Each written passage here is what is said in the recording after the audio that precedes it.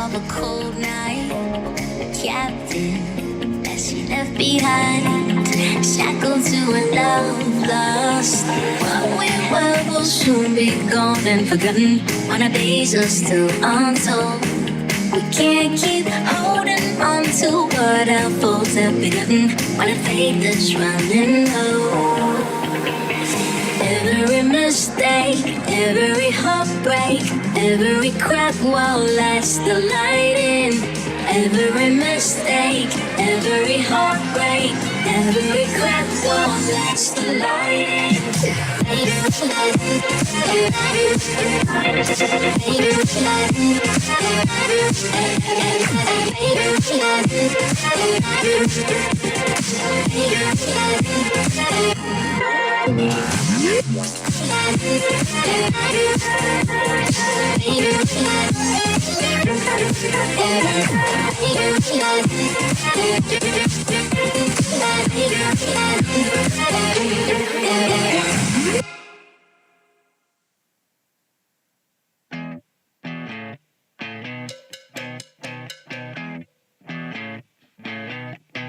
You're insecure, don't know what for.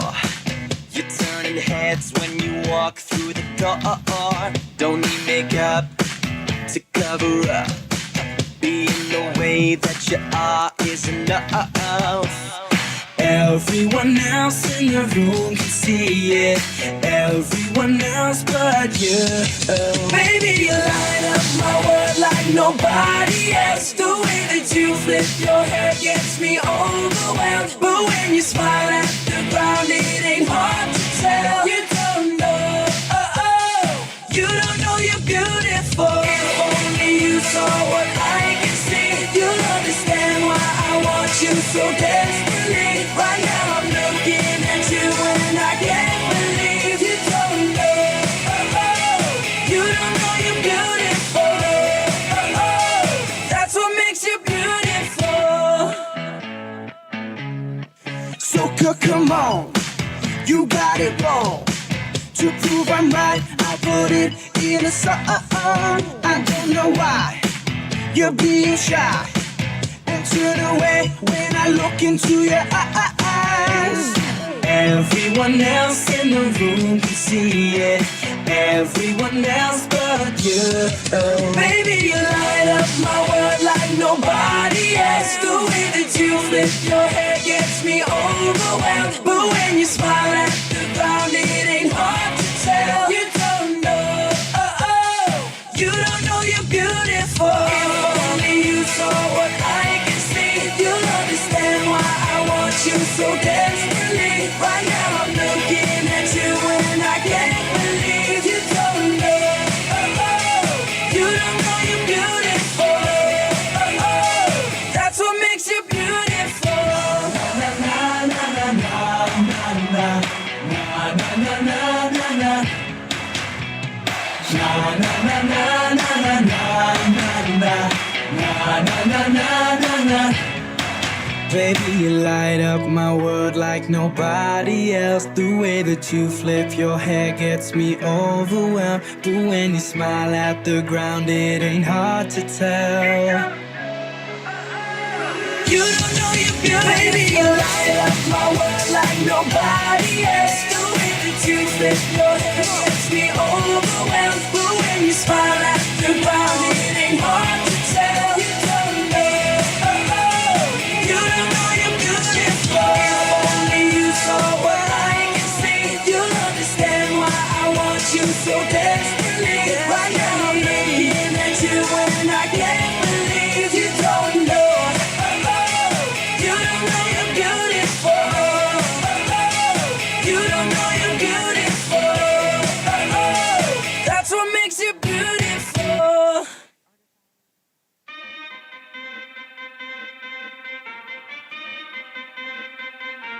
Turn it up.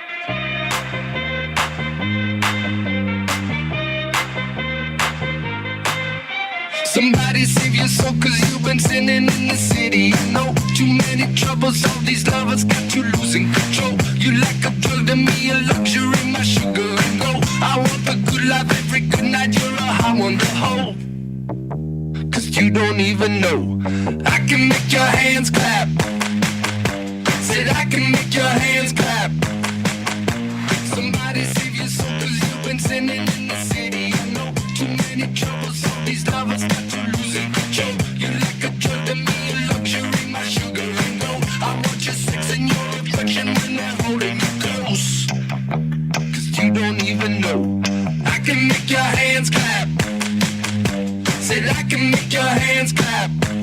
Every night when the stars come out, am I the only living soul around? Need to believe you could hold me down, cause I'm in need of something good right now. We could be screaming till the sun comes out, and when we wake we'd be the only sound.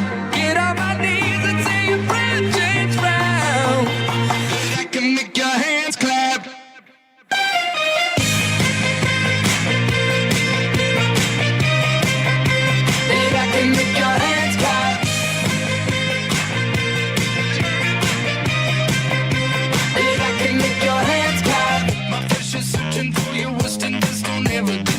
I'm like a stranger, give me danger, all you're holding you right. Secrets on Broadway through the freeway, you're a keeper of crabs. Feel no conviction, grips of vodka and only sweeten your wine. But you don't even know. I can make your hands clap. Said I can make your hands clap.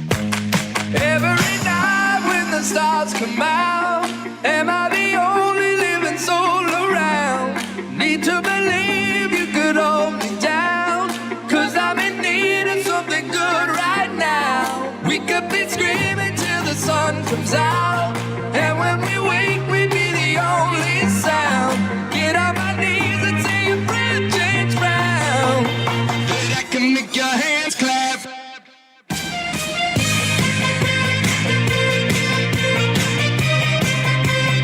I can make your hands clap.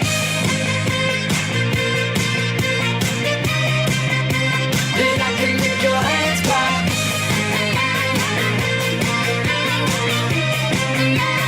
I can make your hands clap. So can I get a hand clap?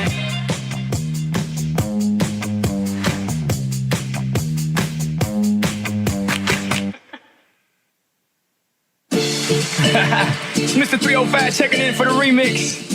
You know they had that 75 Street Brazil. Well, this year's gonna be called Gaiocho. Que hola gata, que hola omega. And this how we gonna do it. Dale!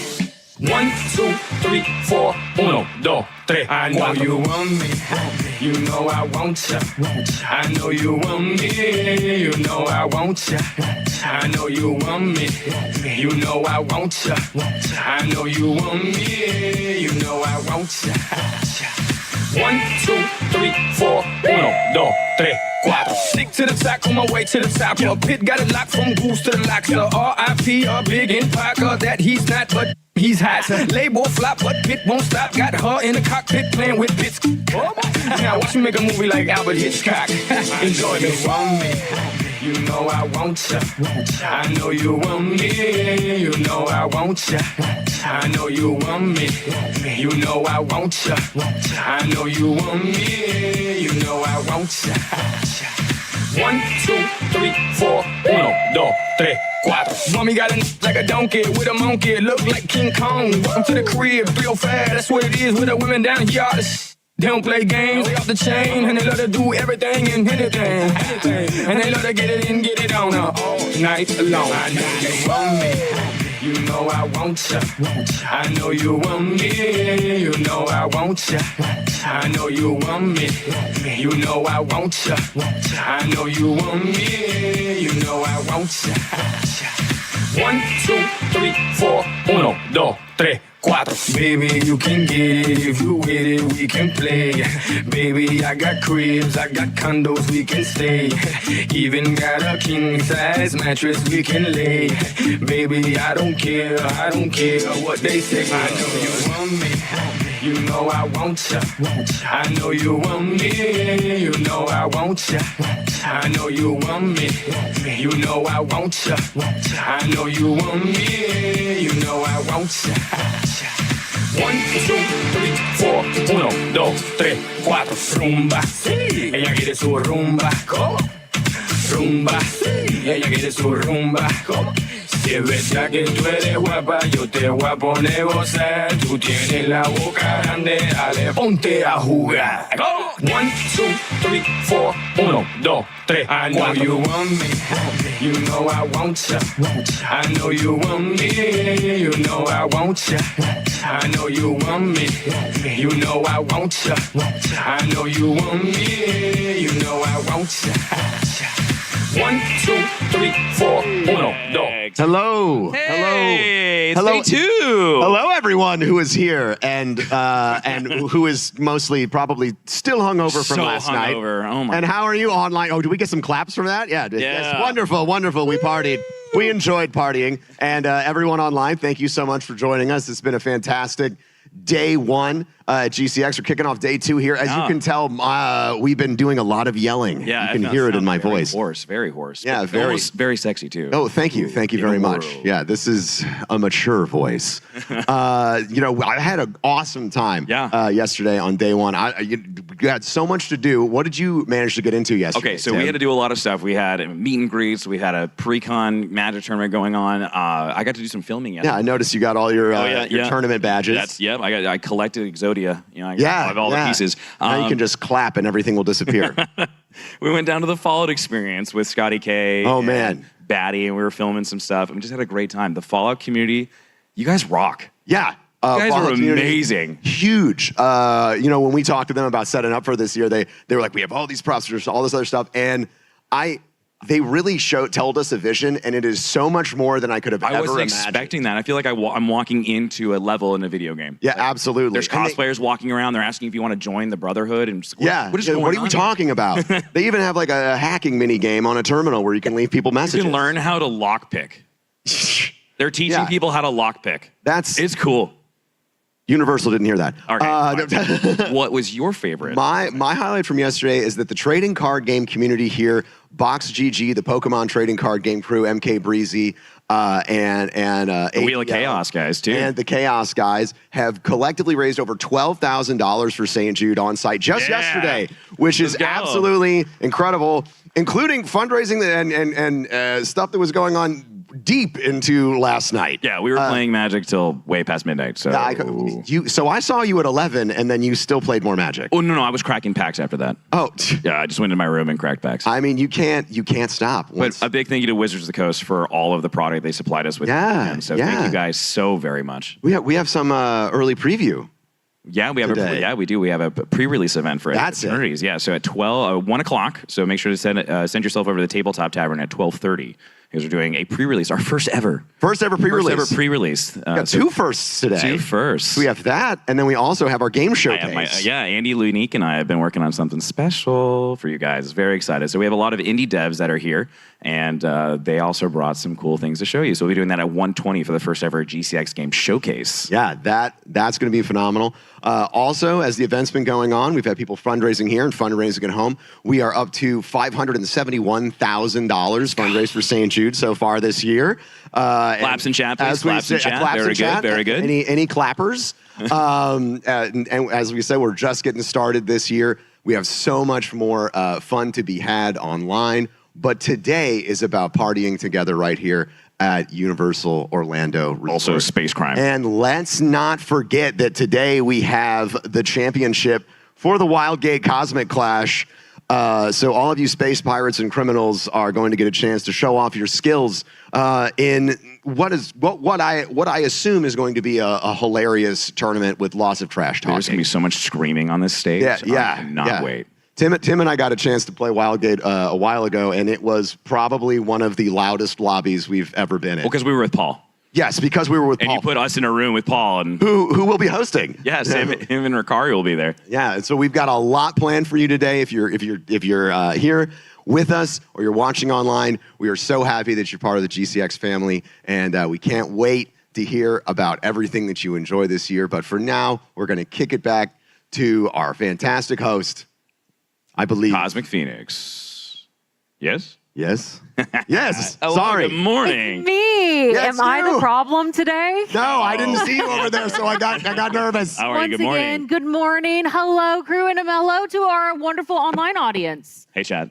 Hi, Chad. Listen, I have to say, I have been crawling all over this con trying to get the most out of it. Yeah. I have gotten some amazing Destiny 2 tattoos. Very nice. Fantastic. Fantastic. So I've been adding to my collection, and there's amazing vendors. I also picked up from Guardians Mental Health a Destiny branded kit that anyone can get for free. You can have it even shipped to you, which is amazing, and they have online resources. And we have a ton of other amazing vendors, Super Waters over there. If you want to talk to our amazing friends at St. Jude, right, you can over there and ask more questions. It's phenomenal. I love it. But we have other things going on the main stage, too. Well, we'll let you guys get to it. All right. So, yes, here we are, main stage proper, an amazing show. And as I said, we've been raising money for St. Jude, and the fundraising is still going on. We are currently at, and I've had a little asterisk to up our amount, we are at over $577,000. I would love to see it by the end of today if we can hit that 600,000 mark, right? This is for a good cause. It's not just building lasers. We are building lasers, which is cool, but we're also thinking about how we can, as St. Jude, support families, help them through one of the most difficult times.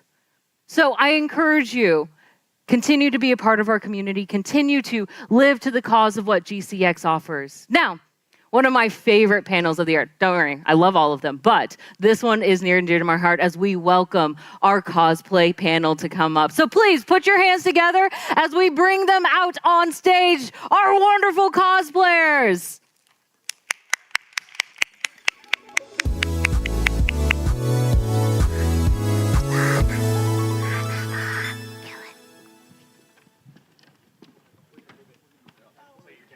Yeah, we didn't get to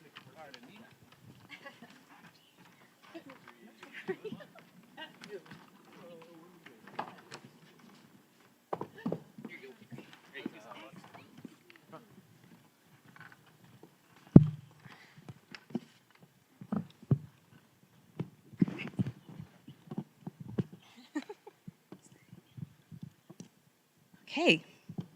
Hi, GCX. How are we doing? I need it louder than that. How are we doing this morning? That's what I'm talking about.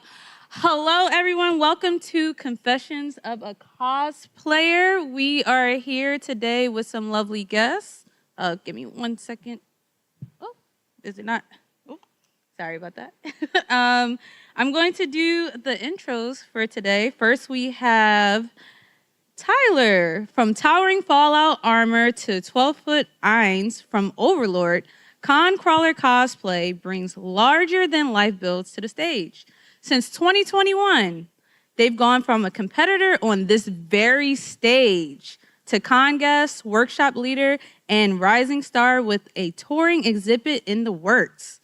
Make some noise for Tyler of Con Crawler Cosplay. Hi, everyone. How are you doing today? I am outstanding. That's beautiful. I love that.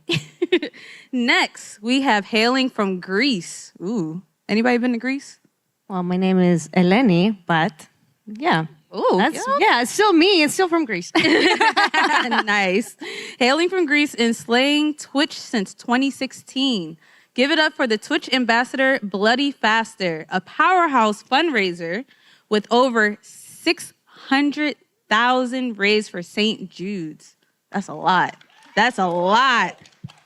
She also is passionate about cosplay, TTRPG.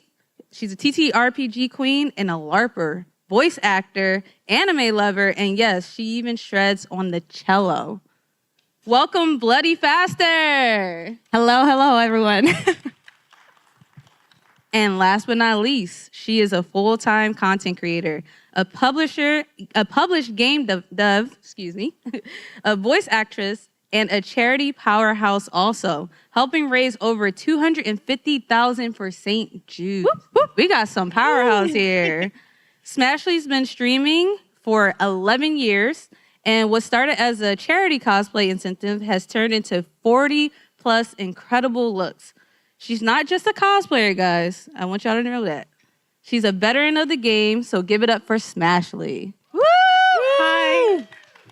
How are we doing today, everyone? I'm doing great. It's great to be here. That's awesome. How's your experience for GCX been so far? It's been busy. Busy? Busy How for so? me. Our booth has not stopped.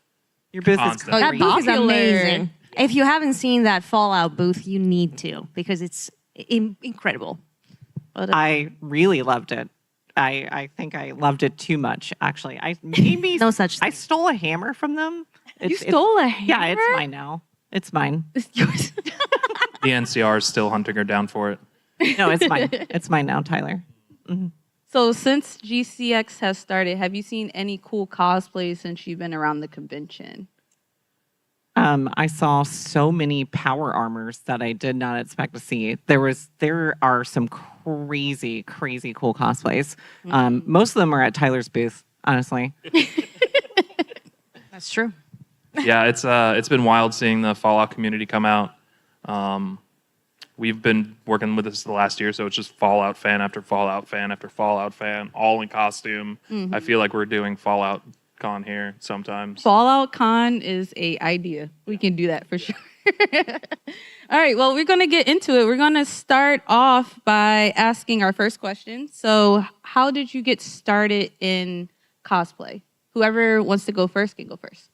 For me, it was around 2019, and it was nothing happened that prompted it.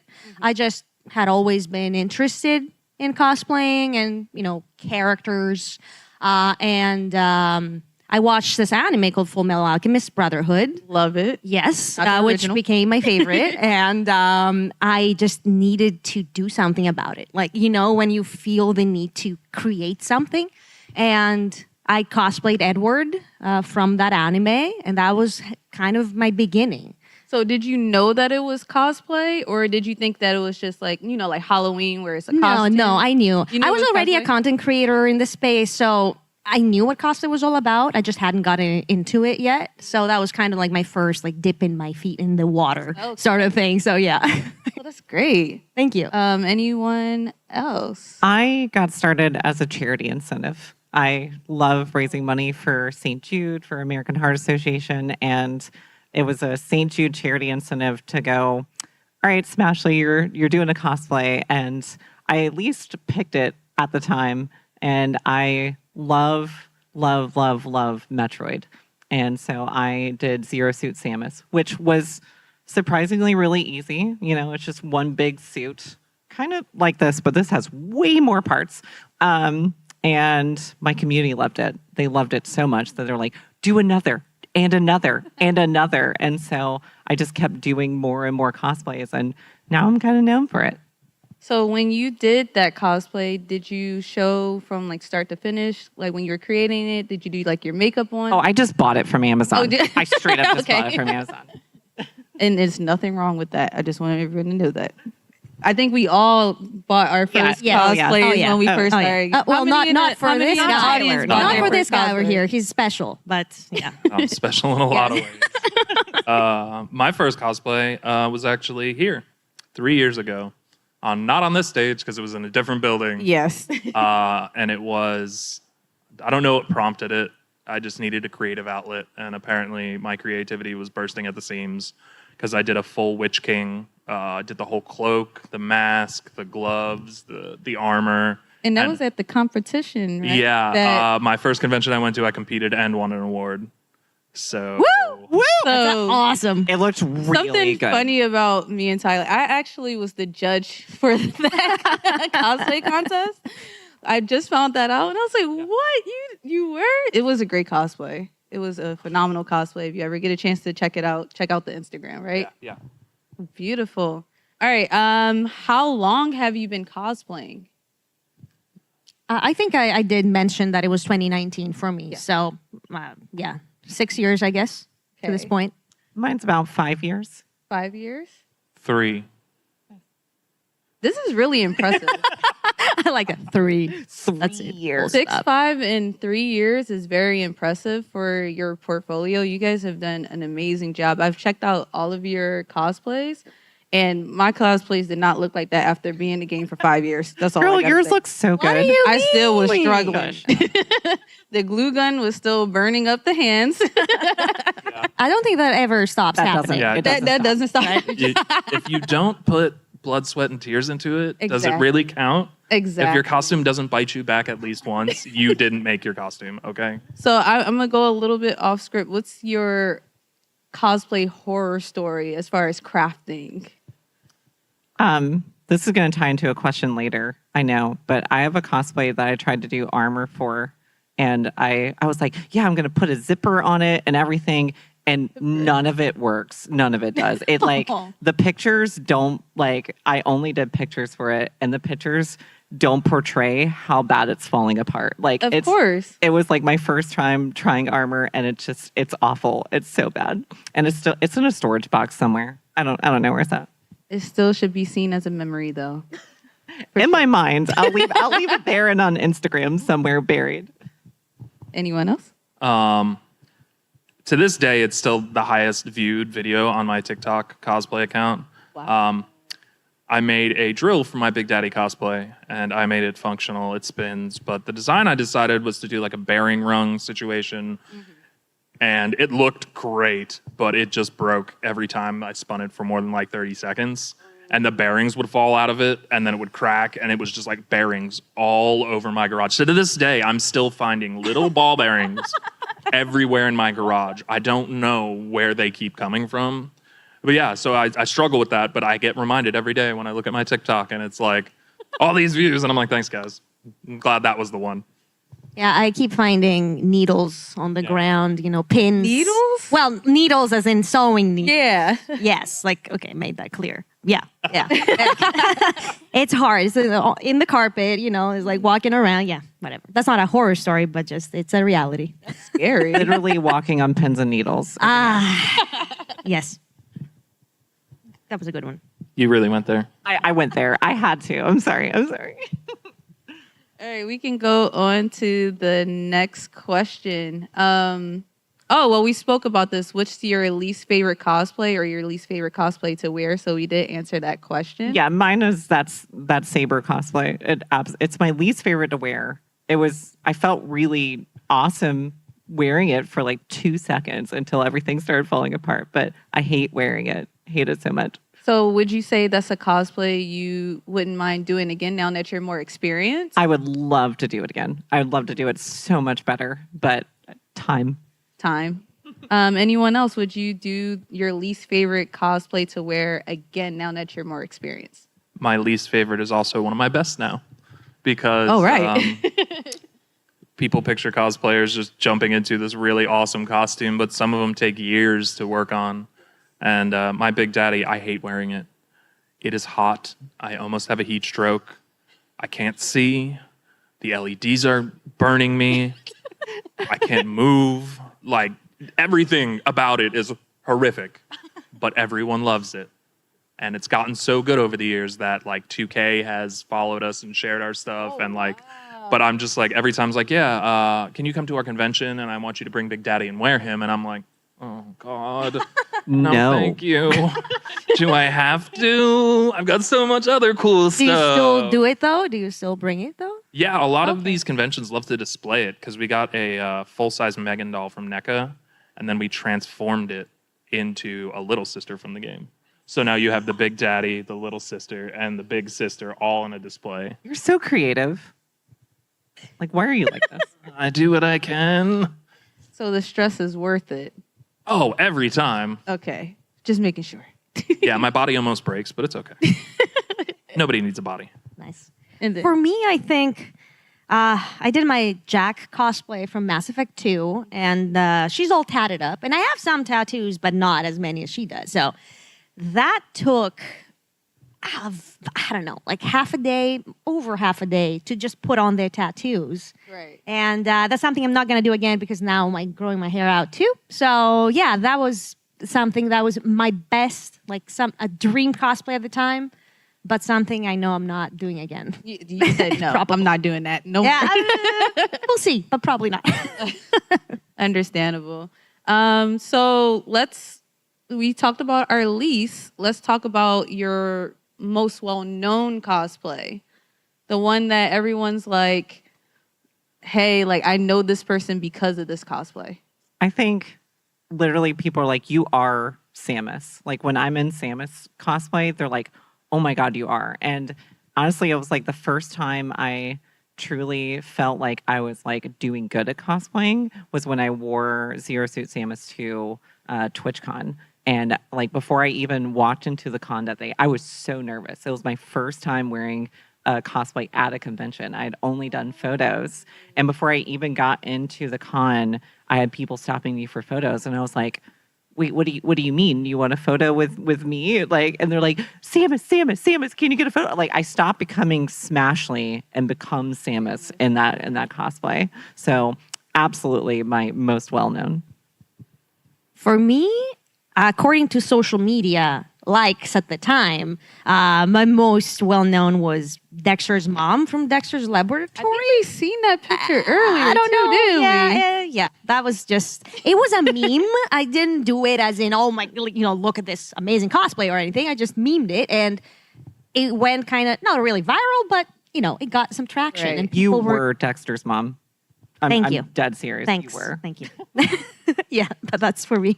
So how did that, for you too, how did that recognition like make you feel after knowing that like I'm known for this cosplay? I've now done Zero Suit Samus more times than I know, honestly. I think I've worn that cosplay into the ground to the point where I have to get a new one because it's actually falling apart. So I think I've done that cosplay like 20 times at least.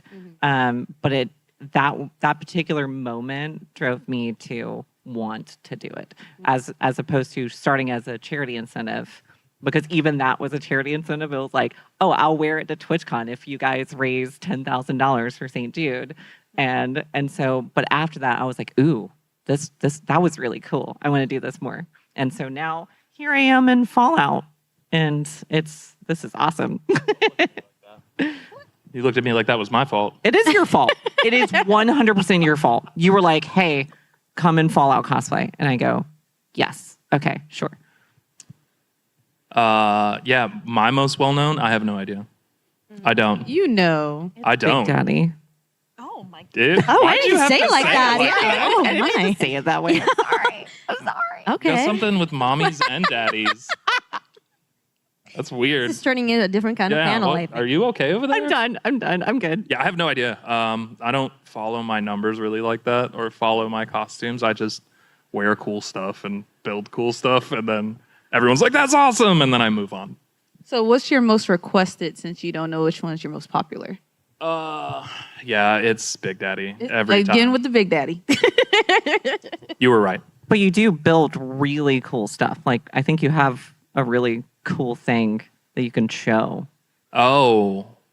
I don't know if anyone wants to see that. They Yes, definitely they want do. to see Oh, it. do we have a everyone wants You to guys see want it. to see Wait a minute. what he builds? You Wait, guys do wanna y'all see want to some of It's that? really cool. It's insane. what he has to show?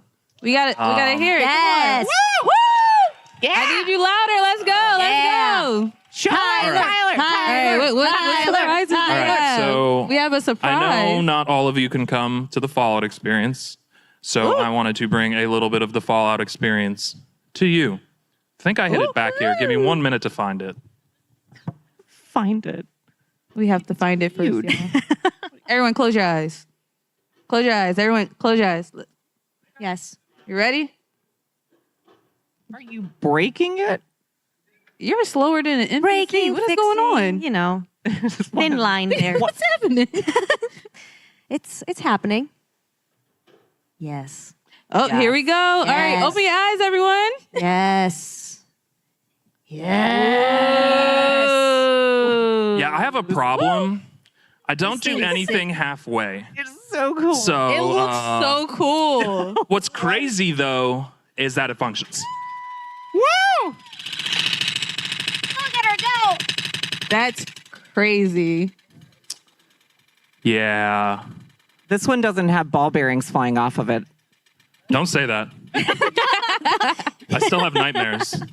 So, question: how long would something like this take you to build? So everything, including everything in our Fallout set, was built within the last year. Oh wow! What? So if you look at our 900 square foot set, I had none of that last year. That's pretty insane. I don't know. And I have a full-time job. I feel inadequate. I feel inadequate right now. Yeah. I think we should Beautiful. go. And we should, You know, you can leave the stage for him, honestly. Everyone, give a round of applause. That is beautiful. Look at these hardworking cosplayers. I wish I could be like you guys. What do you mean? I look could at you. never do this. Like I know. Look at your Luffy right now. You look so cute right now. But it's inspiring, right? It is. It is. I'm just going to leave this here. I think that's a big part of the cosplayer community, how everyone gets inspired by what other people are doing, right? And it's okay, maybe your strengths do not lie in building cool shit like this, but maybe you're very good at sewing.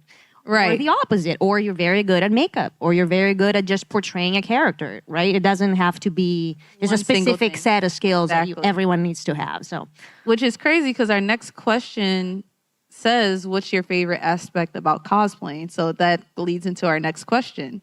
Mine is makeup, actually. I feel Is like makeup? you said Okay. that because of me. I love doing the makeup. Like she said that she hated doing the Jack makeup, but I would have done that for you. I would have. okay, maybe next Makeup time artist? then. Okay, here we go. I love doing the makeup. Like I actually try to find some cosplays where I can do like more elaborate looks and stuff. So like some of my favorite ones I've done are like cyberpunk cosplays because I get to do like Ooh. fun, Nice.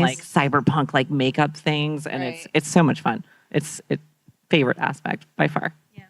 I think for me is just seeing myself transform into a character that I really love or like, you know, that's and just seeing that in a picture or like a video. Right. Yeah.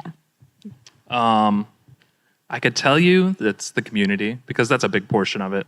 Feels like a Exactly. cop-out answer, right? Like, yeah, it's the community. I love everyone. But mine is kind of like a double selfish thing, is that I love putting on a costume and becoming. Like Big Daddy, when I put it on for the first time, I'd never had a feeling that cool ever. And the second part of that is people love it. And watching the reactions of people, seeing the characters that they played, seeing the characters that they grew up with, jump out and be in front of them and they lose their mind is both selfish and it is awesome. Because, I mean, who doesn't want that? To see their favorite characters in real life right in front of them in hyper detail? So, question: what cosplay have you seen that you were starstruck? Like you were like, "Oh my gosh, this is so amazing."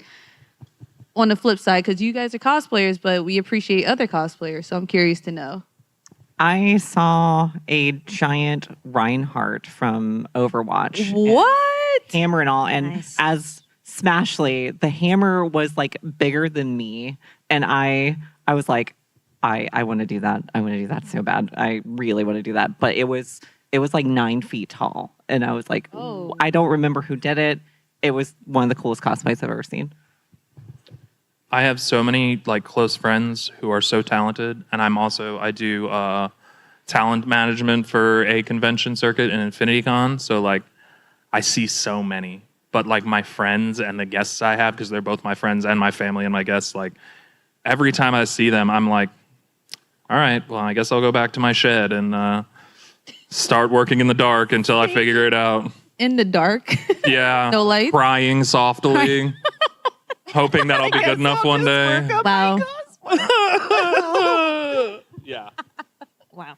I feel like I see the coolest cosplay of my life every day somehow. You know, every time, like I'd open social media and I'll see something, I'll go, what the hell? Like, how? Like, long amazed. did it take? Yeah. Yes. Just all the people that work with prosthetics, with special effects, that blows my mind because it takes so much time and diligence to do it. And I haven't really gotten into doing that at all. So to me, it's kind of like a mystery world in a way. So that always impresses me when people nail all the prosthetics. Like Mark Meir with the ghoul yesterday, his ghoul outfit, he was insanely He cool.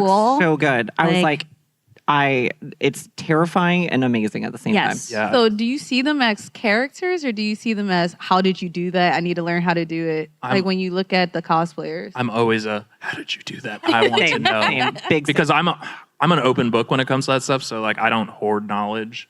Right. And like through the 3 years, the ages of time I've been doing it, I found tips and tricks that make it so much easier and faster, and it looks so much better. Right. And they're like, oh my God, I wish I had known that. It's like, why are we hoarding knowledge? Shouldn't be at this point. Right. So since we're giving tips to other people, what tip would you give your past self? I would love to start with this one. Make everything bigger than you think it should be. Everything. From the cosplay itself to makeup to eyelashes to how you're doing your hair or the size of the hammer or any of those things. Just make it all bigger. And because when you go to take photos or video or any of those things, it's going to look smaller than you think it is. And in anime and video games, all of the features for your characters are exaggerated. And so when you go to do like your normal makeup or put on a normal sized, Pip-Boy, like this one is huge and is weighing down my arm, by the way. This weighs heavier than the hammer. Good thing you have you're just having it laid down right here. Yeah. I'm resting it right here, but you can see it. You can very clearly see it. And that's kind of what you want to go for. You want every detail to be extra large. With that, you can always take away. It's a lot harder to put it back once you take it away. Yes. So if you go bigger, you can always take more. Then it's easier than putting it back. Yeah. Yeah. Sorry, I left there for a second. I'm back though, I promise. Good. For me, I think I'd say just go for it. Like I would tell myself, just do it, right? Let go of perfectionism, which has held me back in many aspects of my life. Mm-hmm. It's true. It's not, I'm trying to get better at that and just, embrace imperfections. And we were talking about that earlier too. It's important. Not everything has to be perfect, and there is a lot of beauty in imperfect creations. And just the fact that you are creating something in the first place should be enough to fulfill you, first of all, right? That's good advice. Should actually make your cosplays more imperfect. As a matter of fact, like this one was not even like this, but a really good friend of mine, Danica Rockwood, did so much distressing on this and made it look imperfect because in that sense, like the more imperfect it is, almost the more realistic it is. Yeah, a lot of people build their cosplays to be perfect, right? Accurate from the screen to it, but cosplaying is all about depth and it's all about making layers and dimension. So if you're just a perfect, just bought it off the rack look for your costume, it's not realistic. You got to add those layers and depths. But your cosplay doesn't have to be perfect the first time you wear it. Stop obsessing over making it perfect the first time. Like my Big Daddy, been working on it for the past 3 years. The first iteration of it is nothing like it is today. It is a completely different costume than it was when I first made it. So work on cosplays. They don't have to be perfect, like you said. And imperfections, I always lean into them. If I make a mistake, lean into it. Make it distressed. Do something that makes it look natural. And that is key to making outstanding cosplays. And saving money. Absolutely. Yes. Got to save the money. Well, it's great because our next question comes into place where it says, what's the technical tricks? Like, what technical tricks are your favorite? And I want to emphasis on the question, what's a cosplay that you've seen on screen, because we talked about bringing the character to life, that you're like, how am I supposed to make this? I think there's two technical tricks. One, I would say use setting spray at like every set of you doing your makeup. If you're doing makeup, just add more setting spray. And two is your cosplay is almost less important as nailing the pose or demeanor of a character. If you can nail that, people are going to see it as that anyway. Good advice. I'm going to give like super technical advice with product placement because a lot of people don't know this. I 3D print a lot. A lot of people, it's a faux pas. But if you look at any one of my prints or props, you cannot tell they're 3D printed. They look like they're store-bought or come from a master prop house. And there is a product for 3D prints that nobody knows about called XTC 3D. And instead of spending hours wet sanding all of your 3D prints, it's a 2-part epoxy that you put over it, and it seals it all in, and there's no more lines anymore. And then it hardens, and it protects, and you paint it, and you're done. I mean, at least for that step. Have you ever thought about doing a YouTube tutorial? Yeah, I need to, but kinda my need brain that. is in, like, building. So I need somebody to, like, police me about that. So, I mean, yeah, you guys could yell at me. It's fine. I need have to to be bug involved. him like every day about it. Yeah, because I'd rather build things and not say anything. I will spend, like, in my workshop, I will just spend all day in there and, like, not say a word to anyone about anything. And I'm fine with it. Are you a secret hermit? Yeah, it's weird. I live in both Yes. the introvert world and the extrovert world. I It's can like see it. I dance both ways. It's like, wow, I can be really extroverted. But how is that? Because I can spend all day talking to nobody and be happy about it. I don't have any real tricks or tips. I don't know. We were talking about tape a lot, which yes. tape can be used in many imaginative ways to hold things together. Yes, so You can change the shape of your face with tape. That is true. You can do a lot of things with tape. You know, I've wrapped tape around many of like my own boot, Tape. duct tape, and then just More like tape. covered it with Warbler. And I'm like, Nice. what's holding that together? And I'm like, you don't look under it. Yeah, it's just Hope 2 pieces of streaming tape. EVA Yep, foams, that's a it, whole that's roll it. of duct tape, and then I'm like, well, I can't just go out like that. Yeah. Warbler. And nobody knows. well, now everybody now. knows. Now they- but, now you they know. do. Oops. Oops. To all the judges who have judged me and given me awards, I got you. So how long did it take for your longest cosplay without the tape in Warbler fixing it? We're talking about like actually taking our time. How long To put on or to just build? to craft? We'll say to craft. All my projects are like 6 months or less. 6 months or less. Yeah, I'm quick turnaround. I have a problem. That's actually impressive. Yeah. Some people they take years to do one cosplay. Yeah, I mean, like I said, my Big Daddy, it was poopy when I first said it, but But you fixed it. yeah, and now it's generally about a 6-month turnaround if I really want to make something. Nice. Yeah, but how long does it take you to get into that cosplay?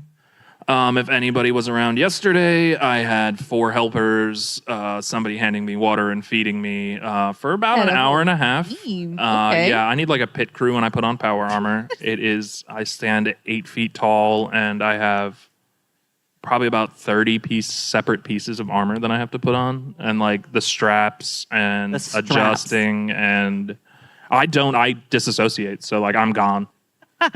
And they just tell me what to do, so it's not that bad. I mean, for me, Oh, that's a dream, honestly.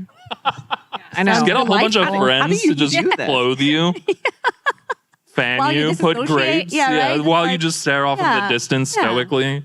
Every then once in a while, and they then- just push you to do something, and then they like hanging out with you still. Right, and then you look cool as hell. Yeah, That is true. I Where need do to. you find these friends? I want these friends. Okay, I guess I do need to make a YouTube channel on that. Yes, you do. Yeah, you yeah, can be yeah. their friends too. They're very friendly. Oh, okay. Deal. Yeah. Well, your own. so you share, assistants. okay. Ooh. You're not my assistant. Oh, you two want to be assistants? Oh, No. no, I got power armor to put on later. We might be putting it on somebody's special, probably right now. Oh, Oh. well. I mean, should Can I you tell tell you? us who? Yeah. Are you guys planning? Well, Are we planning? somebody I'm not in. asked me yesterday if it would be okay if they wore my power armor, and I said no. Who's that someone? It might have been Mark Meir. Ah. And I definitely said no to him, but the words yes came out. It was weird.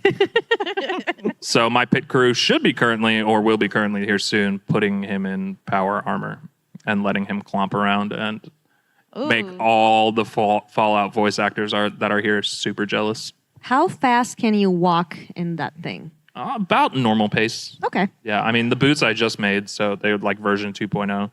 which makes me taller because I needed that. Yes, I needed definitely. it. Definitely You definitely needed needed that. that. Sure. I never do anything unless I do it extra. I mean, isn't that the tip? Do it Yeah, bigger. yeah. Do bigger? extra. Do Be it extra. Yeah. Yes, exactly. So, did anyone else want to answer? Oh yeah, for me, I think I did mention it earlier. My Jack cosplay, which just took half a day to just put the tattoos on and everything and paint everything. It was just I had a friend helping me because I can do the front, but I cannot do my back. So You should have just got them permanent. yeah, It would have taken the same amount of time. yeah. And then You're you would right. never have to do it again. Stupid. I know. Tutorial Why didn't video. you think of that? Yeah, why didn't you think of I that? don't know. It's probably because I'm stupid. But yeah, next time I'll ask you, Tyler. Okay. And I you am can- the best at everything that perfect. Awesome. I do. Said no one ever. Mine's as similar as Bloody's. Mine was also tattoos. I did Rebecca from Cyberpunk Edge Runners, and between the makeup and the tattoos and everything, I was like, oh, it's going to be really simple. It's basically a bikini and a jacket. And then I forgot about the million tattoos. And by the time you're done with it, you're like, that was 7 hours of my life. I'm just going to go die now. So what material are you using to do the tattoo? yeah, I was about to ask the same thing. I usually just use makeup and paint them on. Oh, I So, like, I thought there were like like face transfers that makeup you can when make you're- now. Yes, I Right? use transfers Probably like better. temporary tattoos. So like, can you print them? yes. Yes. What happens if you put them on wrong? They look awful. Do you have They're to wrong. like? Do you have to like take it off? Can you like take it off after With that? alcohol. and then put it back on? Yeah, No. print it again. It's Yeah, you ruined. print It's it like- again. Yeah. That's why I just do Guys, that makeup. sounds like so much fun. Yeah? I would so much like to do that. Because I tried to do the like printed tattoos, and I tried them like 3-4 times, and they never go on properly ever. And so I was like, you know what, I'm just gonna paint them. Be better. Okay. Hide under armor. I do. I hide under all my costumes because I Okay, do so not this like is to the be seen. fighting portion of the panel. Ooh, I'm gonna lose real bad. I have a hammer. Yeah, I Settle no, down, I may be big, but mm-mm. Settle down. Let's do something a little more positive. let's talk I'm about. sorry. Okay, You they made apologize? up. Okay. It's okay. So we're gonna be friendly, and we're gonna ask, what's a dream cosplay that you would like to do? Now I'm going to add on to this. All paid. You don't have to worry about funding. You don't have to worry about time. Just a cosplay you really, really, really want to do, and what convention outside of GCX, because this is the best convention ever, right? Yes. Yeah. Best. Would you like to cosplay that particular cosplay in? Who goes first? Should I go? Look Okay. so excited to go. So go. Me? Go. I am very Oh. excited. I want to do a FemShep cosplay from Mass Effect. I want to actually build the armor and, just strut around every convention. Honestly, like if I make that Beautiful, thing, yeah. you will see me everywhere. So yeah, that is my dream cosplay. Mine is also a badass female. I want to do Varia suit Samus. I want to do the full armor Samus and just wear the Zero suit underneath and just Varia suit the whole way. I want it as big as possible. Beautiful. I have no idea what mine is. You've done all your dream cosplay. I do what it's told normally. When I made a Lord Hines, I was like, man, Lord Hines would be cool. And like this was internal, everything. And then like the next day, my friend at work was like, dude, you should make Lord Hines. And I was like, that's weird that somebody would say that to me right after I was thinking it. And then like the next day, another friend was like, it'd be really cool. And I'm like, if this dude says Lord Hines right now, I'm going to lose my mind. Again, Lord Hines. And I was like, well, Did you lose your mind? it's been lost forever. Have you seen it? Not recently, no. But I will if I do. Do we find need it. to look for send it? help? Are you okay? Do we have help to send? Come on. Beautiful. So you spoke about your moments with your friends asking you about building that cosplay. What's your most memorable moment outside of that one that you would say in particular? It could be someone giving you a suggestion for a cosplay or something that happened at a convention or like a happy accident. Anything that you particularly want to say? Mine was definitely when that first time I was wearing Samus. That was definitely my most memorable. But also, there was a interesting moment on the internet where I did Bowsette, and it was kind of a revealing cosplay, and my entire community started setting it as their phone backgrounds. And I was just like, wow, please stop. And they were just like, oh no, this is happening. And it was just a huge number of people going, well, that's my phone background now. And I was like, please, no. So, yeah, it's pretty memorable. Did that make you feel like awkward, or was it like good and bad right up until my parents came into the stream? Ooh. And then I was like, okay, now it feels extra awkward. Oh wow. We don't want the parents to see that. Anyone else? I have a lot of memorable moments, but most of them are just seeing fans like geek out over whichever one that I've done. I did have one, and I forget the artist's name. She was the head makeup artist for when BioShock was going to be a TV show on Netflix. For the life of me, I can't remember her name, and I'm so sorry. But we were guesting at a convention that she was at, and when we walked by, she saw, and later on, she's like, "That was better than anything they had on the set." Wow. And I was like, wow. No, do not put that. No. You know, that's crazy. I feel like more cosplayers that create their cosplay should actually work on movies because they know the ins and outs and actually how to move in those cosplays. And I feel like we're way more passionate about that is true. How it's supposed to look and making it functional. That part. So maybe next year you'll be here and you'll be telling us all about your new TV show that you're working on. Or the Fallout set that they are stealing my stuff from. Oh. I'm totally down. I hope they're not stealing it, but you know. Yeah, I mean, like asking to borrow, it's fine. Right. I can tell you my phone number and email address. I mean, just call me. I don't have a specific moment I can pinpoint. I feel anytime I get any positive comment, it just warms my heart a little bit more. It's like, yes, like just keeps me going forward, just seeing people react positively to what I've created. That's beautiful. I love that. So, since we spoke about our favorite moments, what are y'all doing right now? What are we working on? I want to know what cosplays. Give us the tea. We need to know the tea. I owe, I think, 18 cosplays. 18? So I raised like $42,000 this past Me too. Let's go. Let's clap our hands for that. And beautiful. A lot of those were cosplays that were like milestones for it. And I was like, yeah, I'll do this cosplay. You love your milestone I cosplay. do. I love my milestone. But I love it because it's for a good cause. Yeah, so that's beautiful. That's beautiful. And so I owe 18 cosplays at this point. Godspeed. And I'm just like, well, they'll happen eventually. I don't think that number is going to go down. I think you're always going to be in the hole. No, it never does. Yeah, I think it's going to go up rather than down. Yeah, so congratulations on that. Yeah. Thank you so much. So the way I started cosplaying 3 years ago is my wife and I, my very much life partner, we decided to cosplay together. And first one was Frodo and Witch King. Super great. So we would go back and forth and choose which genre and which we wanted to do, right? That's an so we did interesting couple that, and then we were like, I chose BioShock, right? Because she wanted Lord of the Rings, and then she chose Fallout, and I was like, sweet, I get to put on a vault suit and just like hang out. No, that wasn't good enough. Apparently, I have to do power armor.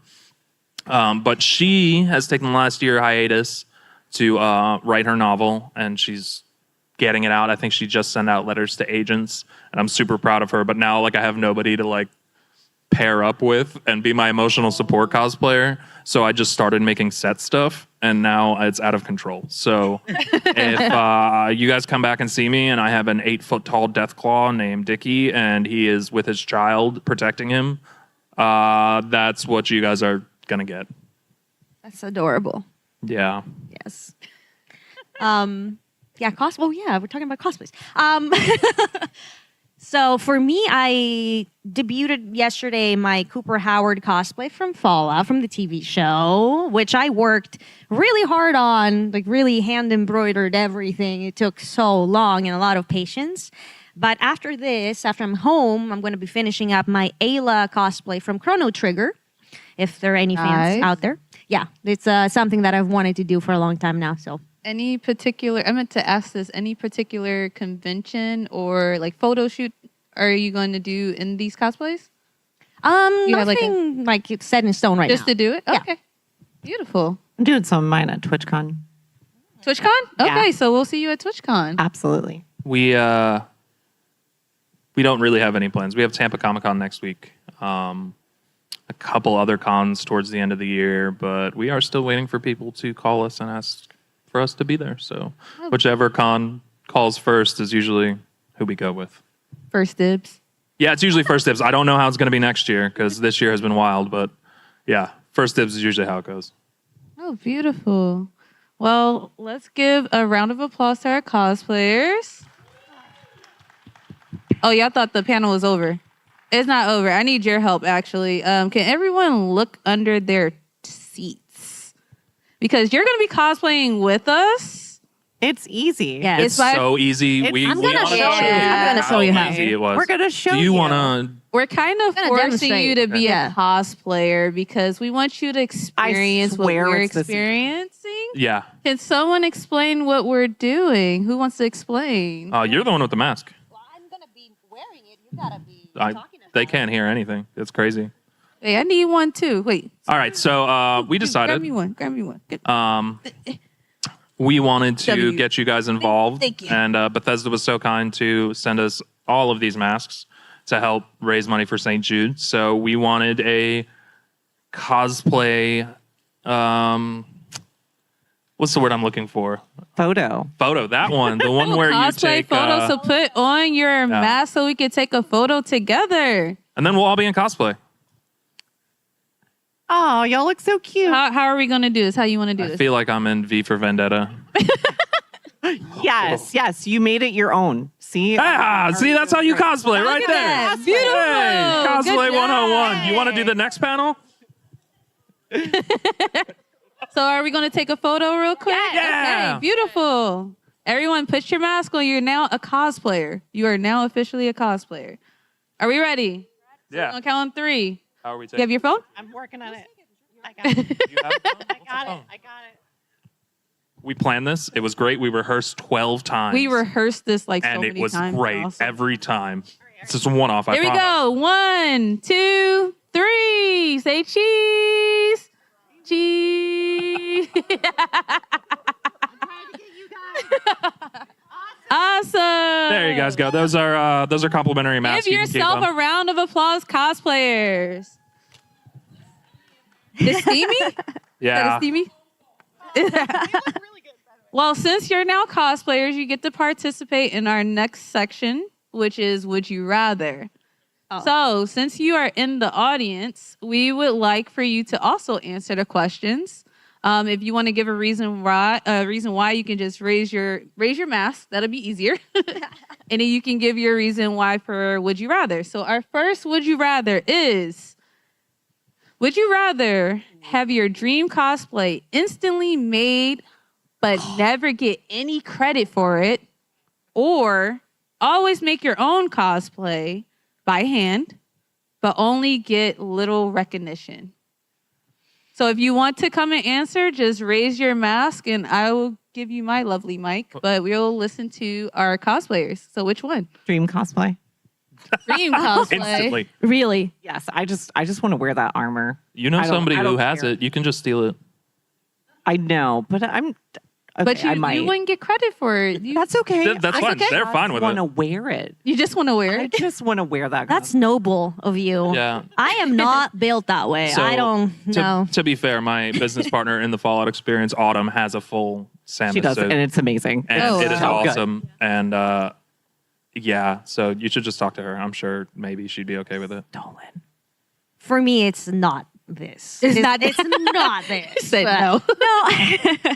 I feel like I get a lot of enjoyment from creating something and knowing that I made that thing, even if it's not great, even if it's rickety, if it's falling apart, it doesn't matter.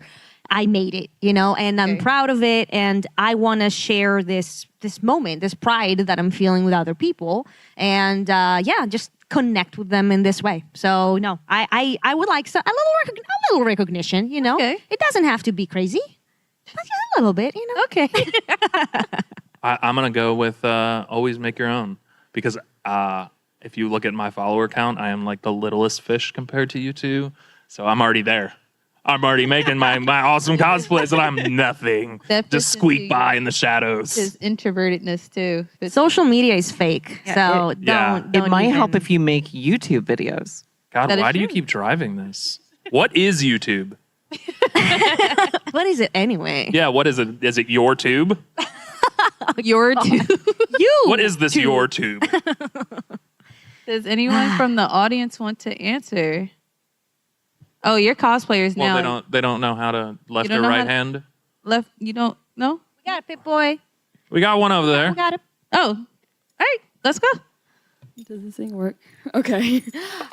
I would rather have the dream. Oh, baby, I can't hear you. I'm sorry. I'd rather have the dream cosplay instantly because why would I want credit for something I didn't even make? I would rather have it like made for me and I have it already done, and I wouldn't really value like any credit if I didn't make it in the first place. So you're choosing to have your dream cosplay made, right? Yes. Just so you can have fun and enjoy yourself? Yes. That's beautiful. I love it. So you're with Smashly with that. Heck yeah. All right. Thank you so much. Let's give a round of applause for that. Thank you.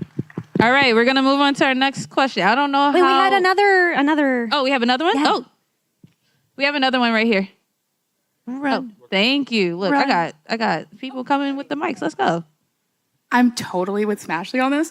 With Only Smashly? because there's a lot of creativity in creating the cosplay itself, but there's a lot of creativity in immersing yourself in the costume that I feel like I like even better. So That's what I Okay. love the most. the yeah. dream cosplay would be baller. Nice. Good job. Okay. So our next question, would you rather have a cosplay go viral for the wrong reasons, like wardrobe malfunctions? Ugh, I had that happen a couple of times. Or have a flawless cosplay that gets completely ignored online? Oh boy. You already know my answer.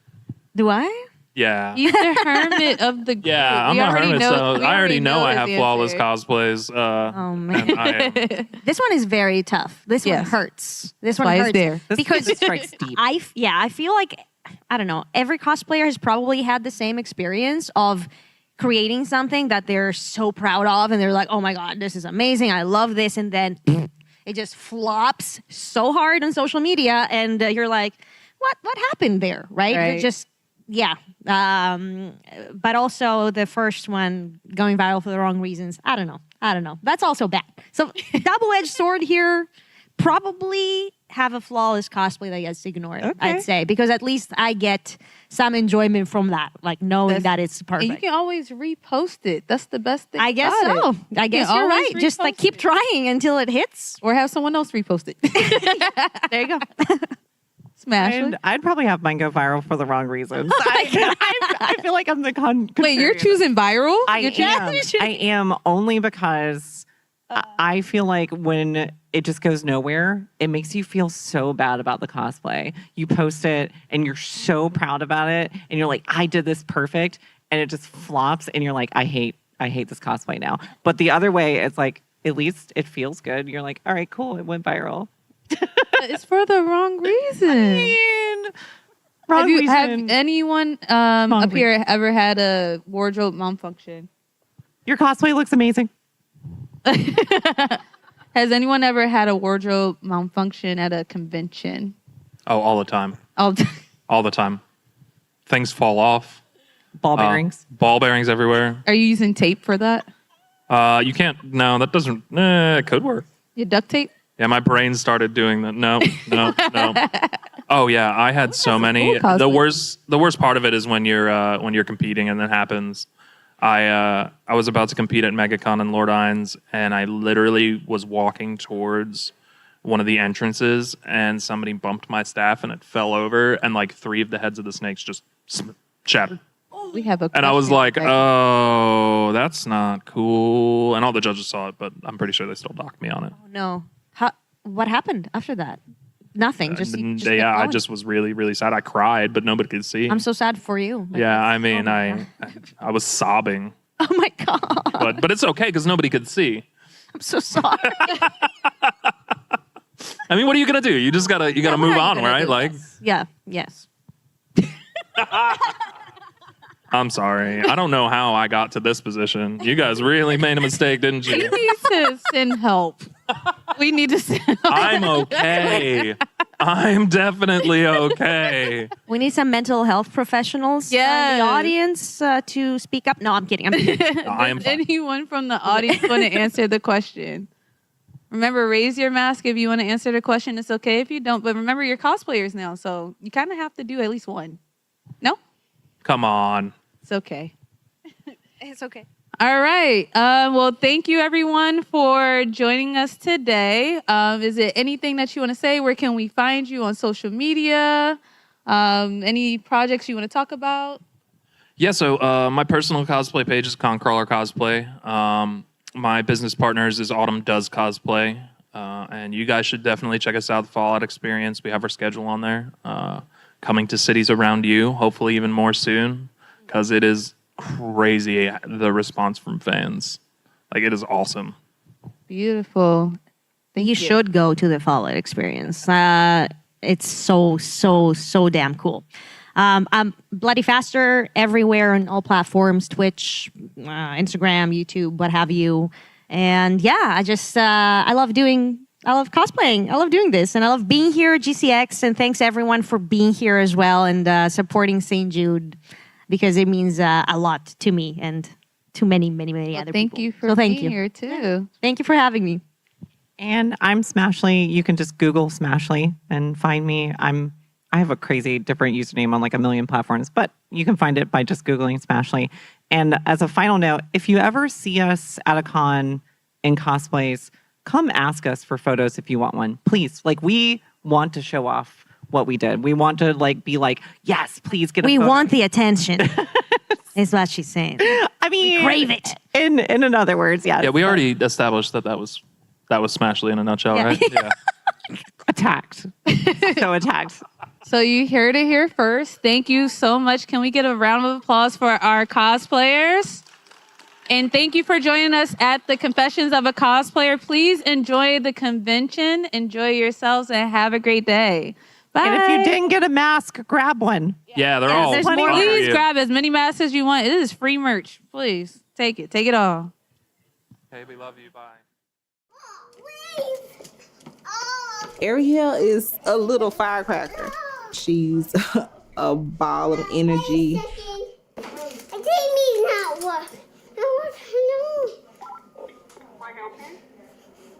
Yeah. I want to watch TV, but it turned off. I don't know how to watch TV. She's always ready for fun. So it doesn't matter if anybody's tired or whatever. If she's ready to play, she's like, okay, it's time for fun. When we first made it to St. Jude, my baby couldn't sit up on her own at all. The tumor had pressed up against her spine to the point where it basically paralyzed her. She couldn't feel her feet or anything like that. I was scared, honestly. This is a 2-year-old child. When we got there in 2021, she was in a lot of pain. We were in somewhere totally different from where we live. And when I received the diagnosis with my daughter,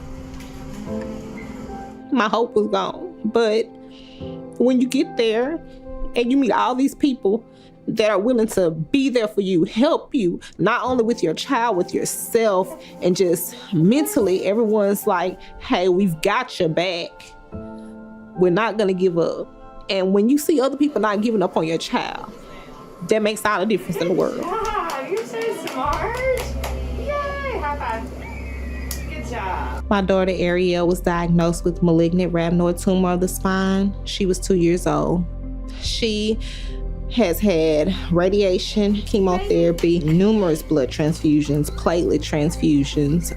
I've had times where I've, kind of wanted to break down and things like that, but just seeing how strong she was about it, I'm like, what am I, breaking down for? This little girl's taking it like a champ, so I should be there and be happy and support her and just, hold myself together for her. She's taught me to really be strong.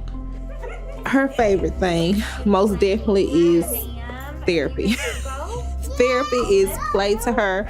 She cries when she leaves. She's like, I don't want to leave. I want to play. I want to do this. But therapy, definitely. And just to see her start to make those steps after treatment and the surgeries that the doctors have done, it was just like a miracle. It was amazing. I was like, thank God for St. Jude. Everything that they say they do it. And I just want people to know that it's real. And she turned 3 and she's still taking everything like a champ, still going, still playing, still just as happy. I'm more proud of her than anything.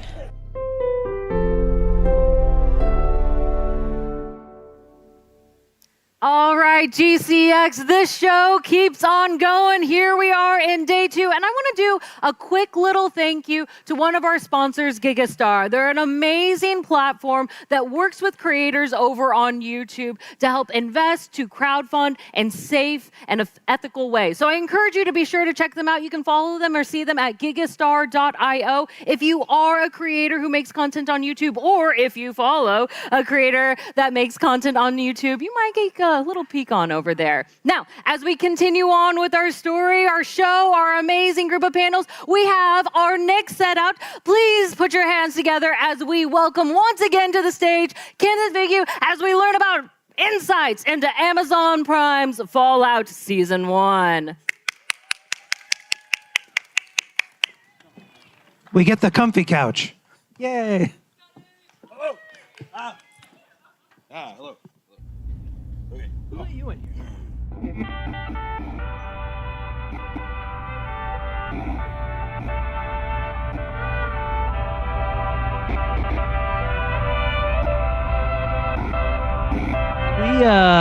Scotty, why don't you introduce yourself first? Thank you, Ken. My name is Scotty. Some of you may know me as Scotty K Fitness because I'm incredibly vain, and I have to have people know that I lift weights.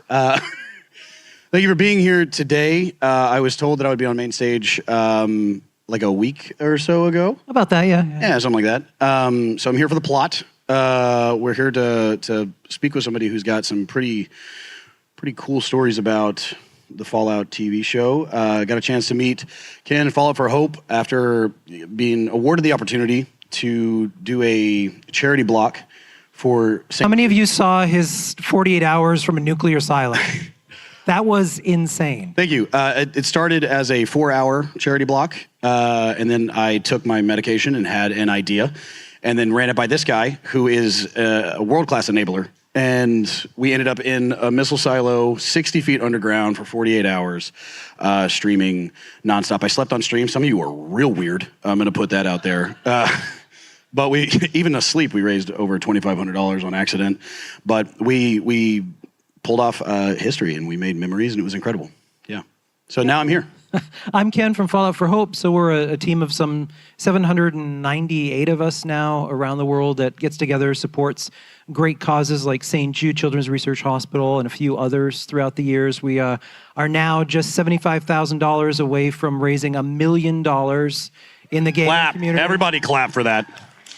Best team and best community in gaming. So we're hoping to cross that finish line. December is going to be busy for Fallout. Absolutely. But right now, we want to welcome to the stage the one, the only, Michael Harvey.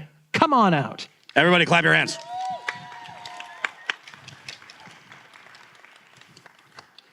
Doctor. I thought it was going to be a sandwich there. Oh, it's a sandwich. Get in here. It's nice and intimate. Check. Why don't we get started, Michael, with a little bit about you and your background, how you get started. My world in this industry started just loving Halloween. And then I turned that into finding some sort of art school or college that had some sort of education in makeup design, things like that. And this is, I'm going to predate myself, this is pre-internet, that there was nothing. It was just finding something on the back of a magazine or this, that, or the third. And there was an art institute in Pittsburgh that offered a minor course in special effects makeup. All right, I took it, went to Pittsburgh, graduated from there. And the funny thing is how much of this has come full circle. I went from Pittsburgh right to Orlando and got a job working in these sound stages back in 96, 97. Yeah, we were talking about that backstage. You're like, this is really weird being back here. Yeah, it's very strange to kind of be walking through old memories and trying to figure out, I worked at that stage and I worked at that stage. And the green room where we're at is like, I worked in this room way back in the day when this was another show. So it was interesting. It's interesting to see things and how things have evolved. Yeah. So Michael shared with us quite a lot of photos and video from behind the scenes. But what we want to start first with, let's take a look at some of his early work. So yeah, there we go. It's a handsome guy. If you know who that is, that was Master Chief from Halo, Pablo Schreiber. That's no way. Yeah. Okay, yeah. Yeah, some other burned bodies and old age makeups. And there's, oh my gosh, I can't remember his name, Sam Beckett. Oh, obviously that's me over there. That's Ice-T in the center. Yeah. What's his name from, oh my gosh. Shameless. Yes, Shameless. Yes. There's me again. So with all of these, how did you get your first, I guess, opportunity in film or TV? Like, what was that first kind of, okay, I'm off to the races? Okay, the first actually happened here. I tried to break into the backlot here and find the makeup trailer to one of the shows that was filming here. Obviously, I got kicked out. So I got a job in the scenic department of Universal Studios that gave me access to the backlot here. And going to the I guess the employee cafeteria that we had access to, I befriended somebody on the show, and through him, he goes, go to trailer number 7, just bang on the door. And that's what I did. I banged on the door, and the guy opened the door, and I said, I'm not leaving till you give me a job. It really is who you know. No, and he did. He gave me a awesome. job. It was so much fun. I worked free for like a month. And then he said, you're doing such a good job, we'll put you on the payroll. And that was how I got my first professional job, if you want to. You got to create opportunities. That's what, yeah, right. Yeah. Don't knock wait on the for door. it. Don't knock wait on the for door. it. Kick it down. Kick it down. And that's, luckily, he was nice enough and said, all right, come on in, instead of going, hey, get out, which has happened many times. Oh, yeah. Many times. So that's how I got my professional start here at these sound stages. Yeah. With, what is an often misconception, I guess, about what makeup design is? The biggest thing is it's not just making somebody pretty or making somebody bloody or making somebody dead. There's a lot of things that go into it. You know, what's the person allergic to? Maybe the person doesn't like this, or maybe, you know, this happens to me all the time, is that somebody will get all the way to my chair, an actress or an actor, and go, okay, we're ready here. And they look at all this stuff on the table and like, what's happening here? Oh, I get to make you dead today. And they're like, nobody ever told me that. It's like, that's the one other misconception. It's just called miscommunication. But the other biggest thing is that what you see on screen, it might take weeks to get there. What you see on screen, I only might have 3 days to make it work. It's all about time crunch, and it's about actor availability, and it's about budget. Money drives the train on everything. So before you started working on Fallout, a lot of your early work, what is the best show or film you worked on? Something you're like, oh, this is my warm memory lane that I kind of miss it a little bit. Well, I guess, you know, the other feather in my cap early on was I worked on Men in Black. Oh. Yeah, that was a lot of fun. And same thing, I don't have many behind-the-scenes photos of that because they take your cell phone. No cell phones on set. So a lot of that was walking into those set pieces, massive, beautiful, clean, shiny, bright, and then see Will Smith or Tommy Lee Jones or Josh Brolin or all these other actors walk by, and then all the aliens, which were practical at that time. They were? Yeah. Oh. Rick Baker, if you know that name. Anybody know that name, Rick Baker? It's one of his last films professionally was Men in Black. And to see all these aliens literally walk by was, to me, that was like, all right, I made it. I made it. That's so cool. Yeah. It's really cool. So let's talk Fallout. Let's talk about the job of Fallout. So you how did that come about? Or at that point in time, were you doing anything with Amazon at all, or was it just kind of a Nothing. It kind of fell in my lap. I had a friend who got the job as the hair department head. And I was hiring friends of his to work on my show. And they were talking about, oh, you should see what Mitch got. He got this show about post-apocalyptic people living underground. I'm like, you talking about Fallout? Like, yeah, we have no idea what it is. And I'm sitting there going, how do you not know what this is? So obviously jealous. I was asking him to read the script. Can't read the script because obviously it's all digital and everything. It's all under secret wraps and, And then about 3 weeks later, I get a text from somebody. And they say, you're going to get a call in about 5 minutes. Take it. It's like, okay. I have no idea what it was. So I took it. And it was the producer of Fallout. And she says, hey, we got your name from a guy named Mitch. He recommended you for the job. I'm like, okay, what is the job? She goes, I don't know if you ever heard about this. It's based on a video game, blah, blah, blah, underground, surface. I'm like, are you talking about Fallout? She says, yeah, I don't know if you're interested. I said, sign me up. Were you trying to play it cool in that moment while your inner fan child was screaming, oh my God? It was, and I was trying to stay professional. I was like, okay, I tell you what, I told her, I was like, look, I'm literally in the car on the way to dinner. She says, I'm doing the same. She goes, let's talk later, but think about it. You come highly recommended. She goes, it's going to be a fun project. I'm like, yeah, it's going to be a fun project. So went through dinner, obviously didn't eat a damn thing because I'm just sitting here thinking about all this stuff. Yeah. And then finally about 9 o'clock at night, she calls and we have the conversation and she spit out all kinds of information. It was like money, salary, this. I was like, sure, that sounds good. Okay, that's fine. That'll work. It's like, just sign me up. Right. And I don't know if anybody knows how it works in film and television is that if you start filming, let's just say August 5th, you're doing pre-production for maybe 2 months, prepping things, getting things ready, hiring people, doing test makeups, getting wardrobe set, getting hair set, doing all these things. There was somebody in my position before me, got into it and realized it was too much. He was in over his head. So he backed out. But he used up half of the prep time for the show that I was left with. So I got into the show maybe 6 weeks too late, and they said, you got about 4 weeks, you better hurry. I was like, no problem. I already know what you want. So they said, well, we're going to give you all the Fallout books. I was like, I already have them. Yeah, seriously. So I'm just like, what do you want? Oh, we need Raiders, we need Wastelanders. I don't know if you know what that is. I'm like, yeah, don't worry, I got it. So Jonah Nolan, if you know the name Christopher Nolan, they were kind of heading the production company that was handling this. Bethesda was on the ground every day, making sure we were staying true to the lore. And they told us, basically, Bethesda says, here's the world. Here's some points to hit. And they told Christopher Nolan and the writers, they said, just play. Enjoy yourself. And so they wrote characters and they wrote things about it. And they obviously put in characters that were definitely leaning into the game. And they basically told us, is like, play within the game, play within the series, but do not pull anybody directly from the game and put it on screen. Okay, fine. So there was a few characters that they designated definitely important to put in the series that were definitely from the game, which we had to hit perfectly. And if anybody knows anything, they have to look the same. So casting was a big deal. Hair maker was a big deal. Wardrobe was a big deal. So they give us a lot of time to do tests just to make sure everything falls into what they want. And then there's a lot of things they said, just here's some people, make them dirty. I'm like, okay, fine. And so for me, I know the game, so I put together little factions, little Raider factions and little Wastelander factions. And a lot of it, nobody really understood, unless you're a big fan of the game. And I'm sure some of you noticed it, maybe some of you didn't.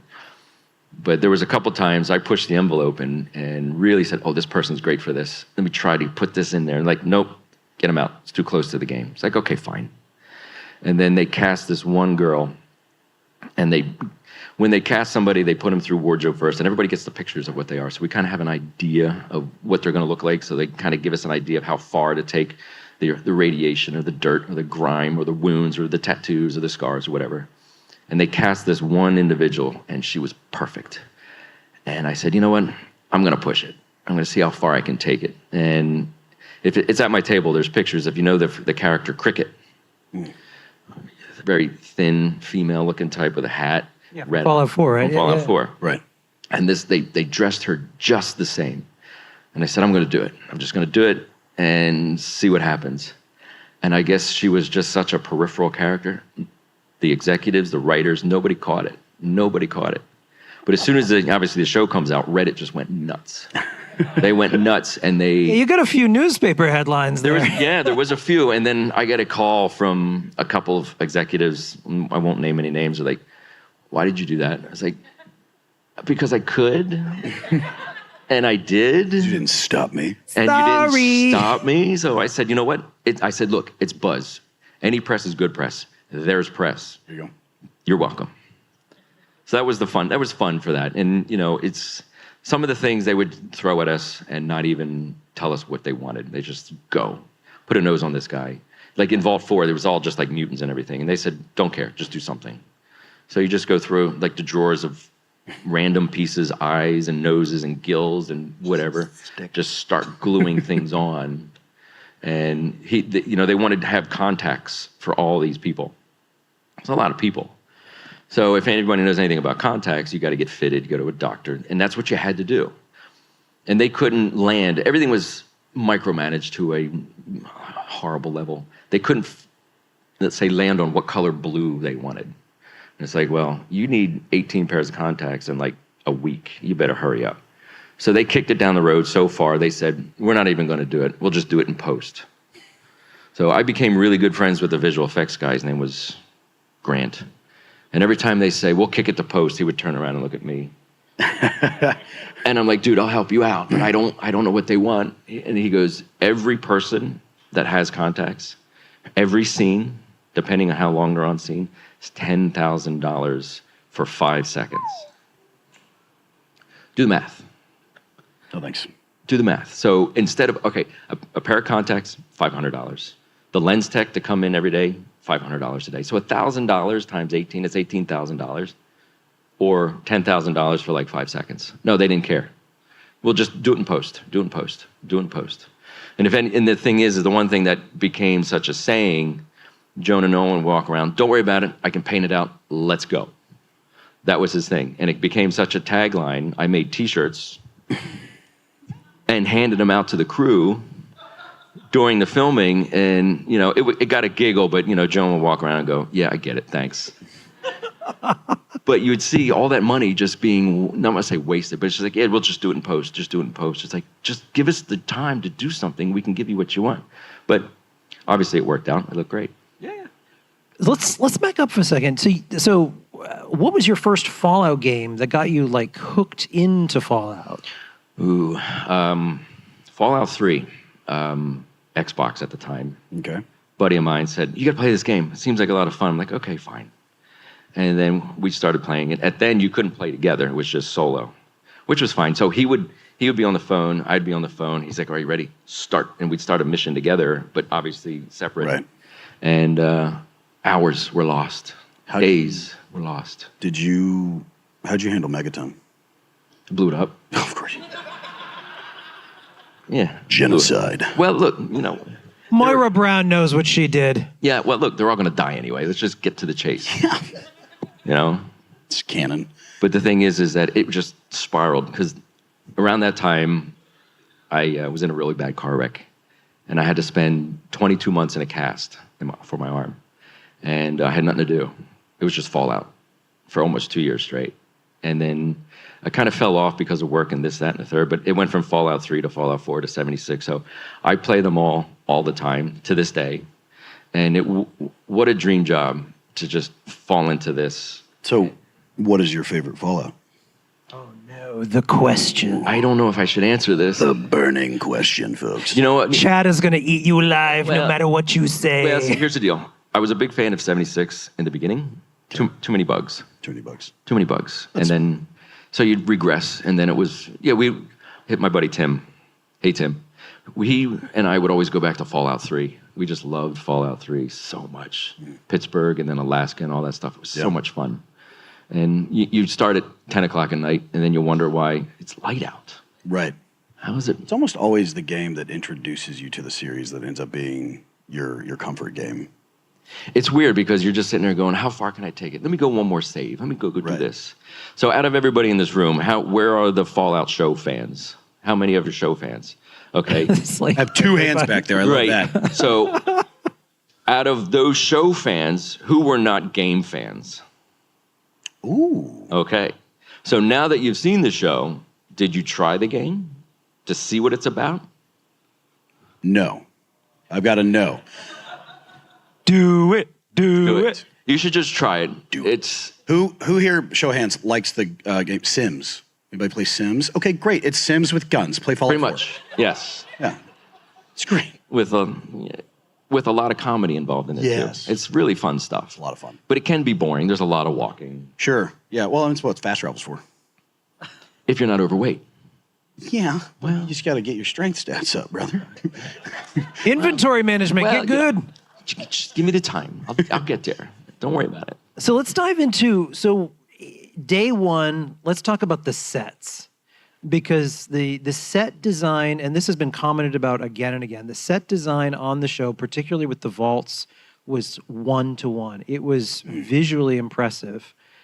What was it like to walk in, you're like, oh my God, I'm in the game? See, the funny thing is that we started filming, let's say they did camera tests for everything, making sure the right color blue, the suits would translate to film, because if anybody doesn't know, they shot it all on 35 millimeter film. So there was tests for blood colors, there was tests for the vault suit colors, there was tests for the power armor suit to make sure the silver looked right. There's tests for the colors of the floor. And sorry, Jonah, but Jonah Nolan is colorblind. So even though he's looking at it, he doesn't know. So he leans into the people that he can trust, go, is that the right red? Is that the right blue? So even the floor had to be dyed the right color to match. I mean, the detail was over the top. And Howard, I can't remember his last name, he was the set designer, nailed it. I mean, I was so afraid the first day. They were like, go to stage 3, you're going to go through the vault, they're doing a test. I'm like, I don't want to be disappointed. And I walked on there and everything worked. Radios worked, the doors worked, the lights would flicker, the pipes were leaking for real. And I thought, it was the best example of walking through the game. The colors were right, everything. It was so amazing. And then, all right, we're sitting there, and I've never seen it before. So we had Lucy, dressed in her wedding dress at the time, doing a camera test with that, with blood. We're doing something else with Norm and Chet over here, just getting their hairs and everything in the dirt just right. And then there goes the power armor. I was a kid in a candy store. I mean, and I'm sitting there going, what? And I mean, the guy, his name was Shippy at the time. He's the stunt performer that's in the suit. He's already 6'8", 6'6". He's a huge human being. And he's on, there's maybe 8-inch platforms in the shoes, and then the helmet's extra big. He's had to have been 7'4", walking by. And he made it look so smooth. The suit itself weighed almost 100 pounds. Everything, yes. From the boots to the shins, to the thigh pieces, the shoulder pieces, the arms, the helmet. And the helmet actually worked. The helmet would open and close. They had a microphone in it, everything. They really, Legacy Effects did an amazing job in the short amount of time that they had to develop, engineer, fit, and there was 3 suits to get them on set. And it was amazing, amazing. And they made it look flawlessly, easy. But I put on the helmet and the shoulder pads, and it was just like, oh my God, this is 40 pounds. It's really interesting to see how many things have to come together to pull that off. I mean, how many people watching on premiere night, the show? Oh my God, I was tuned in. I had popcorn ready. Nice. And when it came on, I was blown away, and not just by the set design, but by the costume and the makeup and everything. I felt immersed immediately. Well, the funny thing is that they had a New York premiere just for cast and crew, and they had an LA premiere. And okay, fine. There's many, let's say, viewing venues around New York City. Me being from New York, I've been to quite a few of them. It's a small screen. It's not that big of a deal, but it's bigger than a home screen. Sure. No, they put it at an AMC theater. Wow. As big as this room. And I'm like, oh my God, you're going to see every flaw. You're going to see every drop of sweat. You're going to see every edge of an appliance. And we all sat there, and it's like everything translated. Yeah. Everything. There wasn't anything missed. The visuals were great. The music was great. The hair, makeup, wardrobe was great. The sets were amazing. And it was just like, holy shit. You really see the passion behind the work. And it came through. Yeah. You could see it for sure. So, and then premiere night, everybody, I had friends over it, and the same kind of deal. It's like the texts, the messages, everything was coming through. It's like, oh my God, when's the next one come out? It's like, next week. You gotta wait. But it was amazing to see, because I don't know if anybody knows, is that the Nolan brothers are very famous for building everything. They don't like to do a lot of computer-generated green screen, this, that, or third. So I would say 70% of what you saw was practical. I may or may not have trespassed on the set of season 2. I don't know what you're talking about. Los Angeles. I was visiting a friend and happened to have driven on the highway and was like, that looks like New Vegas over there. And I was like, well, those fences are not that tall. It's funny you say that, because even in series 1 or season 1 of the series, the biggest, let's say, trespassing issues we had was at the Super Duper Mart. To the point where it was filmed in Staten Island. They found a defunct grocery store and just built it out amazingly. And people were breaking into it, stealing things. Oh, I had alerts set up on my phone for the leaks. Oh, yeah. But the thing is, the leaks were off the hook. And since then, the fences got higher. We had 24-hour security everywhere we went. And to the point, I mean, we had badges. If you didn't have a badge, you're not getting on. Yeah. And at some point, they were checking crew bags to make sure people weren't stealing stuff. Yeah. Fallout fans are creepy. They're a little bit obsessive, if you want to call it that. Yeah. So, and I'm guilty. I stole a bunch of stuff. Oh, sure. Who wouldn't? I'm going to use the term liberated. Tactically acquired. Let's go with that. Tactically acquired. Yeah. And over time, I figured, I need a bigger makeup bag. And I did exactly that, because, you know what? At the end of a scene, or if they're done with the set, they call, we're striking the set.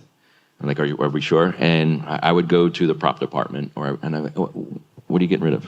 What are you getting rid of? You getting rid of that? I mean, I took floor tiles. I took Nuka-Cola cans or Nuka-Cola bottles. Took a couple posts. What? Rescued. Yes, let's call it that. I'm giving it more life. There you go. Repurposed. Yes. Good stuff. So being a fan, I mean, come on. There's a couple things that if you come to the booth, you'll see them. These are the things that I've rescued. Yes. And there is a lot of love in the craft. You can see it in the bits and the pieces. And that's just the bits and the pieces. The sets, I wish they had tours. They were so amazing. The vaults, great. Philly town, it smelled. It stunk. Oh. Was it like an actual junkyard, or was it just, or did they make it smell on purpose? Well, we need it to be immersive, so can you please bring in like a few truckloads of the best? Somebody poop in that corner, please. Yeah. No, I'm sure they did. If anybody knows New York City, there's an actual huge film studio called Steiner Studios. It's by the Navy Yard.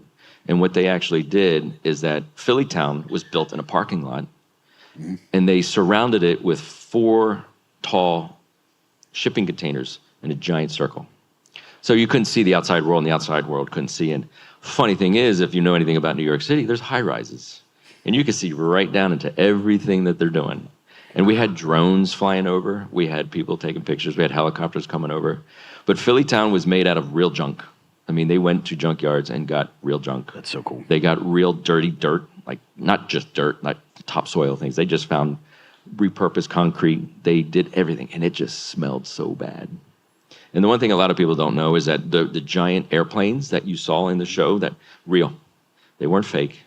They actually had to shut down the George Washington Bridge at night because they had these plane fuselages shipped in. And since for whatever reason, I think they were too big, they couldn't go through the tunnels.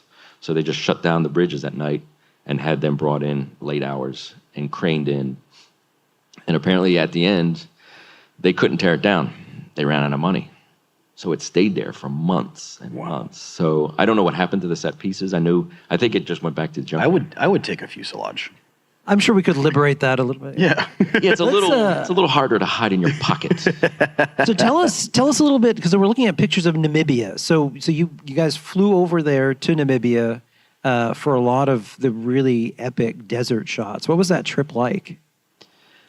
We got news that we were going to Namibia, and the biggest thing is they started early on going, you got a passport? Yeah. You got a passport? Yeah. Have you been convicted of a crime? Define convicted.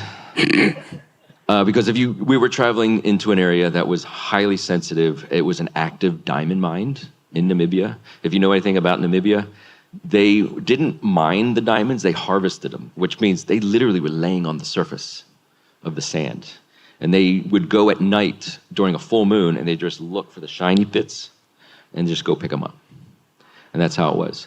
So this diamond mine that we had access to get to where we were filming, if anybody knows about the history about Luderitz, was a German-occupied part of Namibia. They occupied it because it was a diamond mine. They came in, took it over, and they set up towns, resorts, right on the beach. And right on the beach, some of it was they would use the ocean water as the sluice intake to wash out the dirt and to find the diamonds. So it was these giant gears and these giant concrete pillars and these just massive things. And the resorts were right next to it. And then when Germany obviously got kicked out, on the way out, they bombed everything. So what you see in the show was not built. It was there. Wow. It was there. How long were you guys on site? Actually, filming 11 days. We were there for 2 weeks. Wow. And that seems like a very fast timeline. Yeah, very fast. Intense. When we were in Africa, we had 4 units running at all times. There was 4 things going on at all times. And you'd be amazed on how much life is found in the middle of a desert with nothing around you. Been there. Have you? Yeah, been there, done that. I mean, we had to stop and wait. All right, everybody stop, don't move. Pack of hyenas. Yeah. Walking through. Nobody look at them. We had guards with us from the diamond mine. You had to use clear bags to make sure we didn't steal anything. If you dropped something, they had to pick it up. We had a game preserve person coming with us. Don't feed them, let them walk through. Meaning, not the crew, meaning hyenas. Don't feed the crew. Don't feed the crew. But it was amazing to see, how welcoming as they are as bringing us out to where we were. They really love their coffee. Yes. In the middle of a desert, they had a high-end espresso machine. And anytime you want an espresso, you go over there and get it. We would get in trouble. It's like, you got to stop going and getting coffee. It's so good. Yeah. So good. Yeah. But little did anybody tell you that it's the desert. No, it's cold. Mm-hmm. It's cold. And if you saw that these helicopter shots and that ship that's in the desert was actually there. It's a ship about a mile from the actual water. That's how much the water's receded, the ocean's receded. It was a ship that got stuck on the sandbar back in 1920s, I do believe. And they left it there, and they would house the diamond miners in the ship because there was a diamond mine right nearby. So they abandoned the diamond mine, they abandoned the ship, and literally 3 helicopters, 3 hours flying over the desert in the middle of nowhere to get 1 shot.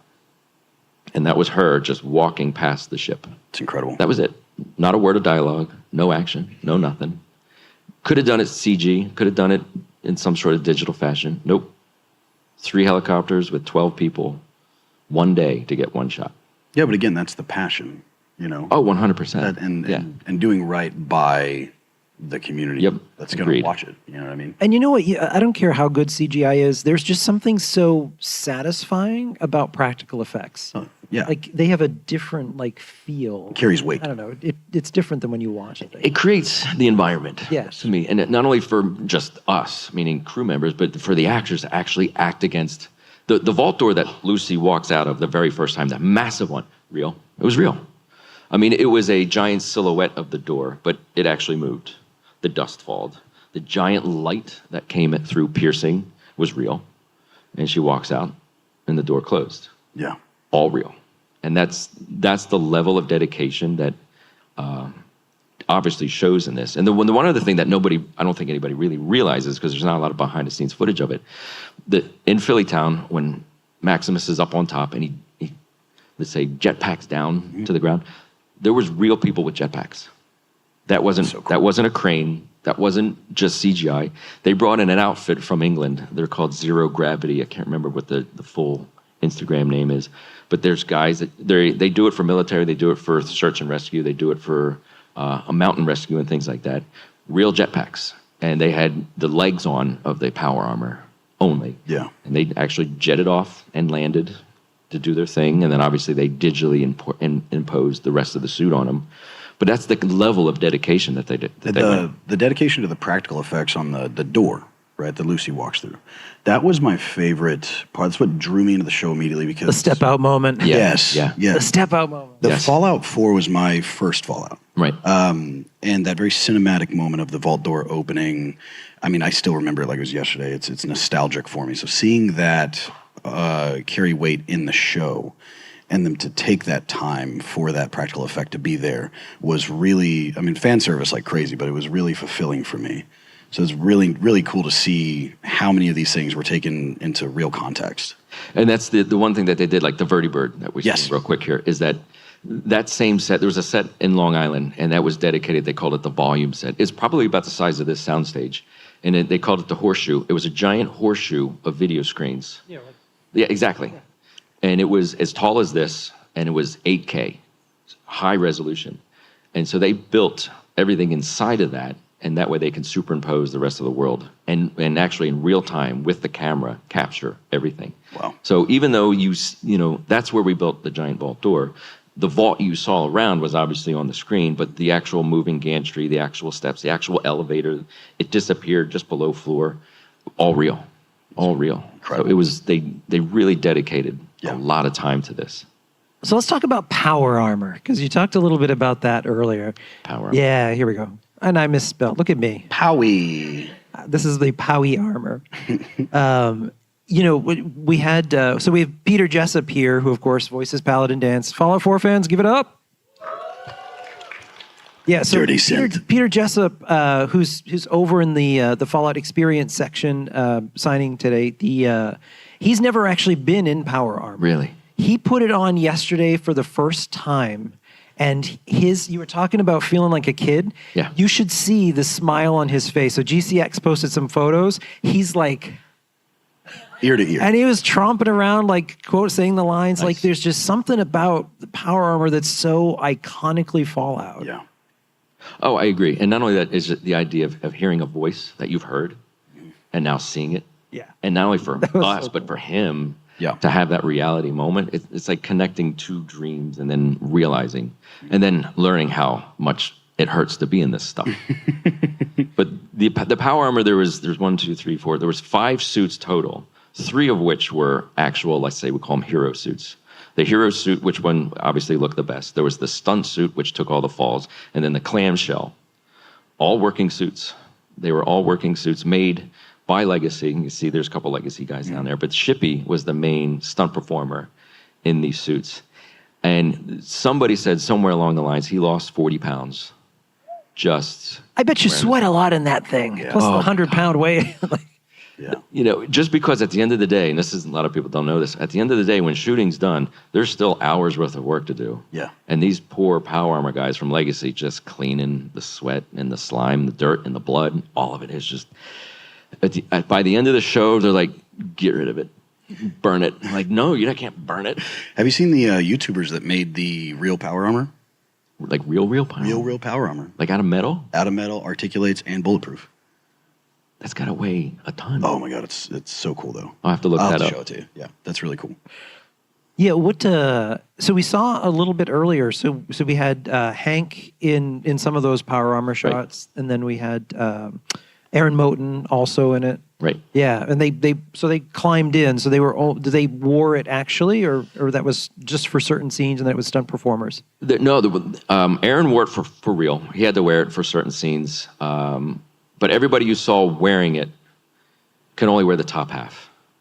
The bottom half, just in editing, they edited around the fact that because it was only meant to fit a 6'8" person, and they didn't have time to build an Aaron. Plenty of those out there. Yeah, there's tons of. Oh yeah, right there. So Yes, you just see the upper half, right? You see the upper half. Yep. And the arms are. That's such a badass shot, right? It there. is. That's great. I love that it's photo. So great. The arms are articulated, by a mechanism. The hands are actually, the human hands are actually in the wrist, and the power armor hand is obviously articulated by that.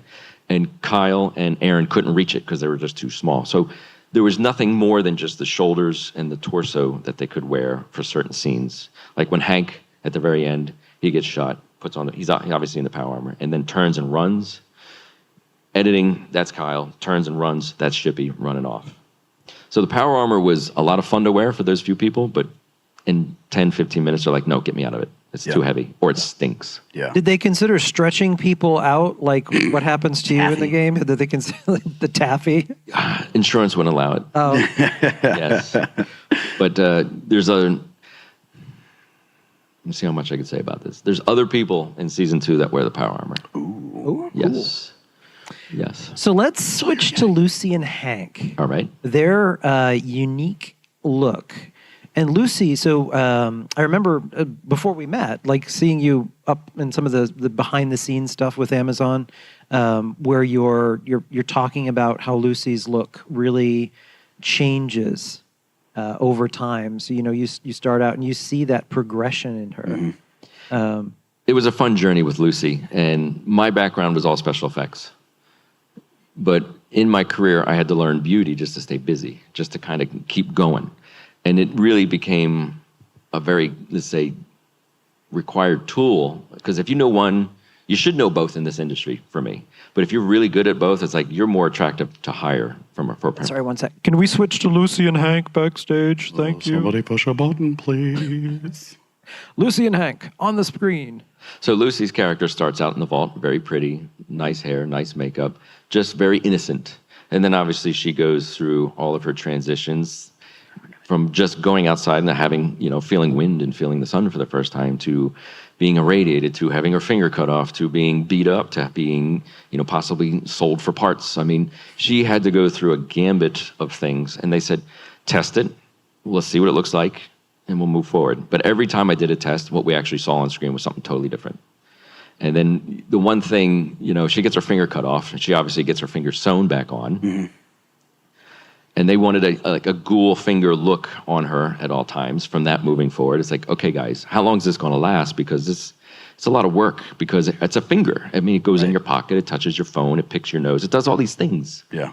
So it became a problem for me, because I was tied to Lucy everywhere she went. I was tied to Aaron everywhere she went, or everywhere he went. So it was one of those things. It's like, come on, guys, what are we doing here? And they said, by the time she gets to Vault 4, they're going to give her a serum, and the finger's going to heal. It'll go away. Yeah, that never happened. Right. So the entire run of the show, I'm running around, and I got so sick of it, and I gave it a nickname, and it stuck. And there's an interview with Ella from another online gaming magazine. I can't remember what it was, but she said, yeah, we nicknamed it the poop finger. Yeah, all right, Ella, come on. We need your poop finger. It's like, oh, come on. So we painted up, and off it would go, and then it grew through the production as, all right, Ella needs her poop finger on. Okay, great. Seeing Ella as Lucy drink a Diet Coke instead of a Nuka-Cola feels like a crime. It almost does. Yeah. I wish we had a forethought to give her a Nuka-Cola bottle. Yeah. But it was one of those things, even through season 2, that finger's still there. Oh. Poop finger. Poop finger. Poop finger. Poop finger. No, poop finger lives. And then for Kyle, yes, it is. And for Kyle, he was easy. I mean, he was a very loving, very fun, and he just loved being the character. The hardest part about him is that he's full gray. Right. So every 2 weeks he got to get his hair dyed, and that was a hair department. But for me, the hardest challenge for that character, Hank, in the flashbacks, they wanted it to be really him. So in the world of makeup, to look behind the veil, if you want to call it that, there's a technique where you tape. You just take this medical tape, you tape it on somewhere, and you just stretch it, and you tape it behind. Stretch it. We stretched the hell out of him. And they wanted him to look like his character from Twin Peaks. It's like, that was like nice. 30 years ago. So, and same thing, going back to Grant, he goes, look, do what you can, and I'll clean up the rest. And that was perfect. Because we had all the tape, we had all the edges, under the tape, since it was clear, you saw the wrinkles and everything. But it was enough for, the graphics department to go in and just erase. Yeah. So that was a fun challenge. And this challenge, his final look, which translates into the very beginning of season 2, was him walking through the desert. And this was a lot of fun. A good friend of mine, I said, look, you're doing Kyle. I don't want anything to do with it. You do it. And she nailed it. Her name was Mara. She did a great job, and she was very thankful to have that opportunity. And Kyle loved it. It looked great. The production loved it. It looked great. It was a lot of fun. Yeah, both of them were a lot of fun. Doing all the blood on Lucy, it was like Jackson Pollock just painting every day. I mean, that wasn't fake. That wasn't like a transfer. Oh, real blood then. It was real blood. It was my blood. It was my blood.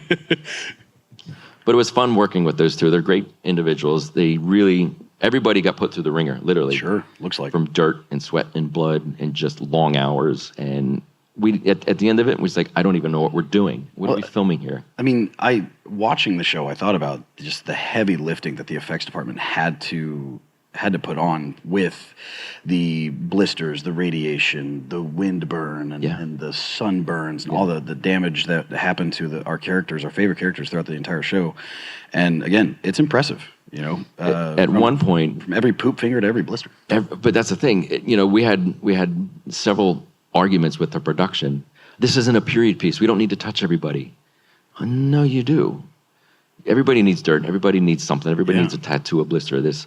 During the Philly town, there's 300 extras running around. Right. And in that, I was in charge of like 30 makeup artists. And we, you know, each section, these are the raiders, these are the vendors, these are this, these are that. And we gave them reference. We had like the day before, we had to give them, this is what we're looking at. This is what we're doing. Here's all the materials. Had to make sure there's not a Starbucks cup out there. Exactly. Was there? A couple water bottles, sure, but that was fine.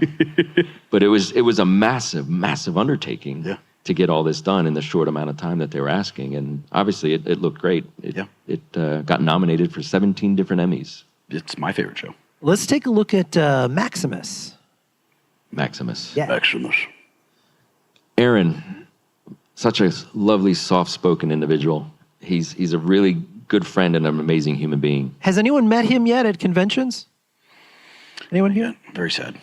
No, he's a lovely lot of people individual. who've met him at conventions are like, he's just the nicest person ever. So nice. He's so nice, and he's so tolerant to everything that we had to do to him. He lives in Iceland, so when it takes a lot for him to come back and forth, and for him, I can't say anything other than what an amazing human No being. wonder he's so nice. He's from Iceland. He's from Texas. He married somebody from Iceland. Oh well. So Texas represent. Yeah. The Ghoul. The Ghoul. Everyone loves the Ghoul. The Ghoul. Walton. Yep. Walton. Look at this shot. I love this That's shot. actually my shot. That's one of my shots. What? That's not my shot. No, but that first, that Polaroid. So Yes. talk about your Polaroid camera. All right, so in the very beginning of this whole thing, obviously for the content that it is, obviously being the Nolan brothers and Jonah and all that, they're not fans of cell phones. No cell phones on set. And I understand he told a story why, and I understand the second story why, is that this obvious content is highly sensitive, don't want anything out there. During his run on Westworld, a camera operator got hurt because the sound guy, even though he wasn't working, was on his phone, and the camera guy, Steadicam guy, tripped over him, fell, camera landed on him, he got hurt. Oh. Ouch. So, no cell phones. You're here to work, let's get the job done, let's go home. Right. So no cell phones. So the day before filming, Jonah takes all of the department heads out, kind of like a warrior's dinner. All right, here we go, let's do this. And we're all sitting there, and we're all like, well, we need to take photos. We got to take continuity photos. We need things like, you know, when Ella, Lucy, gets splattered with blood, I got to replicate that tomorrow. I got to take a photo of it. So certain people had cell phones. I had cell phones. We were allowed cell phones.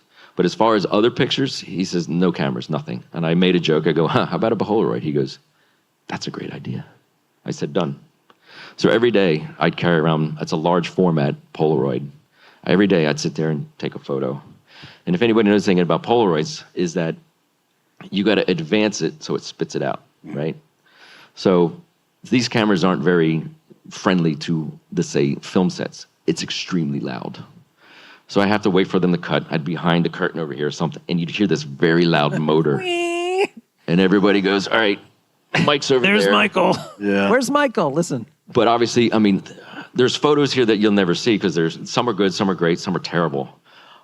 But it's just, at my table, there's just 2 books of a library of just Polaroids. And it's just like a historical timeline of everything, of little behind-the-scenes snippets that you'll never see. Yeah.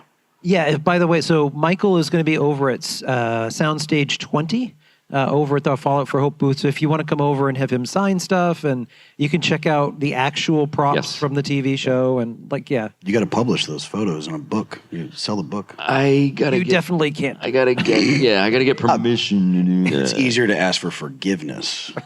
Not in this case. No. Well, here's the deal. I offered it to Kilter's, the production company that did. I said, "Do you want them? Right. They're technically yours." They're like, "No, you can have fun." I'm like, "Oh, Okay. That sounds like a green light, guys. So that's the thing. And hey, look, now they're fundraising for St. Jude, so that's not a bad thing. It's for a good cause. 100%. There it is. Kids. For the kids. For the kids. We're rapidly running out of time, and I want to make sure we get a few questions in. So let's take a look at the LA premiere. So you wrap, like, this is it, and you're there at the Hollywood premiere, like, which that Hollywood premiere was insane. The way they wrapped the front of the theater and everything was amazing. The one time, and I think it is in a very long time, they actually shut down the entire street. They would shut down a section of the street in front of the Chinese Man Theater. No, they shut down the entire street. You couldn't get anywhere near. The reason why you couldn't get anywhere near because of the decked out Fallout world that they built on the street. I mean, just from the props, the sets, and that, it was also, apparently, I didn't know this. You're not allowed, you can see it, you're not allowed to desecrate the Hollywood sign. Mm-hmm. You have to get like uber super permission to do it. And they gave Amazon to permission to take the Hollywood sign and obviously destroy it. I have a burning question, Mike. Why did you cut the hair? That's glorious. Look at that. My head has an identity crisis. Oh. The hair comes and it goes. I can grow that beard by tonight or that mustache by tonight. So this took me 9 weeks. That would probably be a month. No way. Yeah. He shaved backstage to come out here. But it was time. Shave the head. Summertime. It gets hot. Yeah. I needed the short hair in LA. Didn't happen. But LA was so much fun. They really rolled out the red carpet for everybody. The photo ops were amazing. Everybody was there. This was a pre-party, like a week before in LA with Ella and everybody. But they really pulled out all the stops for the LA premiere. And I don't know if anybody's been to LA during the week prior and the week of and the week after. Fallout was all over the place. Bus stations, restaurants, taxi signage, everything. They really... Train stations? It was insane. Okay, there's a number, and I don't know how true it is. This is the story is that from the beginning of filming to the last bit of advertising, what they put into this film was $500 million, or into the series, $500 million. So if you know anything about production, you want it to be successful, the amount of money you put into production is the same amount of money you put into the advertising. Mm-hmm. So how much, that's a ton of money. That's so much money. That's a ton of money. And if anybody doesn't know, this was supposed to be a 10-episode series, not an 8. They ran out of money. Or Amazon wouldn't give any money. I don't know. Sure. But they condensed it down. They say they boiled off all of the little things that they didn't need. Because we were supposed to go to LA, film in the desert, film the actual Walton riding his horse down Mulholland Drive, all that. That was all supposed to be practical. They had to do it digital because we just ran out of money. Right. So they boiled it down to 8 episodes instead of 10. So obviously, it worked. Season 2 better be 12. I think it's shorter. I think it's 8. Oh, no. I think it's going to be 8. Oh, man. Same thing. I don't know. What I do know, I was told not to talk about. Sure, that's fair. No. Yeah. But you're going to be surprised season 2. I'm not going to lie. You're going to see some things that you don't think is possible. We're all super hyped. Yeah, let's take a few questions from the audience. So we've got a runner with a microphone. That's going to come on out. Somebody raise a hand. What do you got? Ask a question. Somebody wants to know something. I'm looking at you. No, there we go. We got a guy. Over here.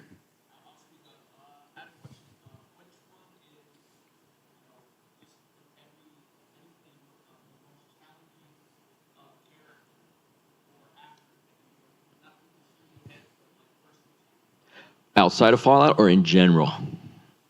Outside of Fallout or as in general? So the question was the most challenging character that Michael's had to work with. Ooh, the one that comes to mind, Pablo Schreiber. He was a character on Law & Order SVU, which I am still working at to this day. He was only supposed to be there for like 1 or 2 episodes. They gave him a story arc over several seasons. And that scar on him, it was so hard to get right, and it was so hard to have stay for so long.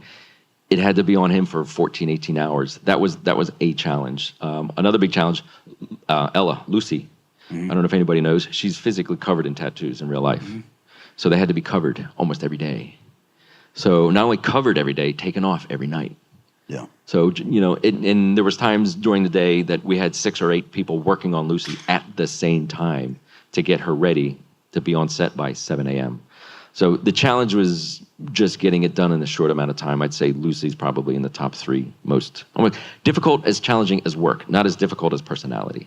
So I can't say anything negative about anybody. I recently experienced like some prosthetic work. For those of you that tuned into the charity stream, I hired a professional makeup artist to make me look like a super mutant. She's such a sweet young woman. However, she had zero reference or frame to Fallout. And so this is why it's super important to have somebody that's familiar with the source material to do this, because I looked like old Greg.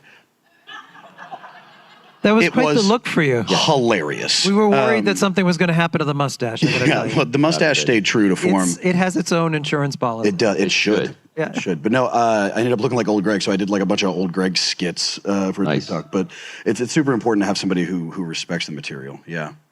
So another question. Another question, yeah. Hand. You. With your hair. You with the face. Thank you. I'm more curious, like, as a big Fallout fan, like, going into the show, were you nervous for the reactions of the really hardcore Fallout fans? Because I feel like this community can be really, really difficult sometimes. There was, with all the leaks and all the behind-the-scenes footage, Reddit was just tearing it apart. They were tearing it apart. Premiere happened. Reddit's a biker bar. Let's be real. We all love Reddit, but it's a biker bar. At 2 a.m, biker bar. So they tore it apart, and rightfully so. It's like, it's a big world, and you better get it right. And after the premiere, Reddit went quiet. So you know what? We'll take that as a win. Yeah, exactly. Another hand right here. Blue shirt.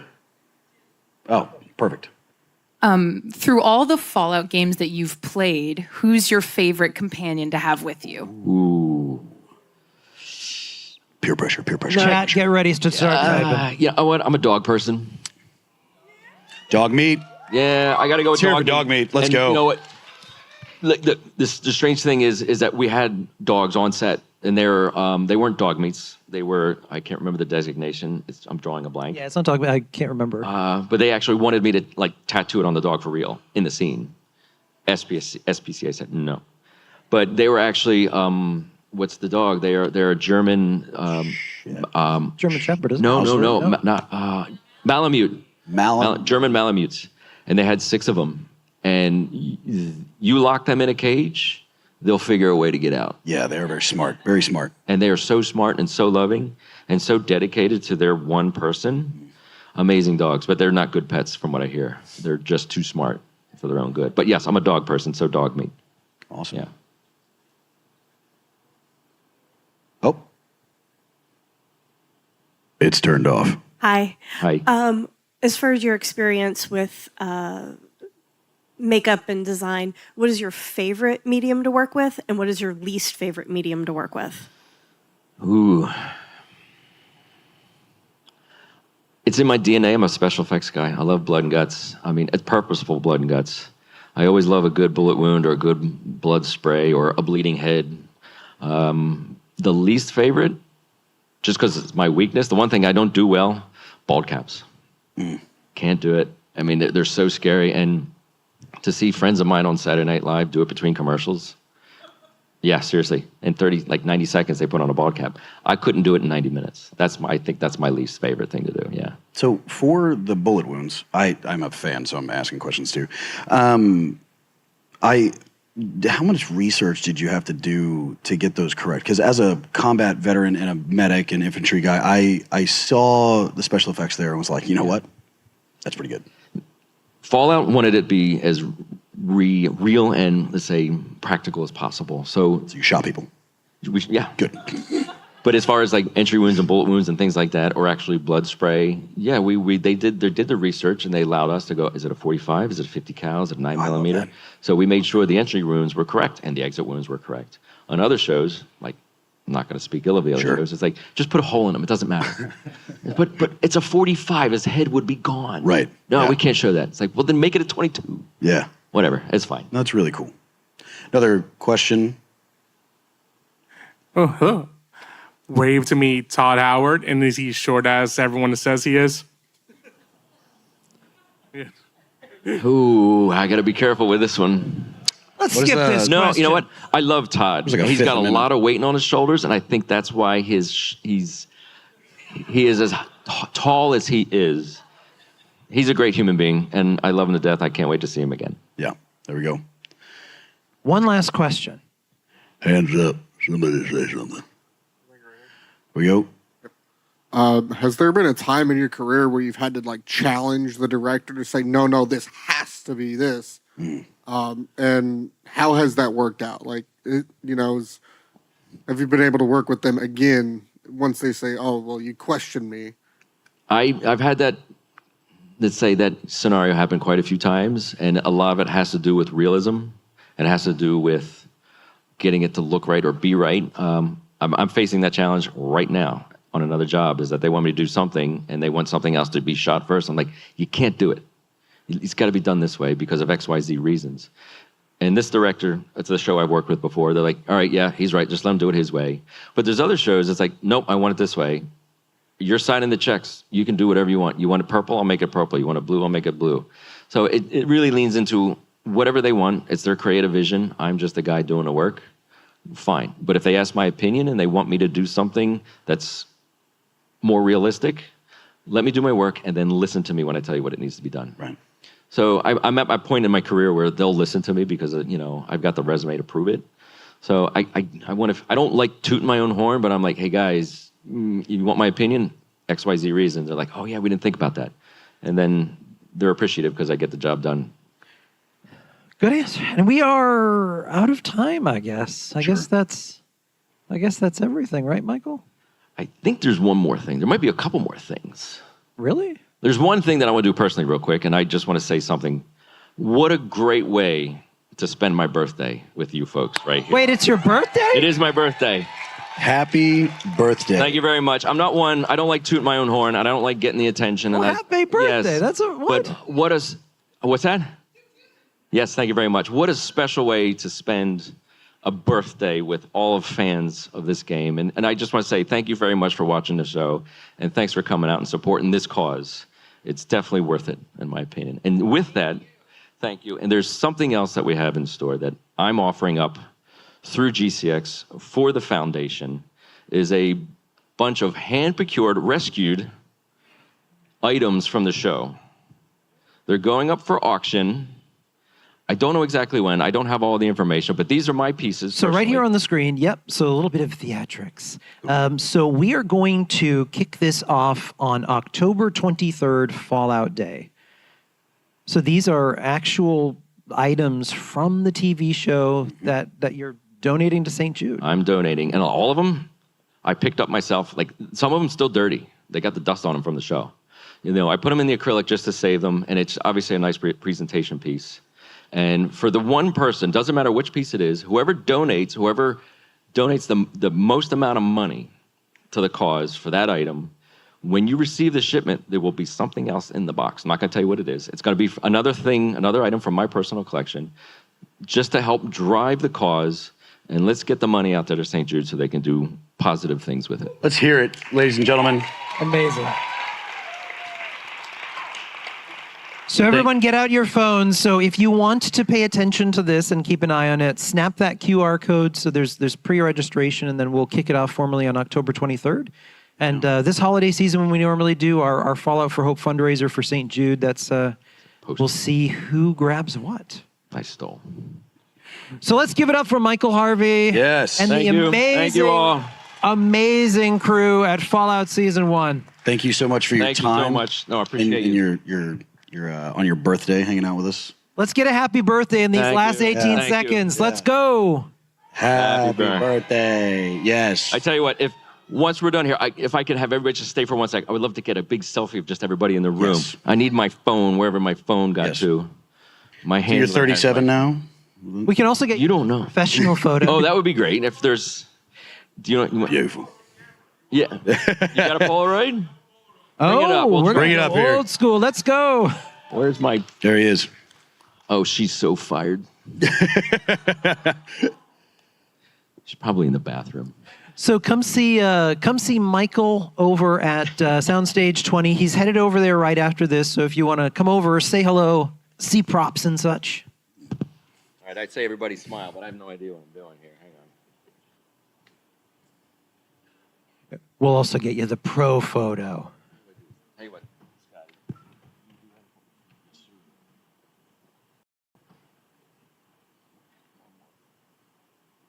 Thank you, folks. Thank you so much. Thank you, everybody. Thank you. Thank you. Awesome. Oh, perfect. Yes, we're all going to stand here. You guys have to watch this now.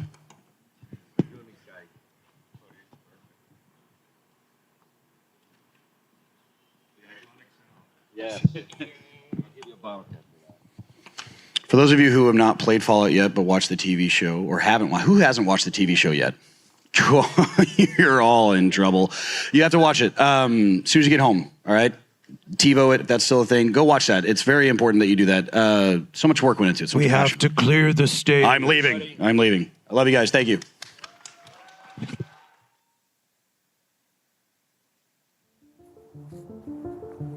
My name's Michelle Statham, and I go by Tactical Grandma online. I've been gaming since I was 7 and Pong came out. I started streaming October 1st, 2019. My husband and my son were both like, you should stream now. And I'm like, no one's going to watch someone my age play video games. They're like, well, then you don't have anything to worry about if no one's going to be there.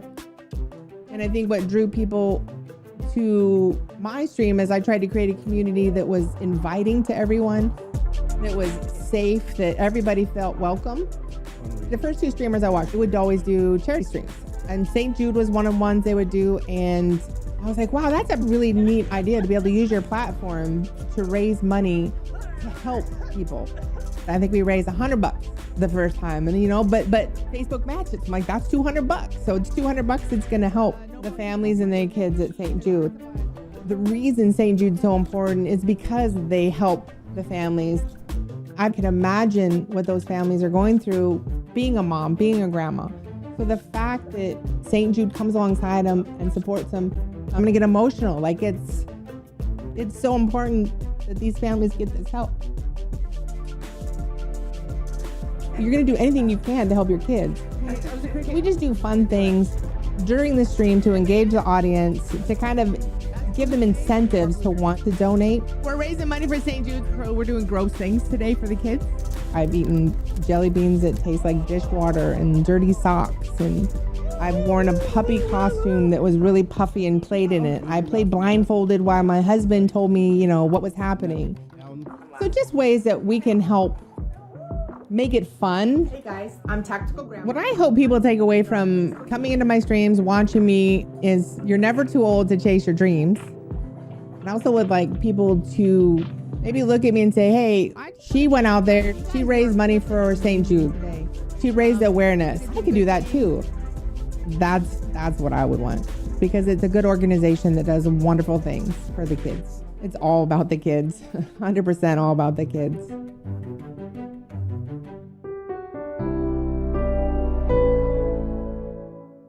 All right, GCX. We're keeping this show going, and I brought some friends with me from the Pokemon crew. Come take a seat, join me. Now, these are my resident experts in Pokemon, but I want to hear from you. What is the best Pokemon?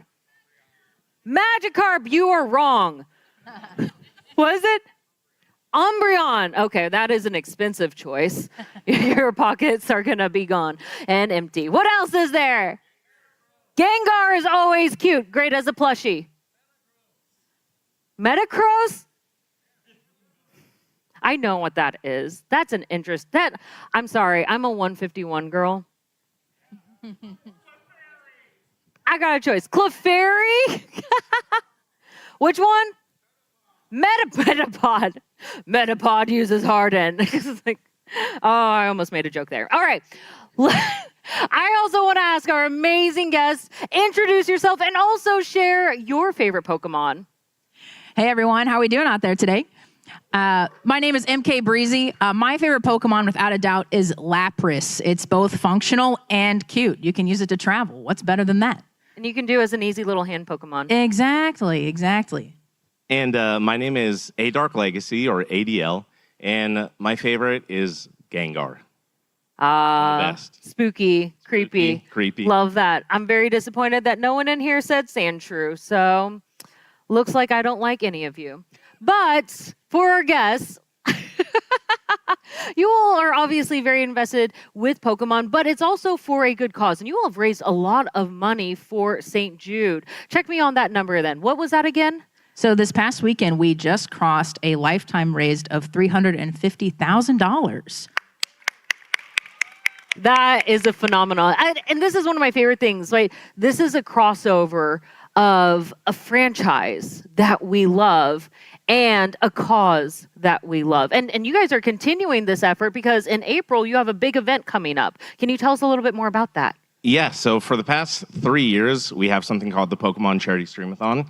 And every year, it gets bigger and bigger.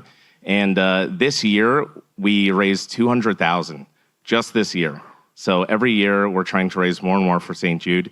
And we're hoping, as this gets bigger, we can also involve more TCGs as well. Wait, so let's pretend I'm not as involved in Pokemon, which would be a lie. But if I do like Magic the Gathering, Lorcana, okay, am I missing others?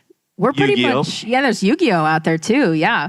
So we have a website called CharityStreamathon.com. And coming out sometime next week, we're going to have a creator or streamer application for anyone that wants to be a part of the big event with us next year. We had over 30 creators from different TCGs this past year, mainly Pokemon, but we really want to expand into that Magic realm because I know we got a lot of Magic fans out there today. Am I right? Yeah? Yeah, we got some Magic fans. So we'd love to have you all. And so CharityStreamathon.com. Check it out for the application next week. I love it. So keep an eye out for that. If you play any games, or also, again, if you just love the cause of St. Jude and you want to continue to support their efforts, you can tune in. And you guys are also on Twitch as well, right? Where you can watch, you can cheer, you can chat, and help the overall growth that you guys are working on. Absolutely. Yeah, the great thing about Pokemon is it's generational. Grew up watching the show, collecting some of the cards. I'm sure a lot of you can relate, being like, man, I wish I wouldn't have put those cards in my pocket when I was 5 years old, because some of them are worth big bucks now. But Or had your mom sell them at a garage sale. or that, yeah. The heartbreak. Exactly. And so now a lot of us are grown up. Some of us have kids, and now we're sharing that with our children. And it's just a really cool way to kind of bring it full circle and tie it together with St. Jude, which is a fantastic cause. We're just really proud to be able to represent the Pokemon community and St. Jude in that way. I love that. Now, if people wanted to talk Pokemon with you, where could they find you? I am A Dark Legacy on Twitch. I just give away cards for free. For the last 5 years, I've been a full-time creator. Hi, are we friends? Free cards? Yeah, I got you. Hi. I got you.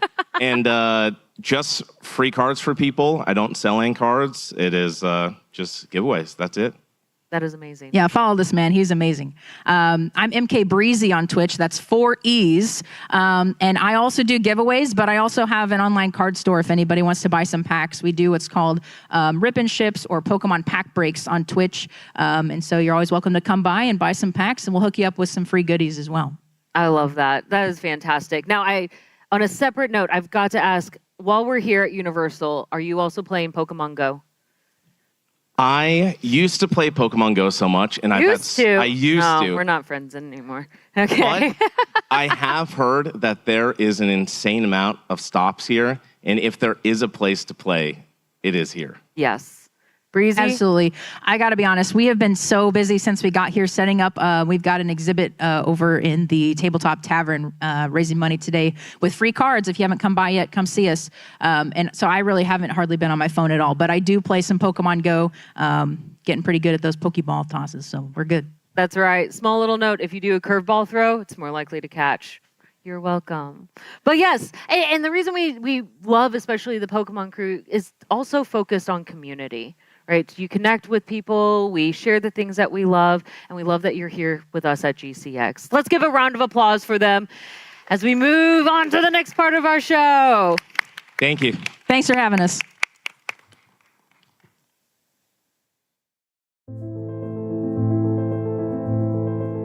About 4 or 5 years ago, I drew on a canvas just emojis. And then they got an idea to put it on a launcher trip. It's pretty cool. It was basically the same design of my little truck, just 10 times bigger. It's just epic seeing that thing.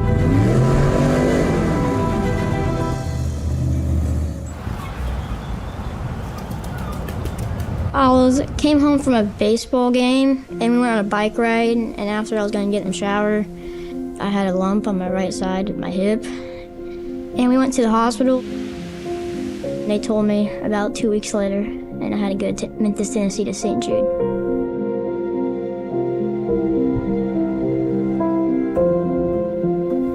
Cancer is not very nice. You always get sick. It's makes you feel horrible. It's not a great feeling. It's bad. But if you don't believe, you kind of giving up on yourself. But you gotta find light and just find hope. St. Jude is an amazing place. And I found hope and light, and I just went for it.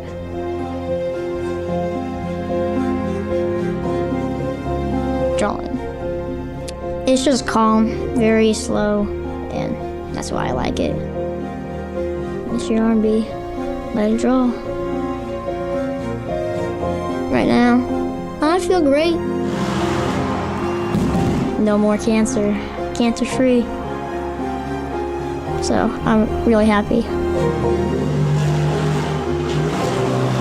Thank you for saving lives. Yeah, that's about it.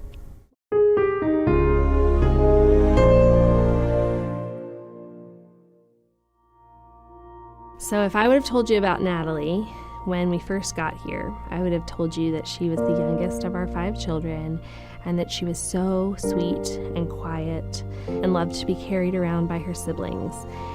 And what I've learned since being here is that she just didn't feel great. Instead of participating in a lot of things, she would hang back and watch. And now, if I told you about Natalie, I would tell you that she is hilarious. She has a huge personality. She will walk down the halls of St. Jude ahead of her wagon. She will make up jokes. She will tell you how she feels, and nothing will get in her way. She really didn't have any symptoms until one day she just stopped using her arm. Can you hold your banana way up high? Banana! Good job, banana! Here, do the bow. Hi, bow. Can you do your bow way up high? Way up high. When they admitted us to the hospital that night, we actually thought that we were doing some bone scans to check for mineral deficiency. The cancer was everywhere. It was all throughout her bone marrow. She had tumors in her wrists, both arms, her pelvis, her legs, her spine, and her skull. When we went into our appointment with our diagnosing oncologist, she walked in the room and she said, "I have really good news." And she goes, "I just got off the phone with St. Jude." And I looked at my husband, and we didn't even really know what that meant. Then we came to St. Jude and learned how much hope there was and learned how much that they could do for Natalie here. So when we got to St. Jude, they told us to plan for treatment to be about 18 months long. Everybody else is at home in Virginia with my husband. It's about 12 hours away, 700 miles or so. And Natalie and I lived here at Target House. It's tricky because so much of my life had to change to come down here, and certainly their life had to change because Mom was gone. And so to come out on the other side and there's actually a light at the end of the tunnel. She's doing great. We are nearing the end of cancer treatment. Like, we never ever thought we would see this day. When we first got here, I looked at my husband and I said, one of the best things that we have going for us is that she's so young and she hopefully won't remember this, and I can shoulder this burden for her. I can't believe I'm saying this, but I don't want her to forget this. I don't want her to forget these people, and I don't want her to forget the times that we've had here and the memories we've made and the nurses who loved her. If she can forget her hard days, that's fine, but I don't want her to forget the rest of it. I want her to remember how much she's loved and how much she was prayed for and how many miracles we saw worked here at St. Jude and how important her life is. We thought we were losing our daughter, and then when we came to St. Jude, everything changed. At St. Jude, there was hope.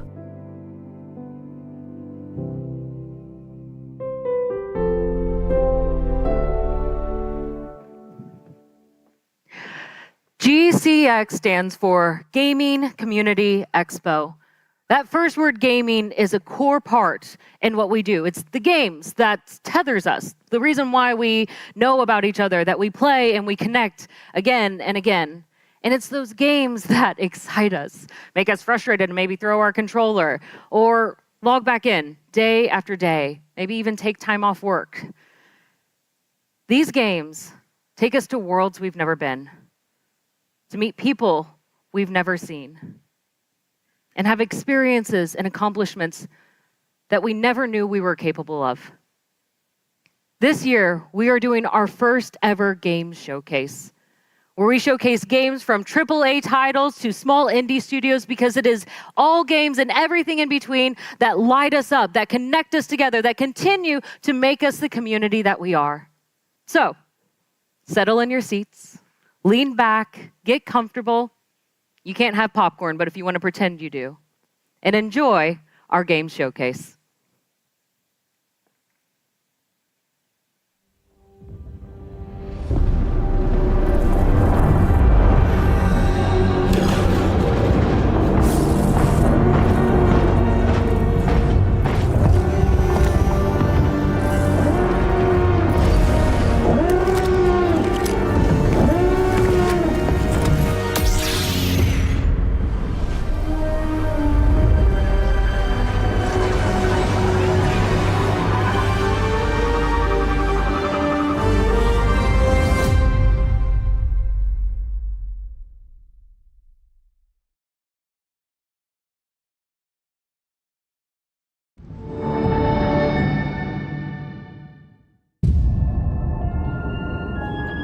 From the moment we first reached for the stars, they were already here.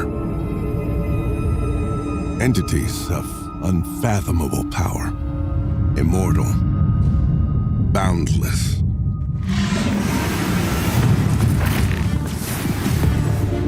We've seen what they're capable of, the lengths they'll go to.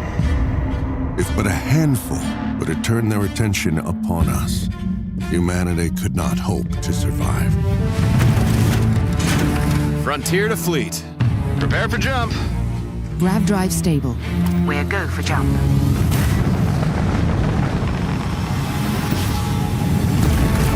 And so it is our duty to contain them at any cost. We need a sky drop! Now! I'm so ready for this.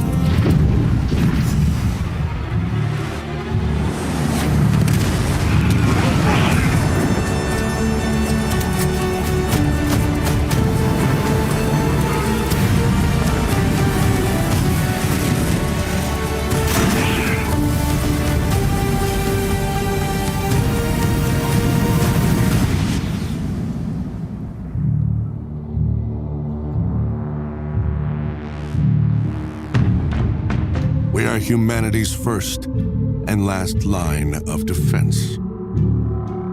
We are Watchtower.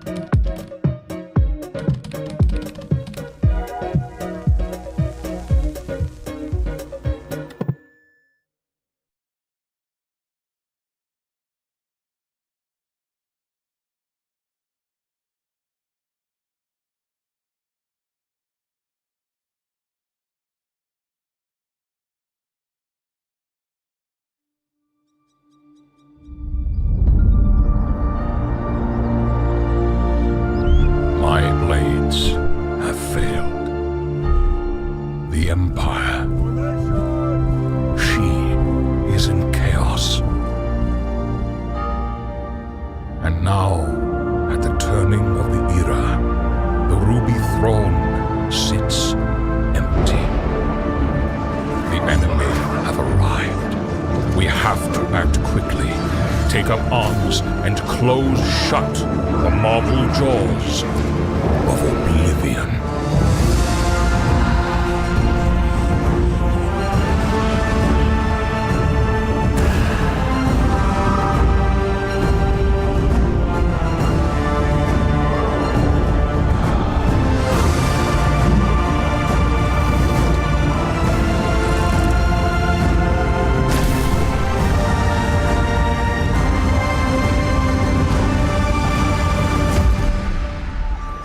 Find my son. He alone can determine the fate of the Empire. The fate of Cyrodiil.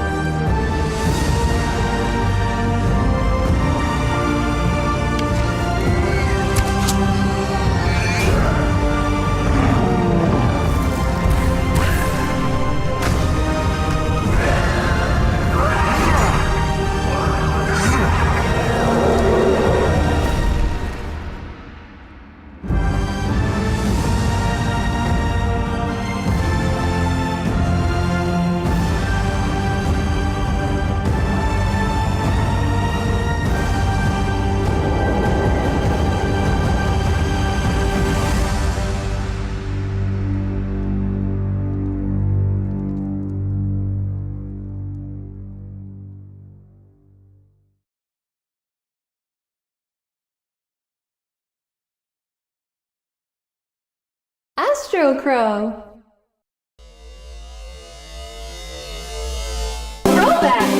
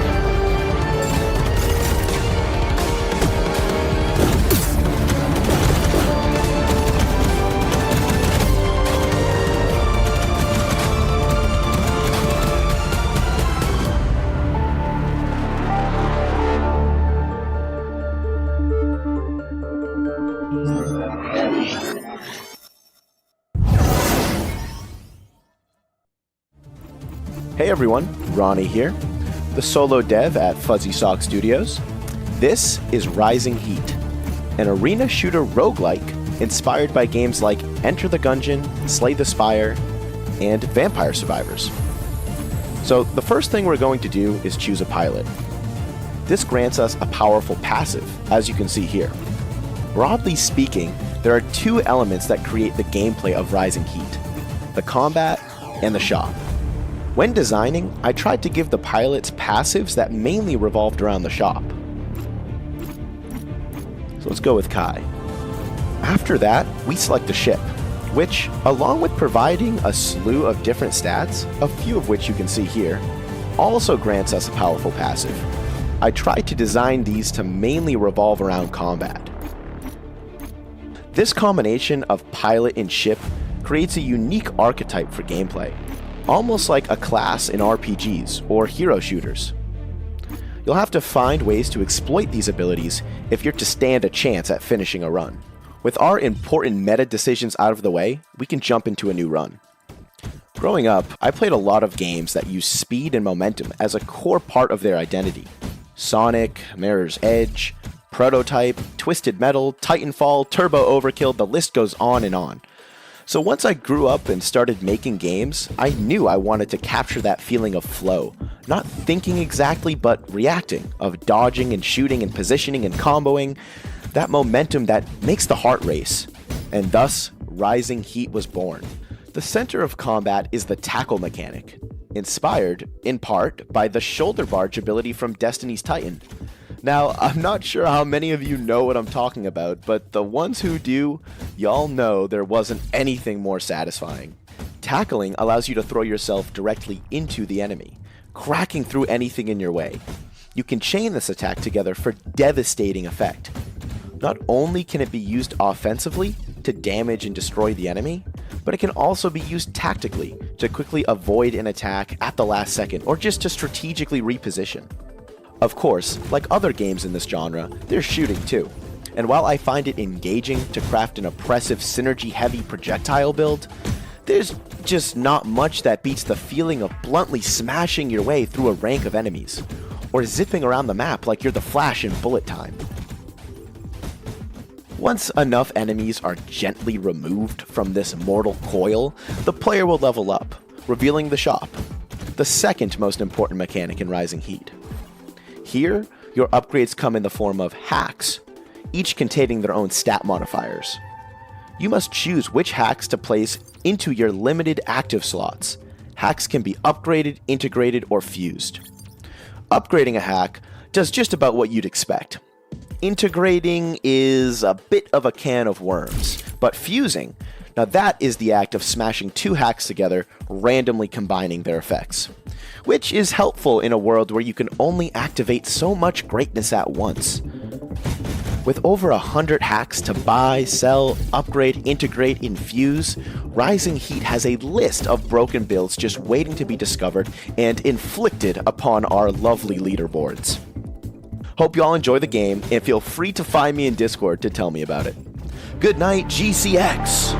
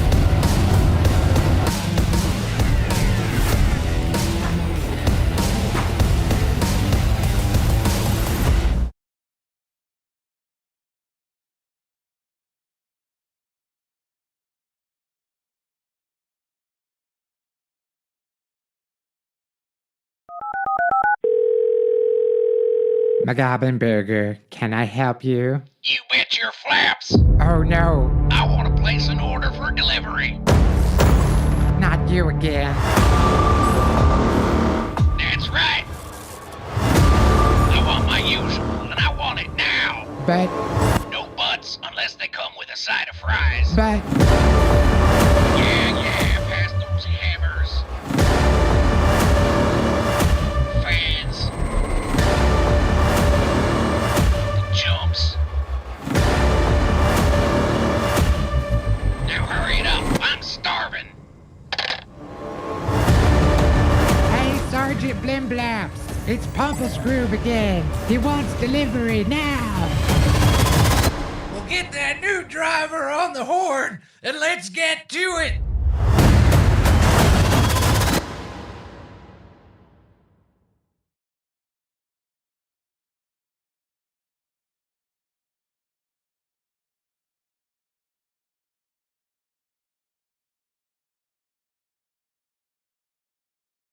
My name is Nate Perkypile, and I'm a solo indie developer.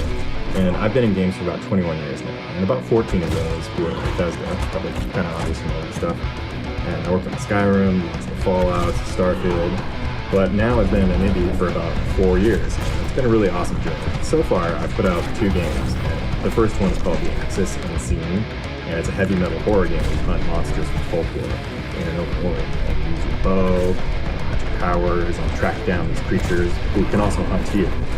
And all the UI in the game exists sort of in-world, like there's tattoos on your hand, and there's runes on your bow, and it's super fun. I had a blast making it. And the other game that I put out, though, is completely different. I made that one in about a month, and it's the stupidest thing I've ever made. It's called Deedly-Doo Carcour, and you do parkour with a car using explosions, naturally. And in the game, everything is made out of clay in real life. My kids even made some of it. And they also mock you when you fail, like, haha, you died, which is amusing. And it even has multiplayer. You can race to the top of the mountain, or you can play King of the Castle and try and rocket everyone off of that and see who can stay on there the longest. And yeah, I said mountain and castle because I love stupid cat puns.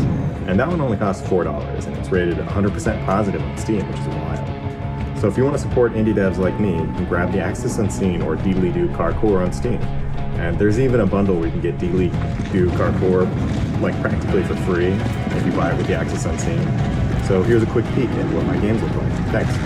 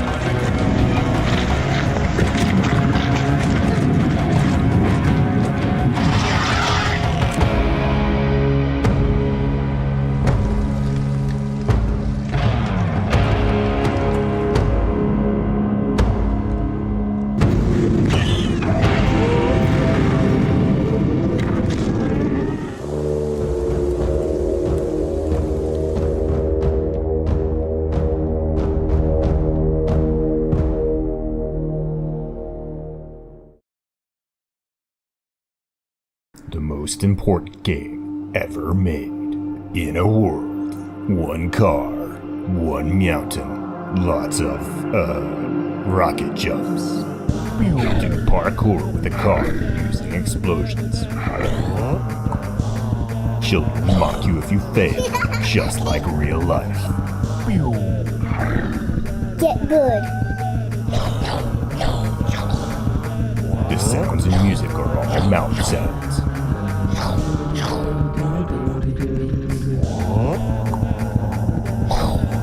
Everything's made out of clay in real life.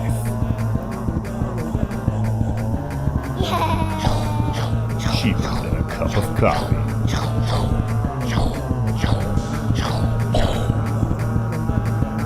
Can you reach the top of the mountain?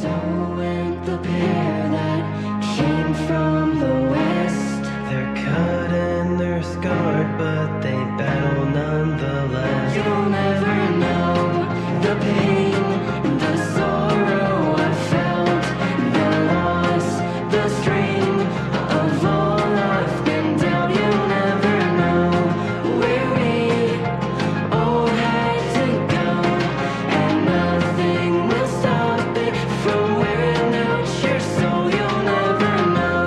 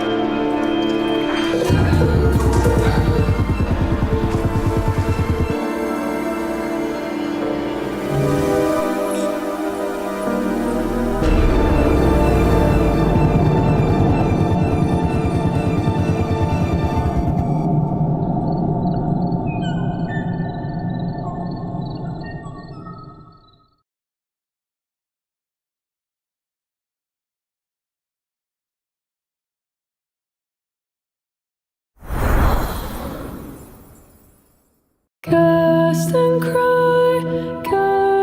cry, raise the million pylons high.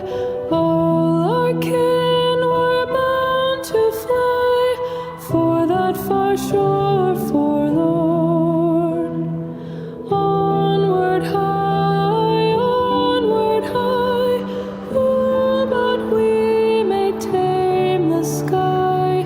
Ooh, but we shall distant die on that far shore forlorn.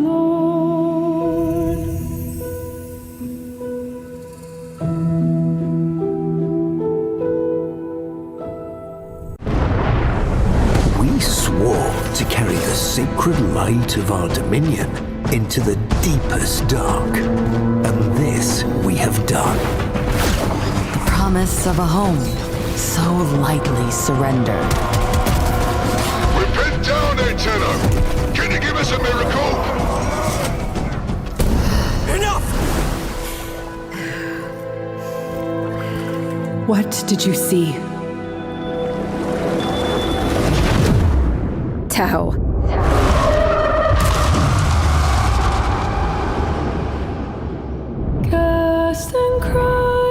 Cast and cry, raise the million pylons high.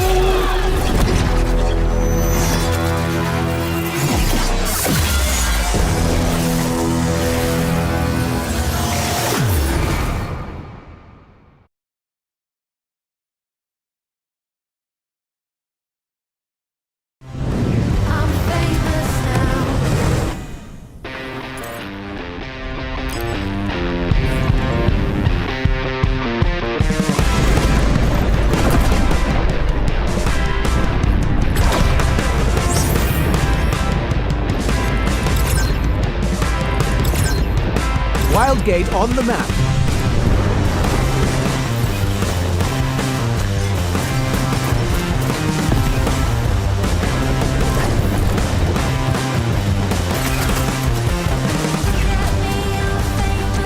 Watch me work.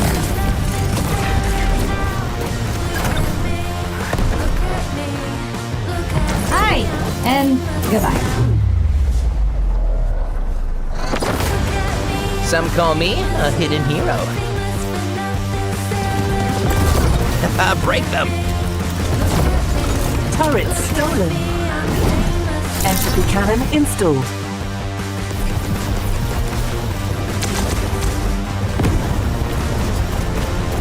Enemies on me. Let's just do this.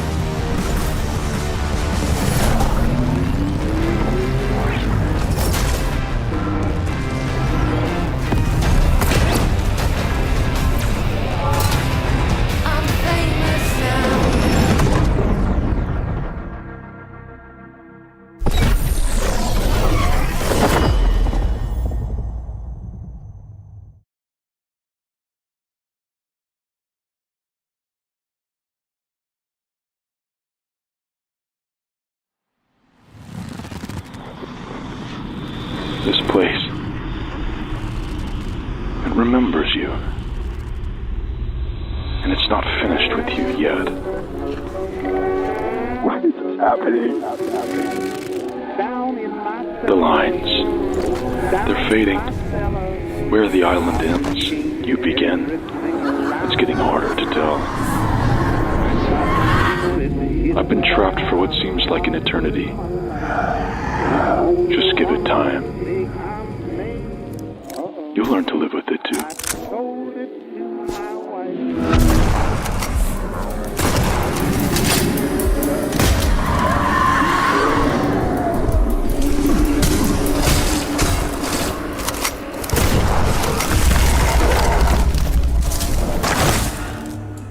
This doesn't change what you left behind. The pain, the voices, every choice you've made. Strange how fragile truth becomes here. Stranger still how much you trusted. Here you are, dragging yourself deeper. I'll be waiting for you, down in the mines. We'll confront the source of all this suffering. And maybe, buried beneath it all, lies an answer.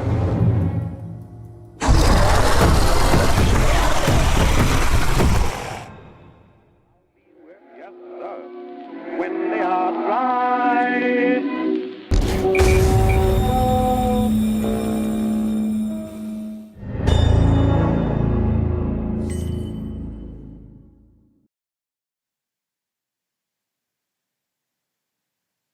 GCX. What did you guys think of our first game showcase? Not bad for the first one. Not bad. Indeed. I got to say thank you to the GCX team for allowing us to have this very first developer showcase. This was our first run. There's plenty to learn. But there's an incredible amount of passionate people here who not only care about game developers, but they also care about the community. And when you saw the showcase, you recognized that we had not only our smaller developers from itch.io, we had some folks in the AAA space, but we also highlighted our modders. These are folks who don't always get the opportunity to be seen in the spotlight, and we're trying to do our best to make sure that we give them that shot. We want to make sure that we know that we care about these folks and they have a place here at GCX. Absolutely. GCX, we are a massive community. We're a family of gamers. It's in our DNA. And we have played all of them, from AAAs to small indies, and some of them have exploded because of communities like this. And so we want the developers and the publishers that are working on indie titles to know that GCX is a home for you, and we'd love to be able to showcase your game. Yes, indeed. And above all else, it's on us to make sure the folks who have a story to tell, who have games to showcase, and who need opportunities to put our best foot forward to make sure that they have their time to shine. And this is the first step towards that goal. You'll see more next year. We're going to be able to increase the size of the show, but most importantly, we'll be able to make sure that those games get their time in the light. We can't wait to show you more. Thank you for your feedback. Thank you for your time. Thank you for your attendance. And we can't wait to do more later. Absolutely. So we don't want to take up any more of your time, but thank you guys so much for sitting through our game showcase, and I hope you guys are excited for the Wildgate Cosmic Clash happening, right? Are you guys excited for that? Ready for some space crime? All right, well, we are going to get off the stage, and we're going to throw it over to Caustic Phoenix, and she is going to get you guys ready for the Wildgate Cosmic Clash. Thank you, everyone. They might play one, they might play two. So if I would have told you about Natalie when we first got here, I would have told you that she was the youngest of our 5 children and that she was so sweet and quiet and loved to be carried around by her siblings. And what I've learned since being here is that she just didn't feel great. Instead of participating in a lot of things, she would hang back and watch. And now, if I told you about Natalie, I would tell you that she is hilarious. She has a huge personality. She will walk down the halls of St. Jude ahead of her wagon. She will make up jokes. She will tell you how she feels, and nothing will get in her way. She really didn't have any symptoms until one day she just stopped using her arm. Can you hold your banana way up high? Banana! Good job, banana! Here, do the bow. Hi, bow. Can you do your bow way up high? Way up high.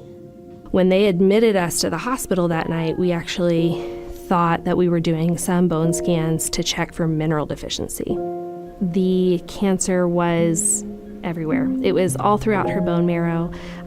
She had tumors in her wrists, both arms, her pelvis, her legs, her spine, and her skull.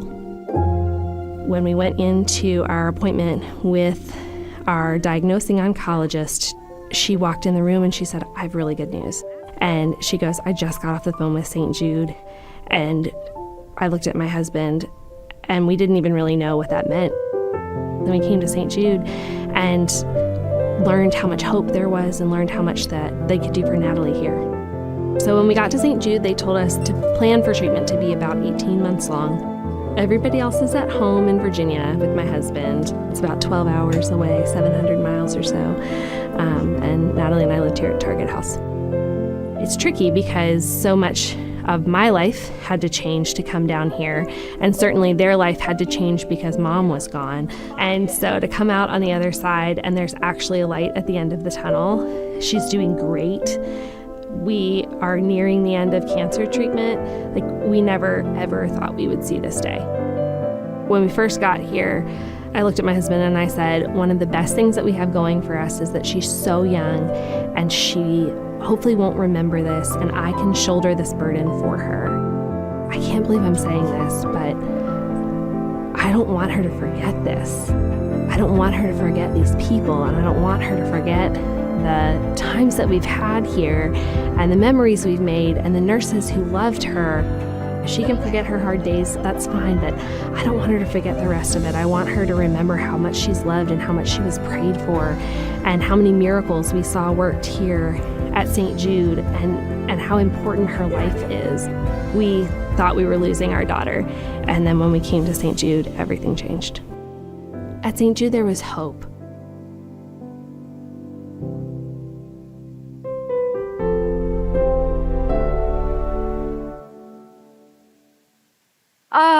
Here we are back, GCX, and I am joined by two, I was going to say of my favorite people, but maybe just some people that I happen to know. You'll be my favorite? Okay. Yeah. All right. I got I've got two of some of my favorite people here joining. This is what we do. We just make up words here, but you two are talented individuals. Please say hello, Axon, Jackson, Rukari, to our wonderful GCX community. Hello, everybody. Hello. We've just come up hot from the game showcase. Yeah. Are you guys excited about some of those games that we saw? Oh, 100%. Yeah. That's right. Yeah, we're always excited about games, and we're excited about hearing ourselves. So love the little bit of feedback coming through here, right? But yes, it is. It's what we live and breathe for in this space. Everything, whether it might be some Wildgate that we see here in a second, or even Fallout, which, by the way, if you were in the audience, especially up here, you might check under your chair, and you might see a little Fallout mask that is yours to keep. Turns out, right? There's no mask. Nothing there. Well, that's fair. We'll get you hooked up. Yeah, we'll get you 100%. hooked I'm up. in the mask. Because cosplay is for everyone. We love that. It is. Yes, it is. It is for everyone. But we're not. Yeah, it is. Click your heels together. Like, I believe in cosplay. I love it. Yeah. No. Now we have the full crew here. Mike's working in everything. It's a full test. Now we are getting ready to do some Wildgate, which is pretty wild. Oh, if I may say, God. look at that transition. Please. I'm a professional. That's true. Maybe we should take this over. Are you feeling like you want to join now? Oh or no, I'm just- sorry. I could never You're rise not to your in the level. run Like, of show, so. I am not worthy. They didn't even bring me a Aren't chair you for this. hosting So the entire show? The fact that your mic is taped on and ours we just picked up right here lets me know what level you're on and would that you we're like not. some tape? No, thank you. No. That's the level of difference. No. I am so excited to toss off to you, Joe, because you are phenomenal. We've got a whole stage of creators, and it is now your problem. Yeah, that's the tape. That's the tape. They're always your problem. Well, I will make my leave. Be fantastic. And our wonderful GCX audience, let's give a round of applause for our hosts, our casters, as we're excited for them. Thank you. Kill it. Very excited. All right, we got a little tournament happening here. Some Wildgate. Oh, this is going to be a good time. Wildgate, very excited. Creators versus other non-creators. What were you calling their teams earlier? I don't know what you're talking about. Exactly that. They were non-existent teams because they didn't exist before this event happened, but they made their way up through the Creator Clash, and now we get to do this. I don't want to call it winner takes all because we're going to get a couple of matches in. Oh, absolutely. I mean, winner takes the belt. Yeah. Yes. Losers get recognition. I want to go over there and see it, but this is not long enough to go see. But the belts are over there. They're glorious. Oh, I walked right by it and I didn't look at it. I didn't see it one time. No, I haven't seen them. No, not at all. Back. Yeah. We shouldn't have kicked her off so quick. We should have had her walk across with her little wireless taped on mic. Daniel. Grab me a belt. Yeah, grab one of the belts. Your belt. Bring it over here. It's totally okay. We asked production. They said pick them up. That was cool. Just touch it. If you need to unscrew. Yeah, over here. Right across the stage. Let's go. Hey, Come on now. Little did you know that would be the case. I got weight to it. Oh, yeah, that's heavy. Here, look, I'll let you do the thing. You're bigger than me, right? Dang. That's a big belt. Could you imagine this, like checking this in your bag and you have to explain this to TSA on the way back home? Like, what happened? Well, there's this game, Wildgate, right? Yeah, never mind. We have 4 out. Did the host get one? Did we get one? Like the Fallout masks, I don't think we get one, but what I'm going to do is I'm just going to set this bad boy here and pretend like it's mine for the time being. Smart. How it'll stay up, I don't know. No idea. That's not my problem to solve, either way. You coming back for the mask? Don't take it. Oh, okay. You're okay. All right, perfect. There we go. Let's set this up. This is what's on the line right here, outside of bragging rights. Absolutely. Outside of Wildgate glory. So we have some creators doing this. Obviously, we're going to be introing everyone after a little break, I believe. I think so. Yeah. A lot of creators up here. Some of them have played, some of them have not played, so this is going to be fantastic to see. Have you got a chance to play? I have. Beta or release? I played alpha and beta. Oh, I didn't know it was big time over big here. Deal. They invited me out. Pretty cool. And then I played against Summit, and he destroyed me. I saw a clip of Summit online that had me dying. It had some Battlefield-esque vibes to it, like the PTFO aspect of absolutely. it. Yes. A phenomenal clip, and I just can't repeat the language, but it made me feel ready for Wildgate. It's only ever clean. I'm not sure why you can't repeat it. Yeah, that's all it is. Yeah. All right, so since you're coaching the uninitiated, yes, take me through Wildgate and what I need to know. What do I need to be watching for on our big glorious monitor here? Oh, absolutely. So I think one of the first things you want to look out for is what team is deciding to go for resources and upgrade their ship, and what team is going to be seeking out the artifact. What's cool, I think, about the artifact is that it can show up at any moment, at any time during the round, and you got to decide: are we going to take this and run? Are we going to hide it, not let anyone know we have it? So multiple ways to win then, yeah? Multiple ways to win. So I'm always excited to see who's going to rush for the Wildgate as soon as it opens, and who's going to kind of hang back and even patrol the Wildgate with some upgraded weapons. Do you have a play style that you like to go for? I try to get in and get out as fast as possible. So you're trying to extract. I'm not messing around. No, I'm straight aggro. Like, where is the fight and how do I get to it? Oh, yeah, I'm getting as far away as possible. Oh, that is You really? Okay, horrifying. So we wanted to send you to go get the belt, but you got the masks instead. Thank you. You can use your words, too. The mask has a little hole right here for breath and, for voices. Thank you so much, Beck. This has been great. Appreciate you. All right, you going to put yours on? Huh? Honda? You heard exactly what I said. Can I even? There we go. Now it's official with the dad hat and everything. Yeah, this works. Lovely. If you could do the entire session like this, I would love you for it. So we're looking forward to seeing how they decide to do it. But yeah, this is not going to work. This sounds terrible. It's not going to work at all. But yeah, that's what I look out for. Usually in tournaments like this too, like someone always does try to rush, but everyone's been playing a good amount, especially our non-creators have been kind of up here. I don't want to call them non-creative, It's just our community. Our community. Yeah, our Thank community. You. That's thank you, community. They've earned their way up to this community final day. They've been battling, and so actually I feel like they will be the ones to rush it out because they know the importance of just winning, where you can get bogged down in some of the POIs. That's a good point. Yeah. Let me see. Where is it always for me? when I go hunt the artifact, and you got to understand, I'm a solo queue person. You get this, right? Of course, yeah. You got kids at home, family at home. You don't often get to run with the boys or the girls as often as you'd like. Absolutely. So I solo queue. No mic. Yikes. Oh, yeah. It's a tough time. I have a mic, but You just I wake up early. emotes, Yeah. I'm just like, I ping, and I head certain places. I'm like, come on, let's do this. You're the guy that pings. You're the pinger on the team. Oh, hell yeah, I ping. Are you kidding me? I'm like, hey, there's fuel right here. There's ice right here. We need to cool the ship. We need to power the ship. I'm really looking to be a tool used by others. Nobody else communicates. No pings, I nothing. don't know that I'd broadcast that. All right. Yeah. that was pause. We'll hold on to that one. Yeah, all right. That's an interesting play style. Okay, so you haven't gotten much time with this. I got a little bit of time in the beta, but I had some travel that overtook it. And then release. I mean, I picked it up release day. Yeah. I think It 8 a.m. was Tuesday. Yeah, servers went live, and Yes. as soon as I got back home from work, I was Absolutely. on the sticks. Well, what's cool about this too is like since release, they may have, could be wrong, I believe added new characters or at least teased them, and I'm not familiar with them at all.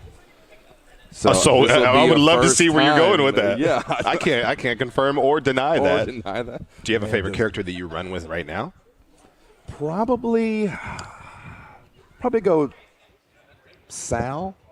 Is it Sal? Is Sal the one that has 4 arms? Sal Oh, no. is what's that? I was like, or is Sal the older looking gent? Sal is like the axolotl in a ball. Oh, It's like a gotcha. little axolotl. Yeah. Yeah, it's very cool. So I kind of go for him. I also play a little bit of, I can't remember his name, Four-Armed Man. Yeah, there he is, right here. What is his name? Oh, it just went off. I was just Son of a gun. Yeah, he's right there on the screen. What's his name? Go to his name. That's Team 3, Person 3. No, Team they're 3, just Person they're getting 3. their load out. Ah, you No, get you know what I this. love about him is you can break the outside of the ship. You from punch outside, through the window. Yeah, You exactly. can melee Yes. through the You windows, actually disable turrets. One-shot people as well. We melee them. Do you? If you can get close enough. Oh yeah, that hasn't happened for me yet. I mean, But imagine getting punched with 4 arms. That's a good point. That would do it. Could you wind up like General Grievous style? Could you wind up and literally throw a punch with 4 arms at somebody? Just straight Goro? I actually don't think he does that. No, I think it's pretty sick if he could do it. I like how you're telling people all sorts of tips and tricks that have no bearing on the actual game. Zero. Like literally not helpful at all. Oh, Yeah, whatever, absolutely. whatever. That's why I'm here. All right, let's see. We got loadouts getting set up. Oh, you can see the characters up there. It was up there the whole time? Yeah, it was up there the whole Who would time. have thought? Look at that. Huh, who would have thought? Hot 280p. Look at that. Look at that. Hot dog. You did this. You did did this. this. Yes, who's where they are? The cameras just at their eyes. That's the it's like the Nick Merckx viewpoint. Yeah, exactly. I can't see it. Just see a forehead. Oh no. Oh, there we go. Okay. This is our community team. All right, so everyone's getting their loadouts. There are some pretty cool combinations of loadouts that you can do. Obviously, close range or long range. Curious to see what people pick. Is that Team 5? Yeah, let's go down there. Let's look. Team Let's see 5. what they're picking. So for me, I'm big on, again, I say I'm all aggro, so I really like to capture the POIs, upgrade our ship. 100%. Usually by that time, another ship is in our vicinity. Yes. And messing with us.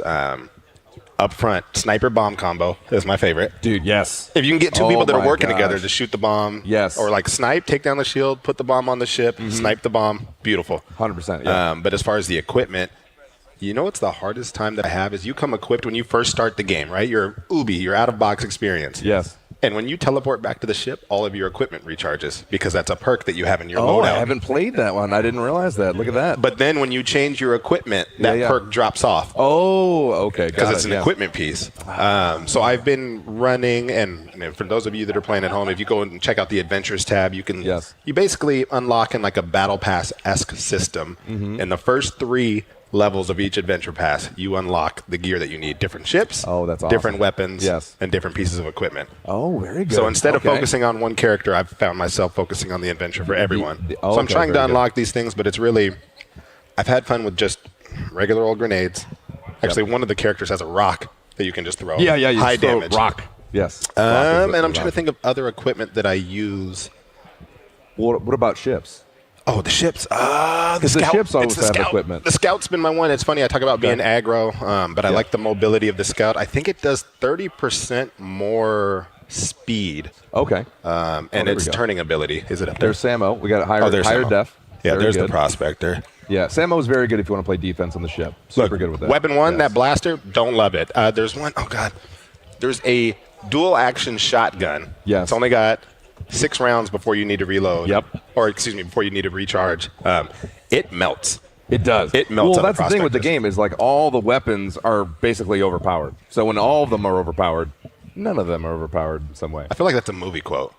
Yeah, that is. That's The Incredibles. When everybody's special, nobody is. That's No, where it's you not. got that. I made that up. No, that is not original. That's unique to me. Shut your mouth. I did that.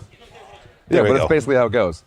Are we changing ship styles? Oh yeah. Yo, we're Different up here for absolutely. like 90 minutes. I guess customization is Dude, key, though. Doesn't matter how long. It's all about swag. Oh, you know what's crazy? What's up? There are names that are up on each one of their stations that they didn't give to us. They didn't give those to us. No, not at all. No, Not at all. that We is don't get Tommy to Pockets. You know how I know? How's that? Name's right there. Yeah, because you got to turn and face the screen. It's over here to my back. I got this screen. Yeah. You look silly doing it. I look good. Oh, my goodness. Yeah. Tommy Pockets. That's what I'm talking about. All right, well, here you go. I can just... Oh, Player 11. Player 11. you Looking can good. point to player 11 out here. Which position is player 11 in? She is blue. Ames is blue. Hollywood rolling solo. Perfect. Hollywood, fantastic. Not blue. Okay. Fierce Angel. We'd love to see it. Okay, they're getting some testing out. Okay. Guy who still high fives. I love a good high five. Yeah, who doesn't high five anymore? Create a small pocket universe. You hit it just right. Different types of high fives. So you can do the Fantastic. miss and wrap back. You ever get that Wrap one where back? you go right by? So, you know, it's like, Absolutely, every time. let's see. We'll keep rotating through. Oh, Paul. I call him Paul because my name's Paul. It's no big deal. I know who he is. Middle name Action. If you guys didn't know that, Action Jackson, we were talking about where we got our gamer tags, where we got our names for. I found out that his middle name is actually Action. Who knew? He showed me his ID. It was crazy. Tommy Pockets again somehow. Tommy Pockets twice. Skrayla. Nailed it. Player 9. Also blue. I guarantee you, Player 9 did not customize their ship. They were like, I'm up here for 90 minutes. I'm not changing my name. I'm here, the demon up here. I'm here to looking win. blue Is all get out. And there's Smashley. Smashley, of course. Smashley said, I need no introduction. No. You know who I am. Still in our Fallout cosplay. Yeah. You know who I am. Back to player 11. Look at the level of intensity in Ames's eyes. Can we just look at the level of she is focused. Oh, Ames blinked. I was wondering. She's in it. And so we're getting after it right now. It looks like we got Pool Shark, who hasn't played a whole lot of Wildgate, going to town because the shield is actually down for the Artemis. Are they running this game already? Oh, they're running it. We're in it, No, buddy. there's no way they already started running this game. They already started running some practice games, it looks like. Yeah, it's got to be practice. All right, well, this is a good time for you to commentate. And again, I'm the uninitiated. You played more than me because you traveled out. Absolutely. So you give me my tips and tricks and tell me what I'm looking at. Well, so they've changed some things. That was the first time I've seen blue fire on a ship before, which is pretty wild. So they're in a match right now. They're obviously just getting warmed up. You have your repair tool, which Pool Shark just switched from. He's hopping on a turret right now, shooting the Artemis. You can tell that the front side of the shield is down, so he's just going to town on the driver's side window there. And it's broken, so he can get some splash damage inside the ship and hit the pilot and KO the pilot as well, which he's getting because he's getting those hit markers right now. It's funny to hear you talk this in depth about it because everybody that I've played with online, even though I'm pinging, they don't do any of this. The amount of times that... It's because you're just pinging, man. You Yeah, gotta do more than ping. trust me, I'm doing more than pinging. We'll hit that little, where it says edge of map, where you're just flying to the edge of map. I'm like, yo, where are we going? Where are we going? Then I'm playing on a console because I have to tear down my office here soon to make way for a nursery. You get how that is. And I'm so I bought the game on the console because I was like, I'm not going to have my PC. Yes. I can't furiously and angrily type. So my communication is none. It's nothing. Furiously, I'm like, angrily type. It says we're at the edge of map, dang it. Help us out. You're just pinging away. Interesting choice here to just run straight through the fire instead of repairing anything. Cool. That's a way Pool Shark. Interesting play, Pool Shark. Very good. You know what I wonder, and this is the accessibility nerd in me, I'm wondering if that's a color setting to better see things. Oh, you think I haven't seen Blue Fire in playing. Or is it ship specific? That's a good question. I'm wondering if that... Because if you notice, his hit it's markers are different colors. Yeah. That's awesome. Oh, very cool. Look at that. Accessibility from Wildgate. You love to see it. All right, Pool Shark, you've had your time. Oh, yeah.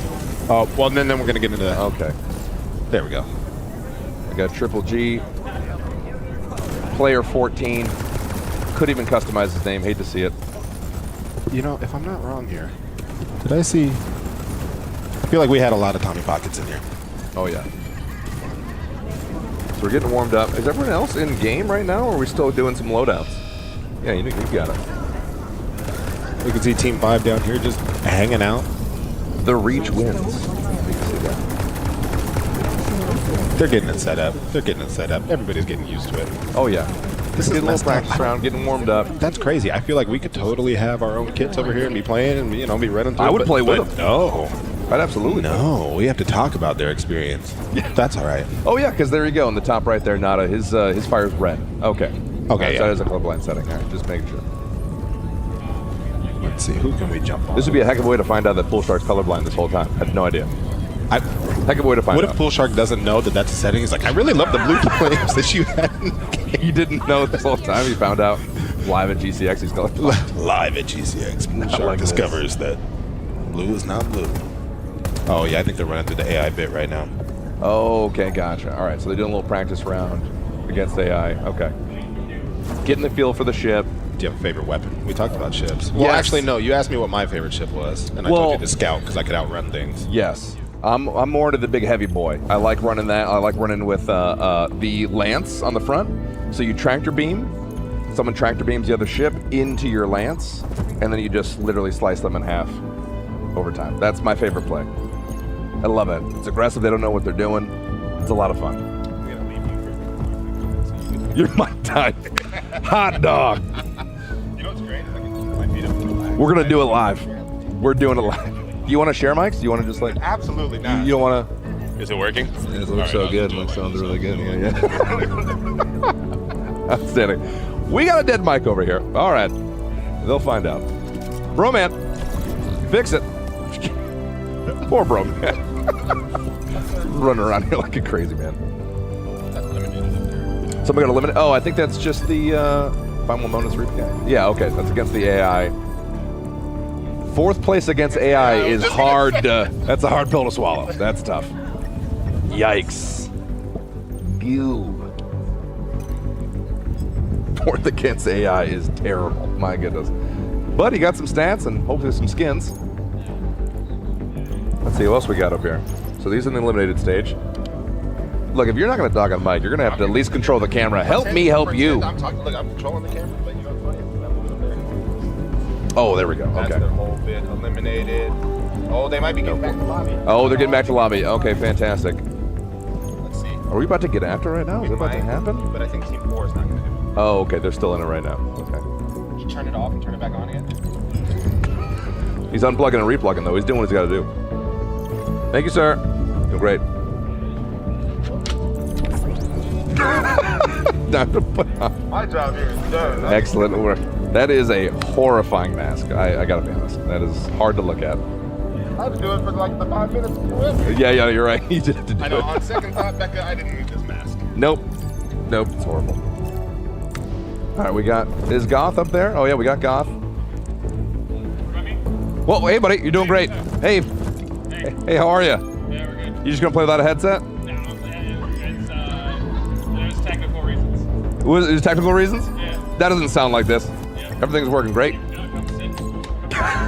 If I could, I would. I'm tethered. You're tethered. I'd come sit on Papa's lap. Yeah. Thank you so much, buddy. You enjoying your stay here? Shut up. All right. As long as it's real comfy. All right, fantastic. Team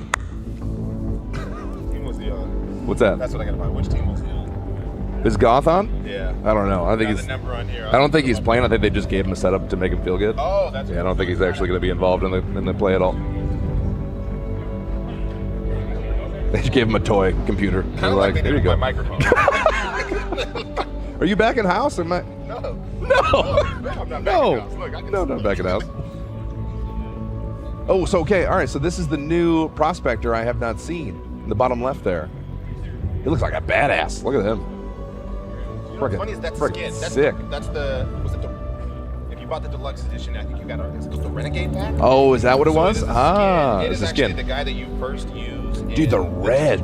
The red is tough as nails. Get out of here. This one. He's got the red fishbowl going. Oh my goodness. Cat. Where's Cat? What are you looking for? Oh, CAD. Oh yeah, there it is. Oh, hello, sir. Hello. I don't want any trouble. Am I under arrest? All right. Just making sure. You see all the prospectors got the black and red? Oh, all the black and red. Oh, you'll love to see it. Hey, Paul, you're old. What's up, buddy? The rabbit guy. What's the Michael Jackson video where he was like claymation? Speed demon. Ah, yeah. Thanks, guys. Goth, aren't you like 45, my dude? 5 years. You're 5 years? What is that? In 5 years. In 5, you're 40? Yeah. Cool, you look great. He doesn't. Just being nice. I can do a hand up. Yeah. That means I'm mobile. What the hell? Why would I not want a handheld? Am I gonna listen to myself? Give me a handheld. You got like 7 jobs. Make it, come on. Yeah, look, I was gonna take the hand up like, hey. And kicking it to Ricari. Out there mobile. Oh, I can get behind people and Oh, yeah, come on. Mobile mic, please. I cannot go over that Sal skin. It looks so good. Oh yeah, they're sick. Those are real nice. Player 3. Oh my gosh, Samo with the red eyes? Oh my god. Ion, there it is. Ion. Dude, his name was Ion, bro. His name was Ion. Ion. Ion has more health too. Yeah. Absolutely. Yeah. Thank you, Jagger. Thank you.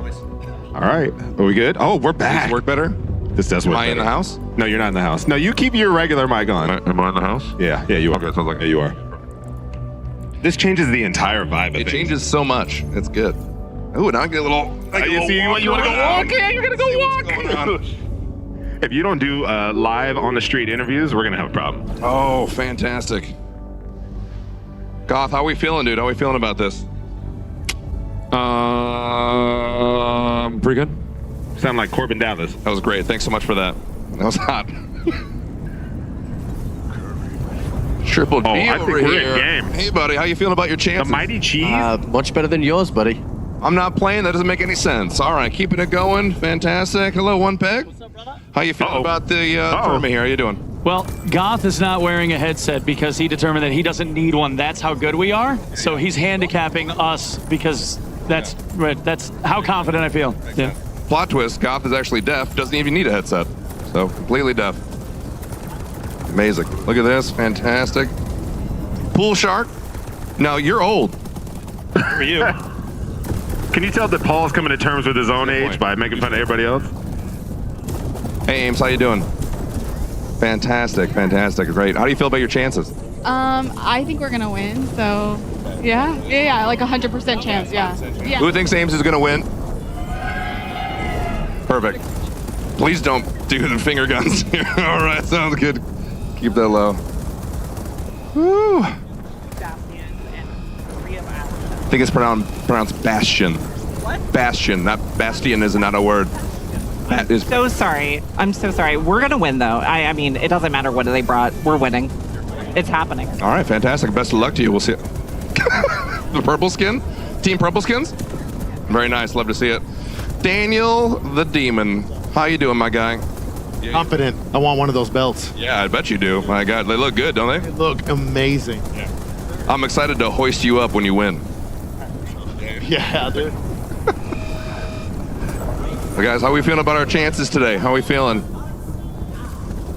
Not the worst. We know not the worst. We know Pool's over there, so we're feeling a little more confident. He's got severe arthritis, so that'll come to your advantage. Yeah. Feeling good about it too. Yeah. Perfect. Fantastic. Very good. All right, everybody. It's gonna be good. Paul, sit down. They're starting. How we feeling over here? How's this side feeling? We feel like we are definitely going to be in the game. You're going to be at some point for at least 10 to 45 seconds. Yeah. Okay, perfect. Very good. All right. They're going to be in the game this side. We're very excited. Community, you guys are looking great. You look dialed in, sir. I'm ready. I'm locked in. Let's get it. Locked in? Hot belts over there, ready to be won. Ricard, did you feel like you wanted to participate and host? Yeah, I wanted to. Hey, I was just letting you do your thing, interrupting everybody while they're starting their game. The match is on, and you decided to have in-game interviews. Now we're going to kick it to Paul, the Astro in-game listen-in.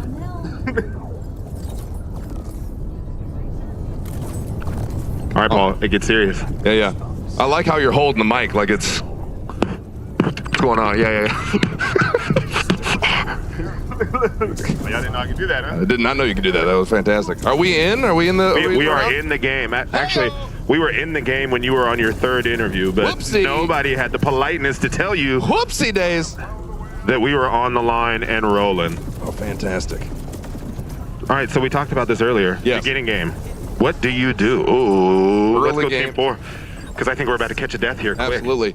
So it looks like definitely that person. Also known as Goth Skrayla. Taking on a POI, almost gets melted off the jump. So no headphones, Skrayla is over here. Looks like he went immediately to a POI, try to upgrade the weapons. You can see loot there marked on the map. They completed the little mini games. Now they're going to get some loot for their ship. Let's see what they got here. What do you take and what do you leave? Actually, there is a prospector that can recycle things. Can recycle, absolutely. But if you don't have a Sal on your team, you leave it. What's the priority? It's dead weight. Get it out of here. You eject it. Much like Gothalion himself. That's Skrayla to you. Sorry. Skrayla. Much like Skrayla. Very good. So it looks like Goth is going for, like I said, the loot. Let's check out another team and see what they're doing. If they're going straight for loot, they're going for PvP. You don't want to miss any of that action. It's the same thing. Everyone I seems think to be everyone's going to going for POIs loot. right now. They're not taking the summit route, which is fine. Oh, but here we go. Oh, I gotta know which. Kim, that's team 2. What do we think? 2, 3? That's team. I'm gonna say that's team 2. That is team 2. Nailed it. Team 2. Oh, it's our far end team over there. One in the ship, just leaving his team behind. Our community team. Yeah, to take on the POI. See, now what's also kind of a struggle with this, unless they talked about it earlier, is who's going to do what, right? Who's going to pilot the ship? Who's going to do a little navigation? Who's going to resource grind? Because you got to get ice. How many do each? So you have one pilot, and most of these ships have 2 guns that are directly at the front of the ship. Most guns, yeah. Yes. Others have them scattered around. Yep. I know, like, is it the Pioneer that says it has 6 at the front? I think but it is, only 2 are facing forward. Only 2 are forward, yep. 2 on either side, yep, that's right. So you got to decide who's going to man some self-defense, who's going to be offensive, right? Who's going to go onto the other ship's board and be that aggressive player. Everyone's got their role to play. Sometimes when you don't have cohesion, all falls apart. Like when, Darkness 429 doesn't want to pilot the ship, even though he's the best at it and he wants to do something else and he's trash. It kind of ruins the whole... You got to know your role. You got to know who you are and what your strengths are. Yeah. Know your strengths, know your weaknesses. Absolutely. Make it happen. See, there it is, that recharge equipment. That is the thing that you need to find on every new ship. That is very underutilized. Because once you start unlocking equipment, like I said, you're gonna lose the ability to recharge your equipment on teleport home. That's you're right. Gonna be scrambling for that. Exactly. Wondering why you can't get around the map easily. Exactly right. Well, let's see. I want to find the. So now Ames is kind of seemed to be wandering off the ship. Not really sure what she's aiming for here. Looks like she's heading for some loot off there in the distance. Is that's not fuel, right? No, I'm not sure what she was trying to mine that was there. Nothing. Not sure what that was. It was just a rock in space. The game just came out this week. I think we'll all just treat Hard it as to know. such. Yeah, I mean all the resources are very brightly colored. She went for a dull rock. But we'll rotate. Hey, you learn on the fly. You know what I mean? We do. That's it. Come on, that's all right. So it looks like player 11 here recharging her ability to go off to find another space rock that is not mineable. See what she can do here. And she teleported back for no reason. All right, fantastic. Let's see what else we got here. You know what's funny is on Confidence, we don't have all the teams up, so if we hit this button, we're switching. Oh, yeah, absolutely. All right, we got Tommy Pockets here. Oh, there we go. No borders, please. No borders, please. That's an outstanding name for a ship. It appears he's going to be violating that rule. And never mind. Immediately goes back to the ship. Now, he's got an interesting gun I don't know that I've seen. Have you seen this one, Ricari? Is that the sniper? Is that the, like the long-range, high-precision weapon? It looks like a long-range that you have to loot in order to be able to pick up. I believe so. I think it's a lootable one, yeah. Yeah, don't quote me on that. So this is one of my favorite parts of the game. Oh, go ahead, Ricari. I was just going to say, actually, no, it might not be, because down in the bottom right, it shows that he's only got his 2, his primary and his secondary. Oh, you're right, so you're it right, might absolutely. Be something that I haven't unlocked yet. So this is the interesting cat and mouse part of the game where you're kind of deciding, am I going to go board a ship? Am I going to cause some, are we going to resource grind? If you were close enough to see their name appear above their ship, yeah, let's go. Oh, you're going for it. What the? Okay, all right. Chances are they're firing at you. You might as well make it happen. Well, there's a chance you gotta survey. You could get third party. The worst thing you could possibly happen in this game is getting third-partied. Unless, of course, you're one of the lighter ships that can get out of there. The Scout. The Scout is one. Oh, speaking of. So maybe that's it. Maybe the play here is. Oh, yeah. Also helpful to take a couple pot shots, right? Let them know you're there. At the POI that's not even in play. Absolutely not. I'll let you rotate. Why don't you go ahead? Oh, yeah? Okay. Let's see if we can get back to this is team... Oh? I'm like, who's getting shot at? Oh, there it is. Team 2 is the one. Okay, so Smash is going to be the pilot of her ship, it looks like. Hopefully she sticks with that role. Because I tell you, if you decide that you're not going to pilot, you don't tell anybody, you're dead in the water. The amount of times that I had a fight in which we would clearly win the fight. Yeah, and you're pinging, right? You're just pinging. I'm pinging. You know what I'm doing. I'm out here like the ship is 100%, yeah. We were running sniper bomb combo. Yeah. And we're taking the ship down single-digit health. And you see them, they cool their reactors. They try to get that health back. Yeah. 3 people go to board. 3 people. And I'm like, what are we doing? Just one. Just one. Like, that's a full swing. It's not me, because I couldn't ping them and tell them that I was going to board. So I'm still sitting here shooting. They're cooling the reactors. Ships on fire. Oh my goodness, it was terrible. Next thing you know, I see 3 skulls that pop up on that enemy ship, and I'm like, well, we're toast, and we lose. And I couldn't even properly tell them my feelings. I just turn on your mic. I know. The mic one time. I know. So he's going to switch. Okay, so this is all of Team 2. This is our community team. Where are they headed? A POI. So we got. Looks like again Tommy Pockets somehow. Everyone's named Tommy Pockets is going for some ice right now. Slow drifting towards the ice. It's good resource grind. If I could give you guys one little bit of advice too, is when you're floating in the reach. Yeah. Objects in mirror are way further than they appear. Oh, because you'll think that ice is close to you. And next absolutely. thing you know, you've used your 2 charges of your little pulley. Yes. Then you're like, oh, I still have 300 meters to float. Yeah, you're just floating. And eventually you hit that no way home point where you're like, I don't want to teleport back. It's too far. Yeah. Yeah, point of no return. Exactly. So we got the resource grind. Looks like bottom right. They're just kind of staying busy, bottom right. They're not doing a whole lot. No. They're just looking around. Maybe ping a couple of things. Yeah. Teleport back to the ship. Just trying to look helpful. Just trying to look helpful right now. I would love to see what happens. Oh, they're on the probe. Maybe that's probably what it got is. the pilot. They're probing. They're checking for things that other people on the should top grab. left there. He's trying to clear a POI. No help. By himself. He's clearing it well, though. He is. Doing pretty good. The mini games are actually, they could be a ton of fun. They're their own game in themselves. PvP little mini bosses and whatnot. Like brings out a whole different level of teamwork that you didn't understand that you needed. Yeah. Honestly, the PvE is my favorite part of this. PvE is a blast. PvE is a blast. Don't get me wrong. Yes. Different monsters that pop up. And there's always different things that you need to do. Oh, yeah. Who we going to? Who do we get? Who do we see? Now, Team 3. This is Smashley's team. Okay, we got 2 of them at a POI. Looks like Trip's calling contact. Let's check in on Trip's team here, see what's going on. I was going to say, is that just Pool Shark staring into the abyss? Oh, yeah. Blissfully? See, the thing you got to understand about Trip is that he'll yell contact if he's playing anything. He'll play Minecraft, he'll yell contact. And you really got to take it with a grain of salt. Like, is it contact or are you just startled? You know what I mean? Oh, we got to fight, though. We got to fight. Okay, so he's getting a little bit violent, which we're sorry about that, folks at home. He's getting a little bit aggressive. Oh, I'm sorry. Are we aggressively shooting and then we stop shooting to go? Oh, yeah. Wander like to nowhere? Goth got clapped. Probably because he didn't have a headset on. That's going to be the main difference here, is the lack I know what of that's headset. like. I know that life. I got to tell you. Yeah, well. Goth, ping. It helps. Use ping. Just ping, please. All right, he's healing the ship. You said this was Team 3? Is One Peg playing with sunglasses on right now? Is that? Yeah, that might be it. What are we doing, Team 3? What's happening? This is what it's got like no to matchmake headset, solo queue. I promise you. If people lose to them, now we're gonna hear the end of it. Oh, this is Team 4, huh? This is Team 4? Yeah, I'm gonna see if this works. Oh, they're all labeled, so it's hard to know. You know what I mean? Yeah. Did we get it? No. What? Yeah. I'm gonna cycle it. We're gonna see. Oh, there we go. Hey, Did we get some boarding back action? on Skrayla. Very good. Hot Skrayla action here. Interesting method that far away with that gun and clapped. He immediately felt the repercussions of that decision. Yep. Let's see how his teammates are faring. Look at that. That man is playing in 2095. Yeah. Look at him. That is outstanding. He's like, I know this universe. I've lived it. I was born here. This is a Top Gun deleted scene. That's what it looks like.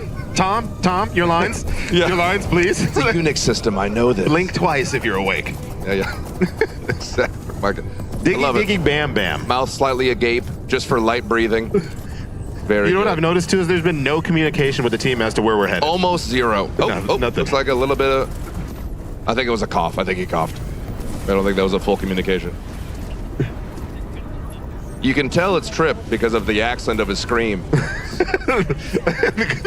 It's very colonial, you know what I'm saying? Very, yeah. Oh, they're getting shot at. Yep. Look at that. It's more beard than man, really. Look at him, outstanding. All right, so it looks like he's got a broken shield, and instead of addressing that, he's going to primary fire onto the opposing shoot the team. AR Now, across Ricari, space. you may not know this, but the ships have turrets, and they are more effective than the primary fire weapon. You know, as a matter of fact, early game you're going to loot for more powerful turrets. You are. The quad cannon, the sniper cannon, the bomb cannon. He said, nope, damage fall off from the primary. That'll do it. Perfect. That will do it. Outstanding decision by everyone on that team. See what else we got here. Back to Smashley, Ames, Pool Shark, and of course Daniel. Up there in the top left. Oh. Not that I think we'll hit it, but these games have a time limit, right? They do have a time limit. Let's see if we hit it. Yes. Judging by the effectiveness of everybody's looting they do and or shooting. They don't. You know what I mean? It could be either. Yeah. All right. Oh yeah, Ames dialed in. Pool Shark come over, lean back kind of approach. Looks like he's Pool Shark is just still floating through space, doing absolutely nothing. Exactly. Daniel with the colorblind mode. I thought that was an enemy in front of him. Was expecting him to shoot. Never did. Colorblind mode.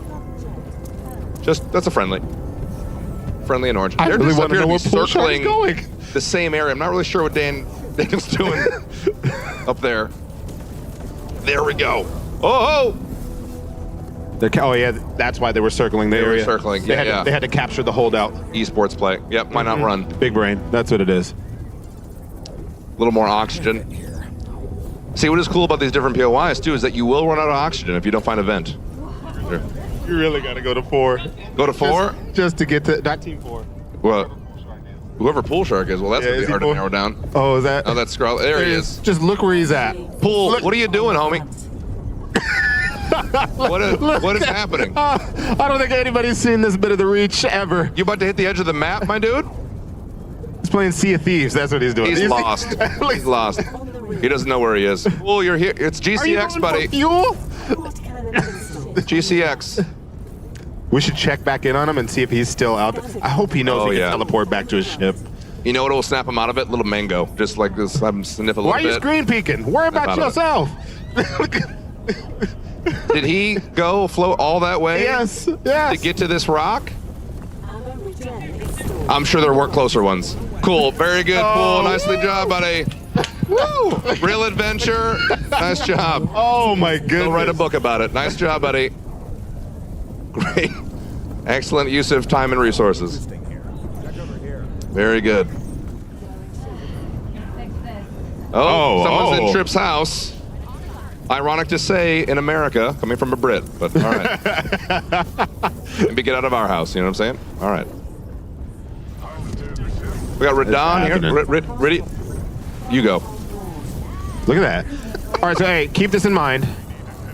Your ship will be destroyed, and slowly but surely you'll, in a sense, bleed out, right? If somebody breaks the windows, if there's a fire on board, if somebody overloads the reactor. Enough damage in that ship where it will explode. You talked about this earlier, being able to recognize what's going on in your ship and assign those roles, get after the things that you need to do is paramount. Oh, absolutely. Absolutely. But I'm all aggro. I ping. I ping and I run and I have gotten shoot. that you ping, buddy. Yeah, I'm going to keep letting you know. Look, you're a hot pinger. I'm going to ping that. Yep. Why talk to your team when you can just ping? I feel like that's a form of communication. Yeah, that's right. And the amount of times that we've gotten out of a situation because I pinged a way out is a route. I can't tell you how much I ignore pings. I can't even tell you. That sounds like a you problem. The level to ignoring a ping. All right, so big time here. Somebody has found the artifact. The wild gate is open. Wild gate is open. Hot dog. Would have done that. Artifact recovered. So it's this team here.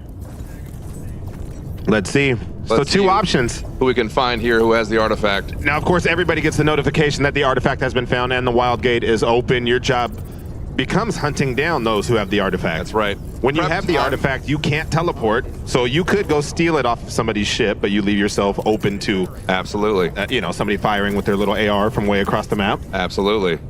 Or you just destroy everybody else. A lot of people don't know this, but you can actually strap a rocket onto the artifact itself and send it across the map if you want to do that as well. Turbine? Is that what that is? Turbine, Yeah. yes. So pick those up. Don't scrap those. I think it's a lot of fun.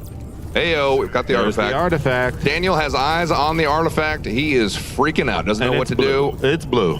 Doesn't know if he should grab it, leave it. Because So when once you- this thing is grabbed, everyone on the map will know Daniel's got it. So when you drop into the Reach or explore the Reach for the first time, you're going to see that there's a monolith, a POI that's floating around. Once you go in there, it presents you with the artifact immediately. But then you have to carry it all the way through the monolith and take on all sorts of trials and tribulations while everybody knows that you are grabbing the artifact. Absolutely. I was like, speaking of which, I can hear this team right here in front of us. They're talking mess about the artifact. They're going to come hunt them down. Oh, yeah? What are they talking about? They're saying there's a POI to the north of us. The artifact's in play. It's just communicate. I'm not used to this level of communication. Because why? Right. You ping. That's it. You're a pinger. That's exactly it. That's right. That makes sense. Well, here we go. They're carrying the artifact through. All right, they do have it. It's not on their ship. Once they get the artifact on their ship, they will get a predetermined bonus for having that on the ship. Could give them extra XP, extra firepower, you get a bonus speed. for it. What's that? Oh, I didn't know you get a bonus for it. You get a bonus for it, brother. You'd know that if you ever got the artifact. No, I ping. Right. I haven't done that. I want that. That's a 100-point achievement to win a game by escaping with the artifact. I came close once. Yeah, to do the point of the game. Is Yeah. to get Well, no. Yeah, you can eliminate all the other ships. You could do that. You could do that. That's true. You're not wrong. I just wait. I wait for 2 to start fighting. Third party win. Yes, third party win. Yes. And now while Ames is holding the artifact, she is essentially useless. She has dropped it to help out her team. Decided to participate in the match. They are not doing a great job of defending her. This is tough. Now out here on her own. Now look at the 4 squares. There's fights, there's an artifact, and what's bottom right? Resource gathering. Yeah. You're doing a great job. I won't have to name any names, but I think we all know who that is. It's Pool Shark. His name is Eric. Great job, buddy. This beautiful game. Thanks for showing off the art. That's really it. He got an email that was like, we need you to show off. Yeah. Like some environment artist was like, I need you to just show this. Exactly. This is what I worked on. Ames is out here fighting for her life. Can't get help from Pool Shark. Pool Shark's grabbing ice. Yeah. They might be maxed on resources. That is a thing you can do. Let's see. You can be maxed 15 out. fuel. Did anybody catch how much ice was down there? Looked like a lot. It was double digits for sure. All right, now they got the little mini bosses here. Oh, Daniel gets clapped immediately. Oh my goodness. That thing just looked at him and he was dead. Alligator Man. So we got Ames and Daniel both dead. The artifact is still in play, but it's deep in that fortress. They're going to have to rally together. Maybe Pool Shark can lend a hand, shoot a bullet one time. No. Back into that fortress. I believe he's on pacifist mode, so he's just using the equipment, right, to repair things. Yes. Not necessarily firing He's anybody else. conscientious objector, 100%. All right, let's see how our other teams are doing while they get back to the fortress here. Checking in with Team Old and British, seeing what they're doing here. Looks like Trip is determined to kill a ship with his primary weapon. We're gonna see how that goes. And there's still that sniper that's out. Again, I couldn't imagine sniping through space. There's no way I'd be that accurate. Give me the ship turret. That's far more powerful. Absolutely. Where are they headed at this point? And I don't say that obnoxiously. I'm like, do they know? Is their ship kitted out? Do they have everything that they need to do to take on any sort of fight, or are they just kind of blissfully?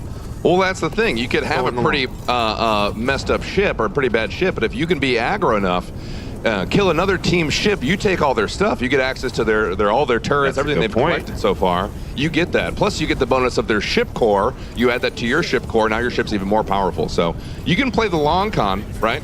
Oh, but it looks like they're in a fight right camper now. on Tarka. You know? Now I'm gonna let you know, Goth, that scatter cannon is not gonna do any sort of damage from that distance. Scattergun from a distance is an interesting choice. But they are getting close enough to where he will break the shields.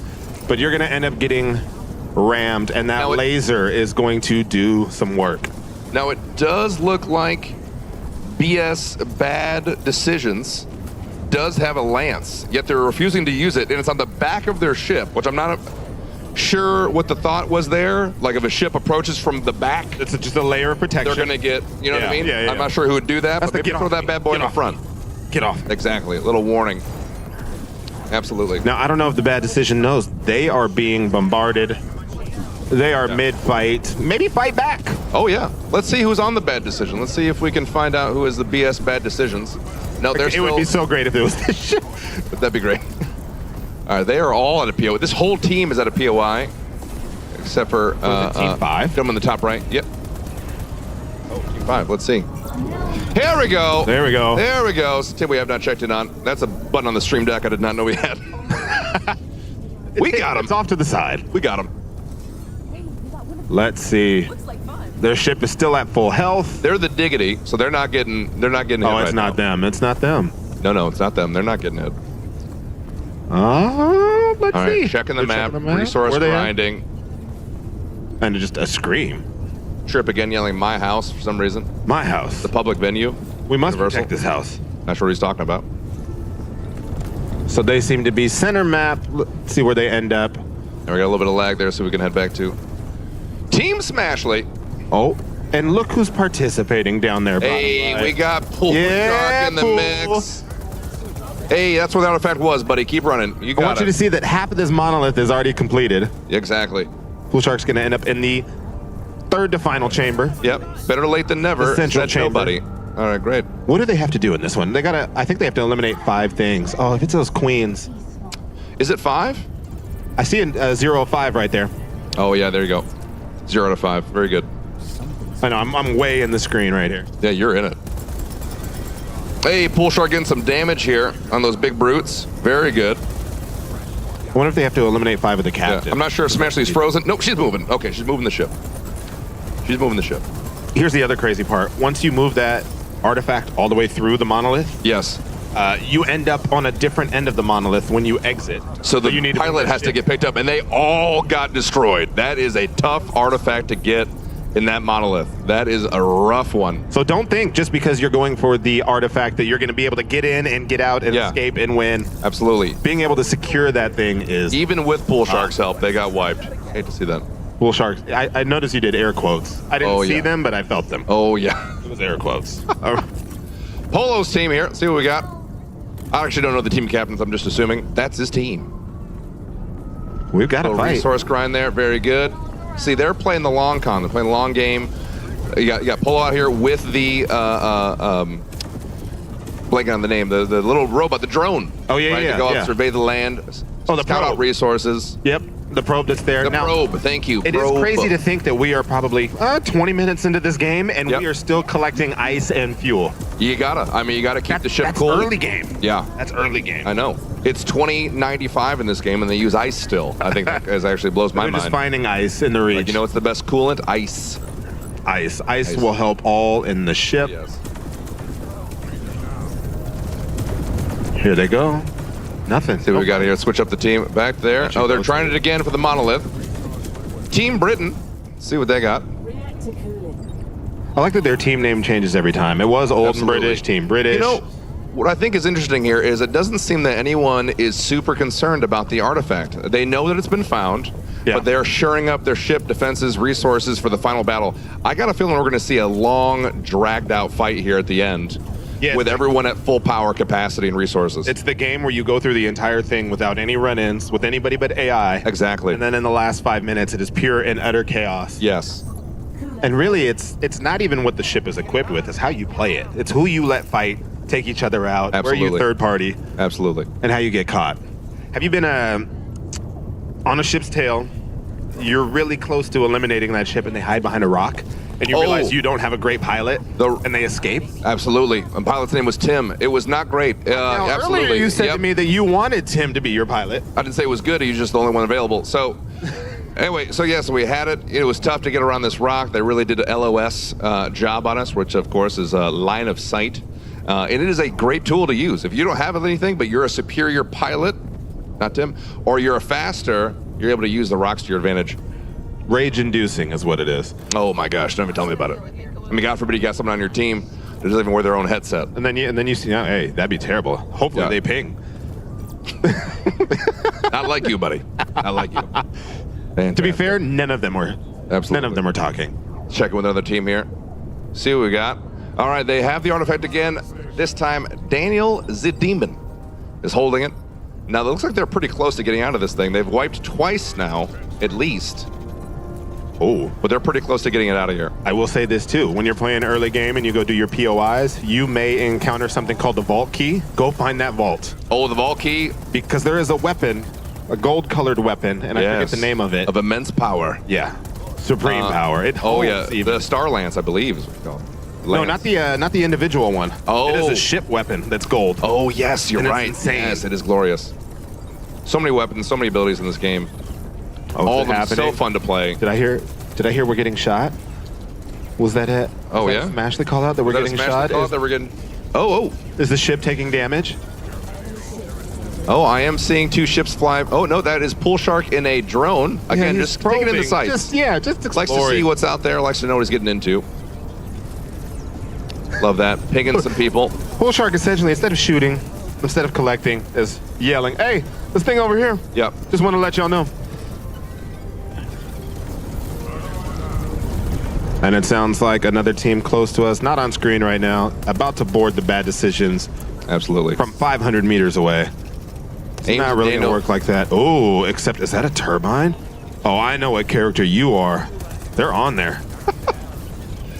Daniel and Ames making short work of this. It's the first character that you do in the tutorial. He has a jetpack on him that accelerates him at a ridiculous rate of speed.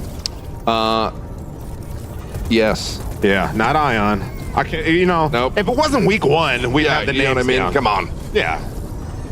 Give me a break. Yeah, give me a break. It's like when you play a game. That's the best call out. Oh, they shot me from over there. Absolutely. Over where? Over there.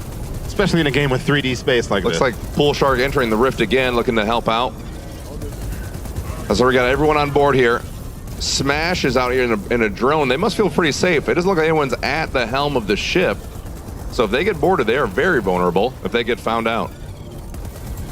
I gotta say, careful, you might have someone on your ship just waiting to shotgun you. This feels nothing like the matchmaking experience that I've had. No. I feel like I catch all the sweats, all the people with infamy badges on their name. Oh, that's right. 10s, 20, 50 wins. That's what makes the slugfest at the end fun, when everyone waits to get resources. No one just goes straight for the PvP right out of the rip. Look at Pool Shark carrying the artifact. Can't figure out how to use the stairs. Which button is to jump? Let's jump. Yeah. There he goes. There he goes. Shooting the shield. Instead of shooting at the gap in the enemy's shields, he's shooting right at the shields. Yep, big open gap there, doesn't shoot it. Daniel is down. Can Ames revive Daniel? Oh, went back. He's respawning now at the ship. Just tough. I believe she still has a chance to do it, but she could not get there. Those guys are tough. And I think there's only one left. Is that the last? Ames by herself in the monolith, trying to get this artifact out of here. This has been a struggle for the artifact. Now, I don't know what her equipment set is, but I feel like she could throw something with that Q button. Maybe do assist. Oh, and immediately clapped. Again, they are sent back to their ship to fight through the monolith to get that artifact. Meanwhile, everyone else is getting stronger and more powerful. Let's check in on another team. And Smashley with the ship dead in their sights. So we got a little bit of a ship battle here. SS Bad Decisions is here with Polo's team. Trying to fix the insides of the ship while taking enemy fire. Getting some light shots. Now, it looks like this might be more of a hit and run situation, or you're just putting some shots on the other team, weakening them a little bit, letting them know you're there, as opposed to an all-out ship battle looking for death. I don't think they're looking for that right now. At this point, though, Bad Decisions has lost at least 10 to 20% of their health. Do you stay on them, or do you let them run off? Like, they've got to have a lot of ice. They got to have a lot of ice. Oh, absolutely. But Polo with that sniper cannon doing absolute work. That thing strips shields like no other. Oh, that thing will go right through it. Yep, nothing like picking off the pilot of the ship, too, as soon as you break that shield. Yeah. With the sniper cannon. A lot of fun. So keep that in mind when you're playing. If you do knock a certain section of the shields down, you can disable their turrets. You can knock a hole in the ship. That's right. Or if you do see their pilot, you can, break the glass that's protecting them and kill that pilot. Oh, that looks like you got a kill with that sniper. You got the kill notification. Yeah, at this point, I stay on them. You've worked this far. They got 50% health. It looks like they're in here for the long haul, trying to knock this ship out of the running here. Let's see how the other team is responding to that. That is not. Everything's got to be on fire. Find the team with the flames. That is not. That was not them. Yep. Is that bad decisions there? I believe Team Britain is bad decisions. Oh, you know what's great? Is we can go look. So go ahead and take a look. I totally forgot we could do that. Yeah. Hop out there. Be mobile. Oh, I don't know. I can't tell. How's the weather look out there, Ollie? Modes machine. Diggy diggy bam bam. Very good. Threw them off their game. Don't disturb the team. Don't disturb the team. I said diggy diggy bam bam. He's like, yeah? Yeah. Somebody say my name? We got our community team here. Looks like they are still rocking some POIs. They're playing it real safe out here. I'm wondering, do they have the artifact yet? No, because we would have got a notification on the screen. They have not retrieved the artifact yet that I've seen. They are still working on it. I got a feeling as soon as that artifact ends up on a ship, it's going to be everyone's playstyle is going to change immediately. Absolutely, and Poolshark's going to have to do something other than look at the sites. He's going to have to help Poolshark might stay on a probe and tell everybody where the other ships are. Just want to let you know there's one right here firing at us. Yep, exactly. Maybe we should fire back. Exactly. Oh, they're still on the bad decisions. Got them down. Oh my goodness. Looks like they got about a fourth of their health left. I know the bad decisions is mad. Getting absolutely hammered. Not making any extra strategy. Looks like they're trying to get behind that nebula. I mean, you could, just a key piece of advice, you could drop your shields and therefore progress faster. You could drop your shields, which they do have some cover, which I would probably do. Uh-oh. Still can't figure out exactly who they're shooting at, but my goodness, they're shooting at somebody. And Smashley's team, I think, has finally... Oh, it looks like are they in a ship fight? is on fire. Uh-oh. Oh, it's happening. Hey, he's gonna love it. Oh, he's been working. They need to shut down the reactor overload that's slowly draining the ship of life. Hit the coolant. Oh, bad decisions is destroyed. Out of the game.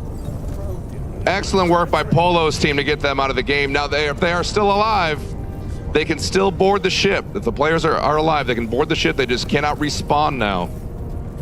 They can still cause a lot of havoc. Could you just hang out in the Reach, like in the void, and do nothing? You can float forever in the void, just like Poolshark. Oh, no, oxygen. You do need oxygen, though. You can get it from different POIs, but yeah, you could hang out. That'd be a crazy way to win the game. Could you manually take the artifact through the wild gate outside of the ship? No, you cannot. Oh, that'd be great. You cannot. Yeah, so they're on the defunct ship right now, gathering resources, pulling off any turrets they can use.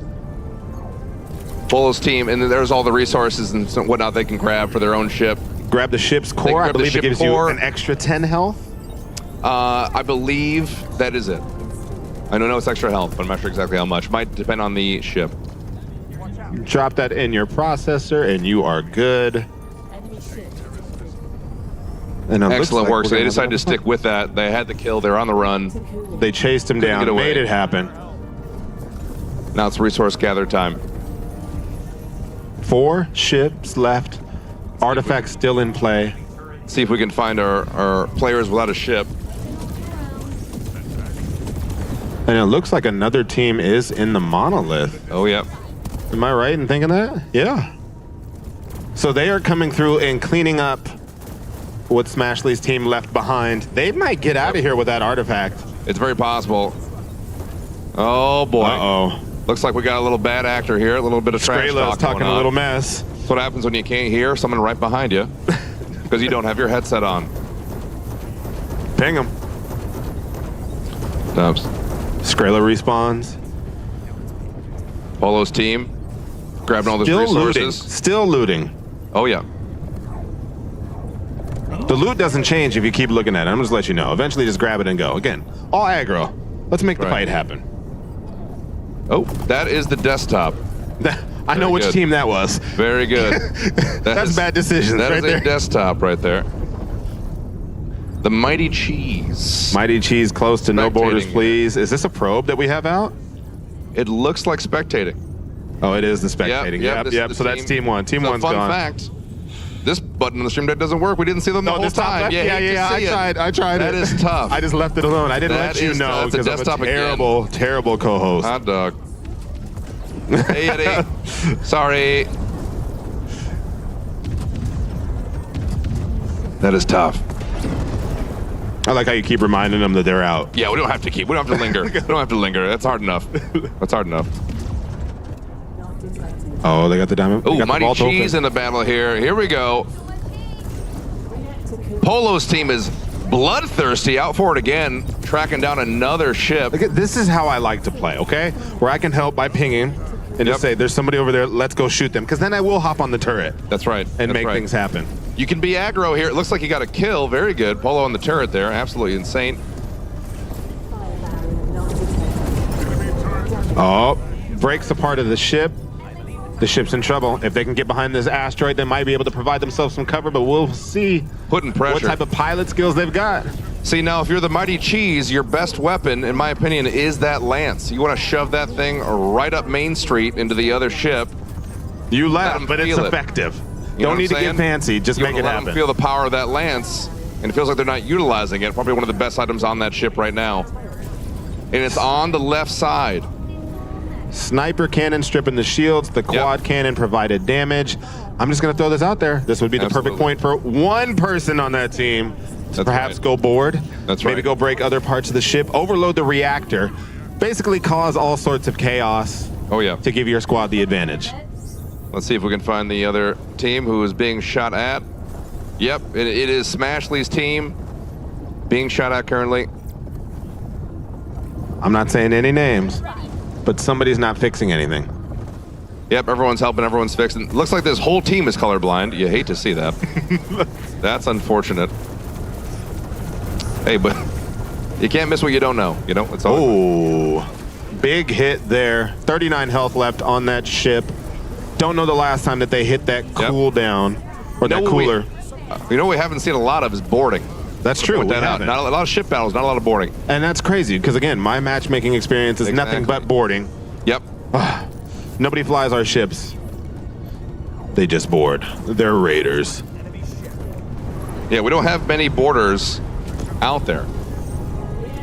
People just like to border 24 health left on that ship. It looks like 34 health left. Okay.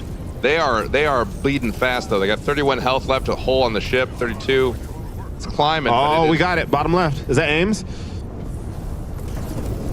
Oh yeah, look at that. Going for the board. You love to see it. Being aggressive. There we go. Breaking the glass. Shooting Yeah, take out the pilot. Getting aggressive. You love to see that. Oh, throws the chaos. grenade inside. Oh. This is how you do it. That's a great run, Ames. That's a great run. That's how you do it. Hot dog. Not showing favoritism, but you love to see it. Fantastic. Meanwhile, Pool's looking at a wall. Nice job, buddy. Pool's at the edge of the map. Look at the textures on this wall. And look, that's that point where you might think you're not necessarily helping out your team, but if you get an attacker off your back, even for 5, 6, 7 seconds, you're out of there. Huge. All it takes is the killing the pilot to divert the whole ship, and you can get away just like that. Exactly what Ames did is very helpful, very effective. There is a self-firing turret that I think sits out for a total of 30 seconds. Yep. So imagine you use Ion, you break down the glass on that ship. Yep. You get the pilot kill, and then you throw that turret inside to just draw aggro. Oh, mayhem. Yes. Love to see it. Then you escape, teleport right back, get out of there. Restore some health, you're good. No borders, please. Looks like they're about to get boarded. Ames coming in hot. Are they team 3? See what you can do here. Do we try it? Do we full? Do we give her the full love? I don't want to hit this button They and did be fix wrong. that glass. She's back at it, causing mayhem, breaking that glass, going for the pilot again. Clap cheeks, searching the rest of the ship. Looks like she's going to the front. Got 2 on the turret, but she got them off the turret and off of the ship, which is effective again. She's clearly frustrated. Wish she could do better. Did great. Pool, phenomenal play. All right, sounds good. Smashley doing a great job of piloting that ship. Looks like Daniel's going for some resources, hitting that cooler button, getting their health up. I mean, they're immediately back to 50% health. They were at 30. They were way down there, and I'm checking here, actually, if we can hit this team. They've got the artifact. They don't necessarily have it in play. I want to say that's Team 5. I might be wrong. Let's see. Is that them? Yes, it is. Player 2? Perfect. They do have the artifact. So it looks like Smashly's team did give up on that. Weren't able to get that. But at this point, they've completed every objective that is there in that monolith. Now their job is to take that artifact back to their ship. Everyone will get a notification that the artifact is indeed in play and headed to the Wild Gate. That's right. And chaos ensues. That's what makes the game so fun and great is you have so many things to kind of balance and people to do it. So someone's got a pilot to keep an eye on the artifact and keep the ship afloat, get resources. A lot of different jobs to do. Can be a lot of fun. Artifact claimed, and now here comes the tough part. Oh, are we maxing with the artifact drop? Are we flag juggling? Can we go back to Halo 2 days and flag juggling? Is that what we're doing? Scump is on the team apparently. Wow, goodness, love to see it. That may have dated me. That's tough. Yeah, and I was right there with you, like, do we get a Gandhi hop in here? Look at that. Oh, this is great. Artifact is on the ship. Now their job is to pilot the ship to the Wild Gate, get out of there, and they will win this match. But of course, artifact on the map. Everyone's been notified that they have the bonuses of the artifact. And if anyone pulls up their map, you can see exactly where the artifact is. Absolutely. It is in no way hidden. I believe they have that golden turret. Yep, on the top right there. Do you see it? Let's see. I'm going to try something. If I mess this up, I'm not sorry. Yep, it's all right. There it is. There it is. Entropy cannon. Now we can see it in crisp 180p. Hot dog. Not only does it fire quick, it sends a powerful volley that hones in on its target. Exactly. Stripping the shields, doing damage. Oh, yeah, he's calling for it. Look at the confidence in his face. He's leaning back. Yeah, he's not worried about it. He's like, come get it. Come get this artifact. Come get your boy. You send a boarder over to disrupt them. That's right. Was that a tractor cannon that I saw, or a tractor beam? Looks like they might be trying to tractor him. They throw up the shock shield. You're not going to be able to get through that. Oh, this is going to be a good fight, but that entropy cannon is doing all sorts of damage. They're putting the hurt on. We'll go back to their 4-stack and see who else is shooting. Is it just one person doing all this damage? One guy. But their communication, I can hear them right here. It's absolutely on point. Telling somebody to hit the ice, get back to the helm, pilot the ship. The same person who hit the ice at the back of the ship. Yep. Just had to work their way back to the front to pilot. Yep. Maybe I take back all the good things that I said. Sometimes you got to carry your team. Yeah. But the fight is still on. I see 2 different turrets on that ship firing away. Oh, the constant fire. Another thing very satisfying about this game, the turret play is a lot of fun. Just putting the hurt on another team, breaking through that shield. Very satisfying. Ship repair in progress. They're still moving. Is the ship catching up, though? Love the communication we're getting over here. I know, like you hear, right? Yeah, absolutely. Get me jacked up. I feel like I'm in the game. I feel like I need to help out. Yeah. You know what I mean? Maybe go find some ice. Oh, and it looks like they've got 2 ships on their tail. 3 out of the last 4 ships are in play here. They said, keep mind of our ammo. I will let you know that there is a piece that you can find that slowly regenerates your ammo over time. That's right. It does take up one of your upgrade slots on the ship, so keep that in mind. You can have other things like a shock trap, a fire shield, a storm shield. Absolutely. They give you all sorts of buffs. But ammo doesn't. If you find that ammo regen block quickly, ammo does not become a problem in endgame. That's right. You can throw it on for most of the game, take it off, and you're good. Absolutely right.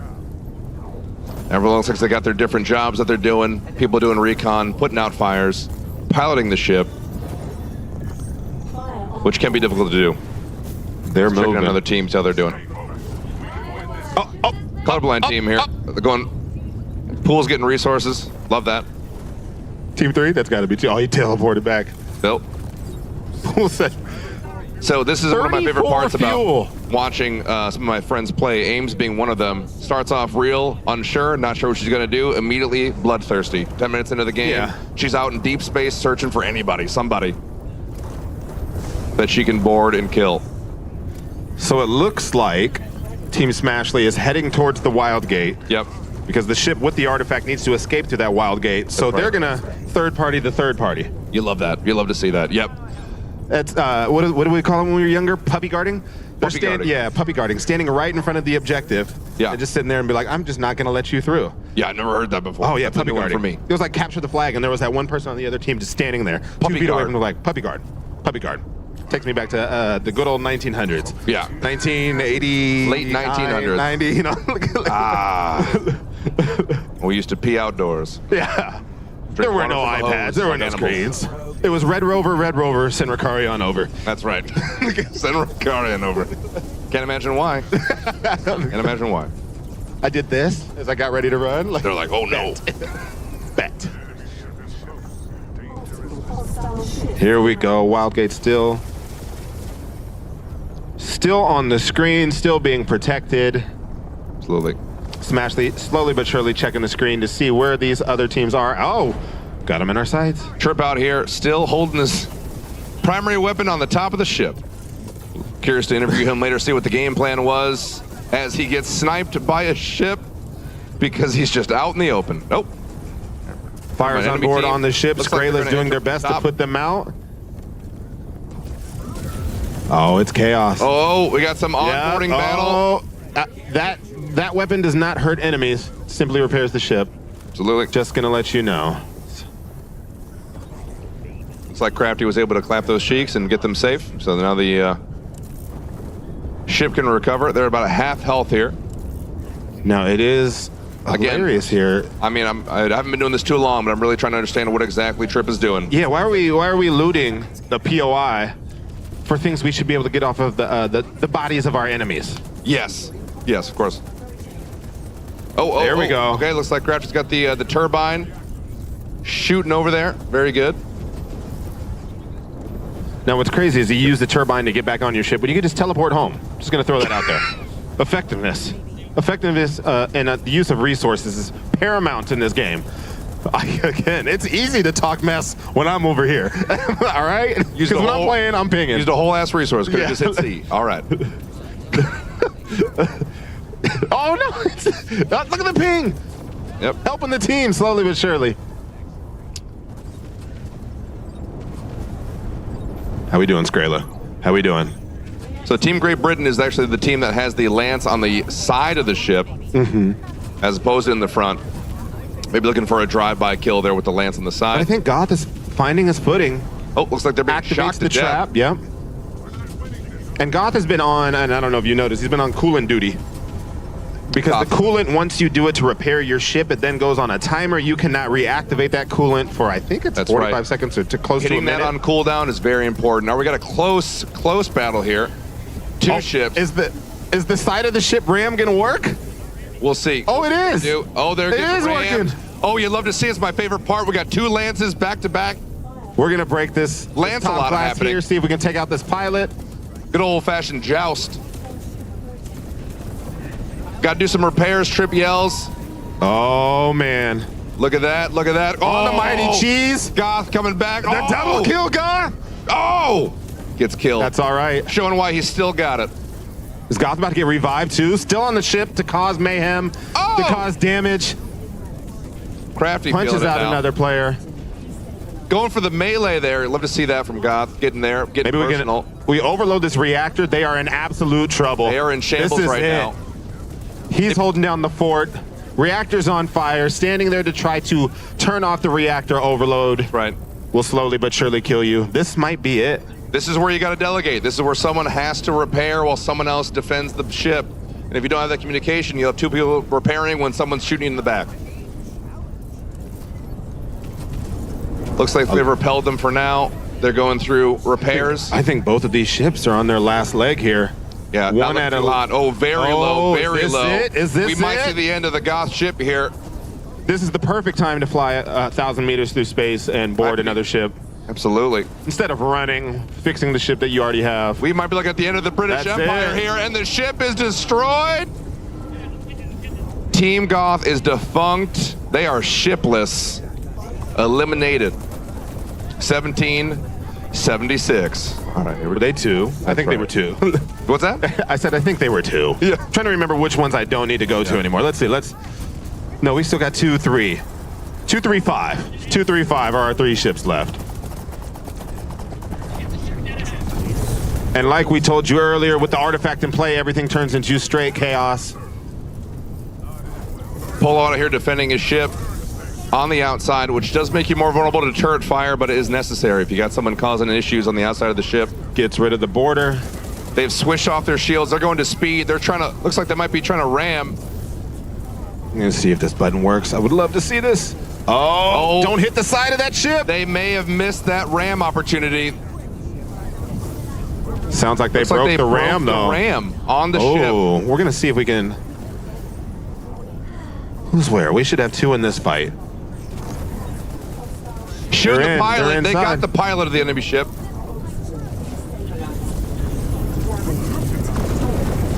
In here, big fight.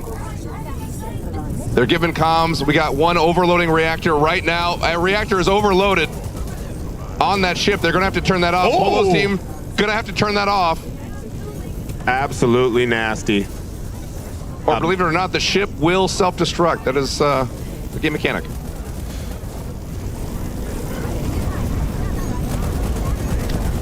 You know what I want to know? Which team is it that has the artifact now? Whoa. We got a turret inside the ship going to town. And Diggy Bam Bam just got destroyed. No. Oh, no. They are at still a lot of health. They have 89 health. All right. Out of their 100. Are those our 2? So look, Diggy Bam Bam done. We've got Team Smashley and Polo. These are our 2 teams that are left. Team Smashley and Polo. Who do we got? Who do we think is taking this win? 89 health. I didn't see what Polo's was at. It is hard to believe that up for grabs here. Are we going to be completely wrong in our assessment of this game? How we may be so unfairly judged player 4 on this team, and yet they are in the final 2 ships in this match, in this battle. It's possible to be carried, Ricari. Possible to be carried. I know. That's Ames clapped on our own ship. We have a dog fight here, ladies and gentlemen. I hate to say I called it, Ricari, but I called it. You did. Full-fledged, fully armored ships. All the turrets, max strength. All the blue fire you could possibly want. Within meters of each other, going to town slugfest. You got enemies right outside the gates, right outside the door. Ames does a great job of We're clearing an inch one from border. the wild gate. And there's the artifact. Get the artifact. Get on your ship. Artifact is floating in space freely. Ames can't figure out how to grab shoots it twice. Gets it on the 3rd try. Let's go. Get back to the ship. Can she get back to her ship? You can't teleport. You got to fly back on your own. She's freaking out. I'm freaking out. This could be it. This could be it. Pool's repairing. Daniel the Demon goes down. Smashley defending. Oh, She the gets double the kill. two-piece. 2 kills there, getting back And to the the revive. ship.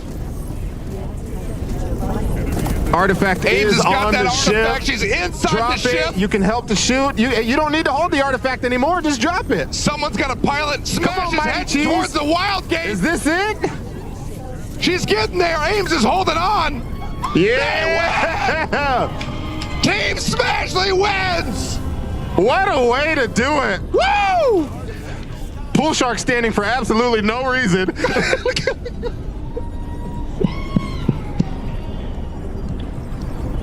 Outstanding work.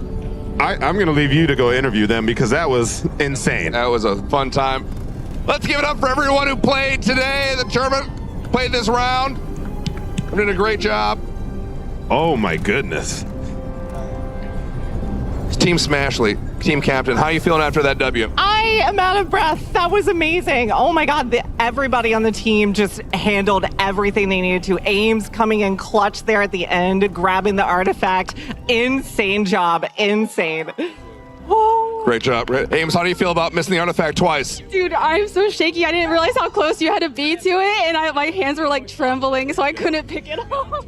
I can confirm she is shaking. She's currently shaking right now. It's very exciting. Daniel, outstanding job there trying to get the artifact. Now you tried to go to the monolith, I think 3 times, died every single time. Did that discourage you? What were you feeling after that? No, keep going, baby. You got to keep it going. It's not over till it's over, you know what I'm saying? So we got in there and we... A little closer to that belt. That's what I'm talking about. Here comes the best one now. Absolutely. Pool Shark, what do you think you did at all there? I did everything. I carried the team on my back, and it was just one of those things that had to be done. Yeah. It was like watching the Eagles in the Super Bowl over here. Yeah. I would. Please don't. Okay. Not. Yep. Super close. Very good. Great job, everybody. Just want to check in here, Team Britain. How you feeling after that display there, buddy? Objection, hearsay. It's not a court of law, buddy. Not a court of law. I blame my pilot. Pilot. Pilot blame. Yeah. No, that's good. One Peck, I did want to ask you, what were you thinking with the shades here, buddy? What's the game plan? They told me I had to wear them because I was flying the ship. And you listened. Yeah. Well, I mean, Goth is supposed to be in charge here, right? That's true. Senior member of the team. He is senior. That is absolutely true. Absolutely true. Didn't give you the microphone, buddy. Didn't give you the microphone. You do talk loud. That's a good point. Work, everybody. Work. Great job to all of our teams. Team Smashley capturing that artifact and winning.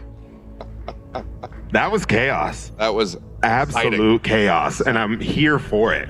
It's crazy to think that we've got 3 of these championship belts on the line. One of those is already, it's assigned to us. But we get one. They have to share the other 3, which is tough, but it is what it is. But I'm curious. I'm curious now because I know we're gonna get one more of these matches in. Yeah. Based on what you saw from each one of the teams, who do you predict wins the next one? Knowing that these are all procedurally generated maps, we don't know where they're going to drop, what they're going to be able to loot. 100%. But who looked the best out there to you? You know, well, I got to be honest. Our community teams looked real tight. Our team over here, call them Team 5, the ones closest to our booth here, the comms outstanding. They're looking really good. I think we're going to see more run and gun. I think they're going to find the artifact, head for that wild gate ASAP. I don't think we're going to see as much of a slugfest this time. I want to see more. I want to see more from the other team that's on the other side here. I think their team won. But it was the same sort of thing. They got eliminated first. It didn't look like they really had their bearings. So maybe it's like luck of the draw, right? Like it could be the RNG of where they landed, what they were able to loot. Yeah. I want to see if they can get their feet underneath them. And and sometimes you take that chance. You go to a POI and you get the loot, and it's 7 turbines. What are you going to do? You know what I mean? I definitely had that. So I pinged them, and I was like, "Hey, y'all, I need help carrying this." You pinged them. You pinged the turbines. Never ever playing with you. Yeah. I at least need to hook up the keyboard. That's what needs to happen. Oh, absolutely. All right, so looks like we're getting started. Hopefully, Team Smashley can switch out of colorblind mode. I'm not sure if we can do that or not. I don't know. It helped them last time. They ended up getting the win. That's true. Maybe it helped they weren't focusing on the fires. The fires felt soothing. They were aboard their ship. It felt like something that they could just take care of at their own pace, and it worked for them. It did. It did work for them. Look at that. Arms raised. Victory. Feeling good. The time for cheering was a lot of golf left. 5 minutes ago. Now we're gloating. Golf left. Now we're gloating. That's right. Getting loaded back up into this next match. It's like everyone's Should getting be a good settled, time. connecting to the servers. Now, Goth, real talk here, buddy. Why did you decide to go no headset? Because the audio quality is not good and I can't hear my friends. Wait, don't. Fair enough. Audio quality there. Fair enough. All right. Thank you for that. Thanks, Kevin. My name's Paul. All right. The directed audio quality dig. He's gonna love that.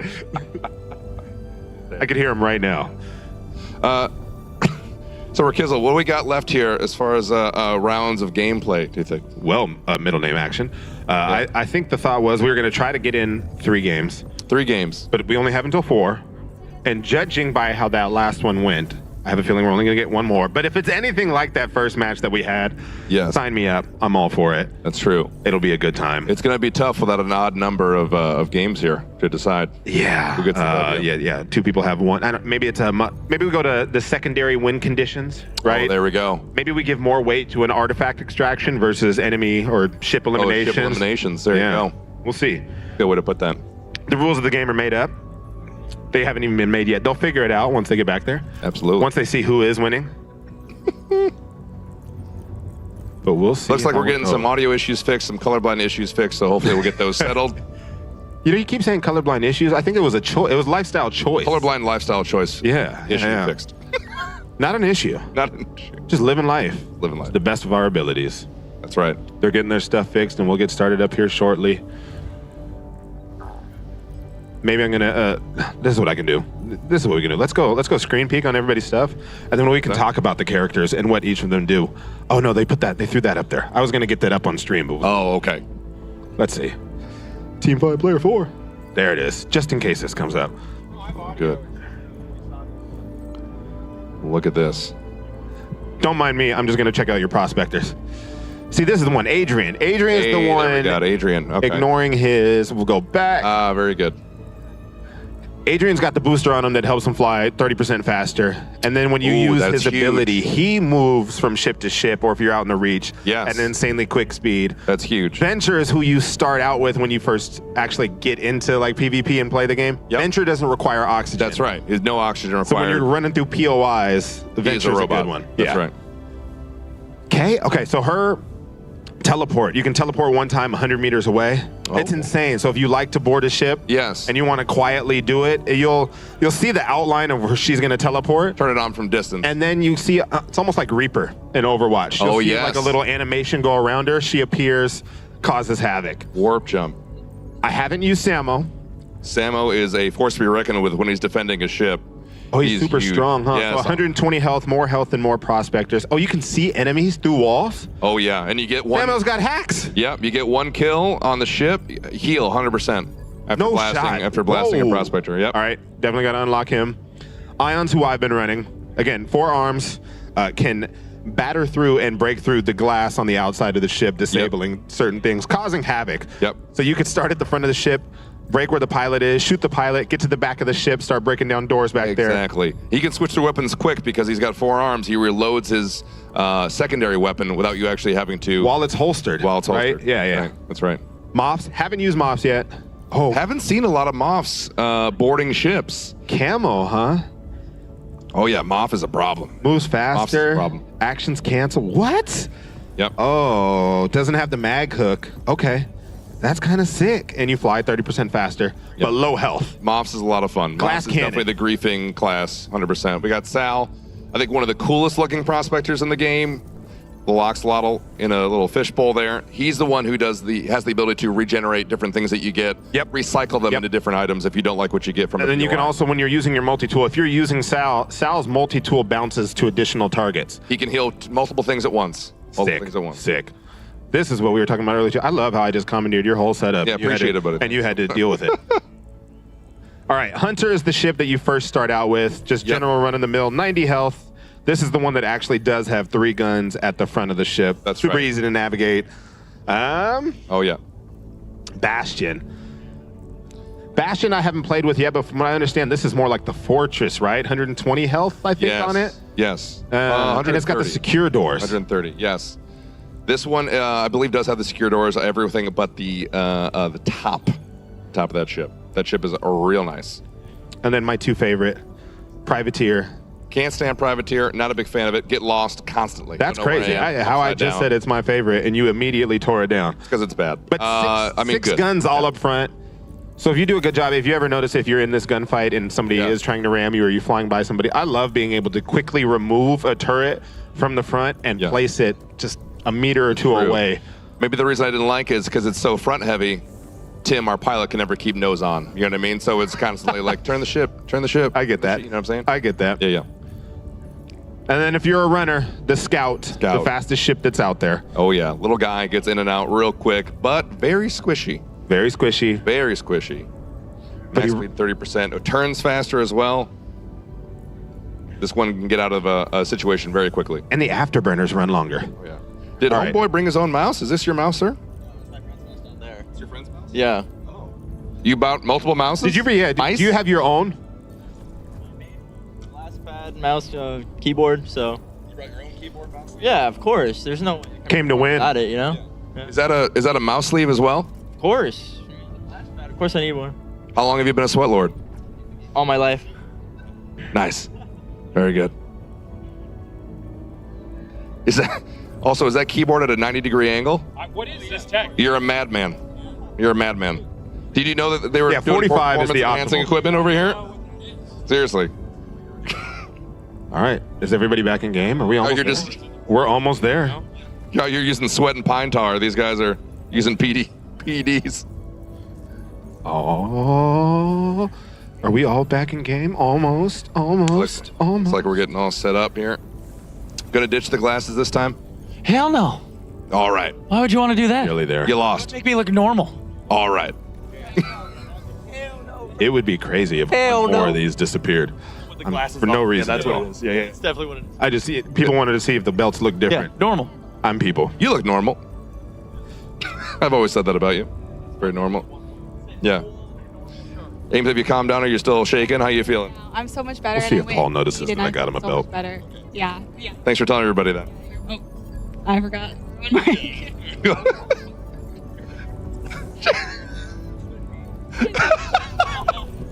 She went pee. Went pee pee. How you feeling this time, Smash? That will live forever in my head as peak gaming moment. That was incredible. Everybody on the team just pulled some clutch maneuver there at the end, and it was insane. Like just getting the ship pointed right at the wild gate, Ames grabbing the artifact, Pool repairing the ship. We were down to like 1% health. It was absolutely insane. Like there was so much that happened right at the end, and I cannot believe we won. Do you feel like anyone on the team could have done more? Pool. Yeah, absolutely.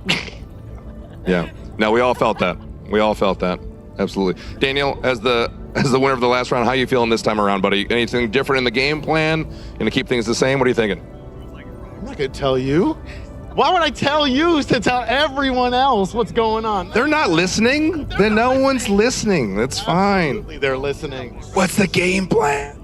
To win. Okay. How you guys feeling this time around, right? Got the matching shirts on. How you feeling? A little bit better, yeah. Okay. Anything different you're going to try this time? No, keep it the same. Keep it the same? Win. You're going to win this time? Yeah, try to win this time. Try to win this time. Okay.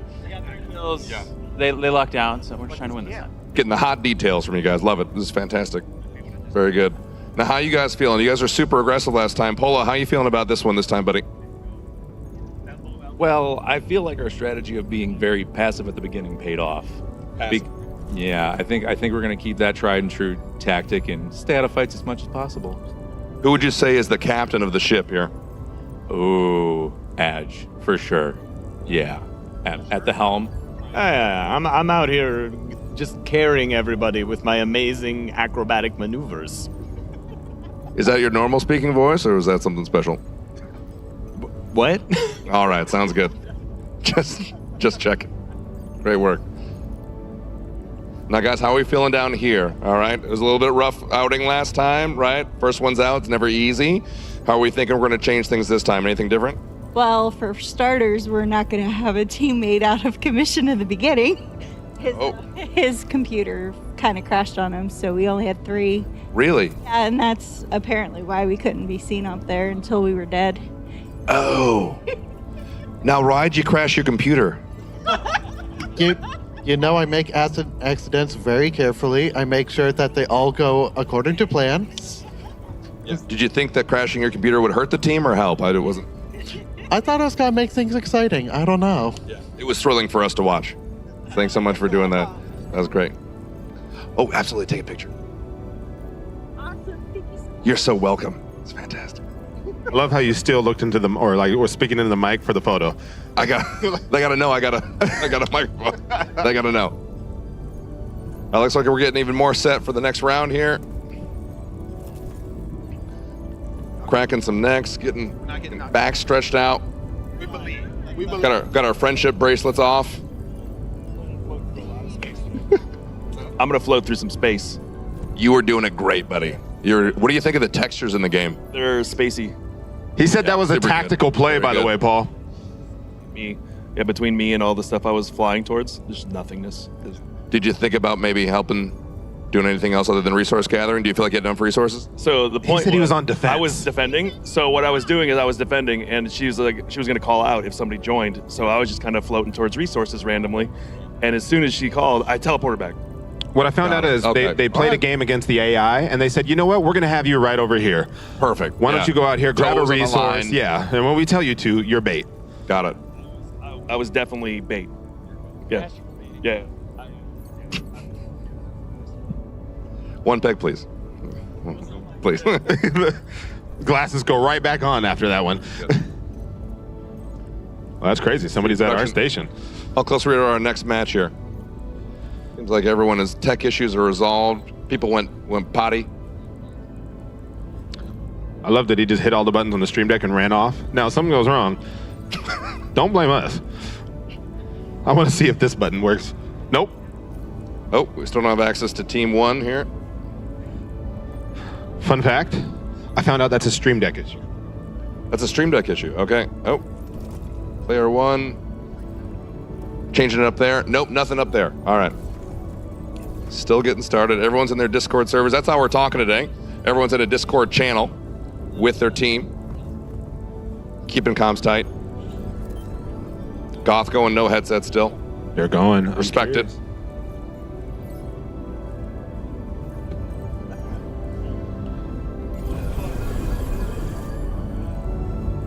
Thanks for hanging out with us, everybody, while we go through these tech setups and issues and whatnot. I see a moth. I see 2 moths. Oh, More we're gonna get moths. some It's the moths. red eyes for me. Very exciting. A bunch of ions.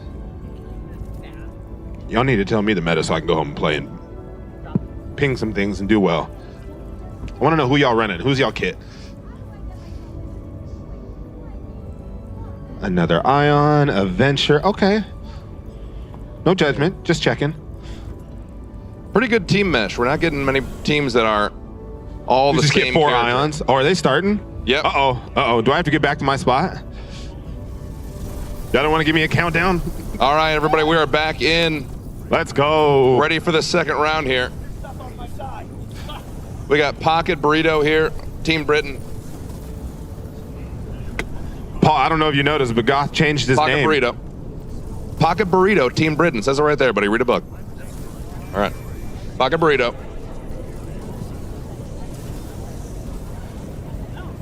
We're going to find out. If we just win, do we win? If we just win, Everybody's getting used to their kit. Well, if you win, you until win. they blast but out if you into the don't win, breach. you lose. But is it like a win-win? Like a winny win-win-win? We're going to find out. It's 2 out of 3. All right, we'll see you guys in a minute. All right, looks like everyone's getting the lay of the land here, seeing what we got. We're at the Lucky Docks where everyone's friends. Then we'll be released into the hunt for the artifact.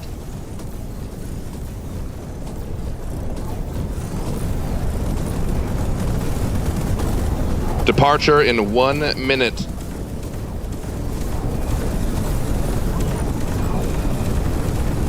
See what other ship names that we got here. Oh, we got new hazards. Cosmic Storm, Leech Swarms. Leech Swarms are fun, Ricari, because you're going to have to get those off the ship. Shoot those off the ship or they'll bleed damage off your ship. Is that a character bit or is that a equipment bit? What's that, buddy? That is an effect of the rift. Leeches attached to the ship suckle all the energy off of it.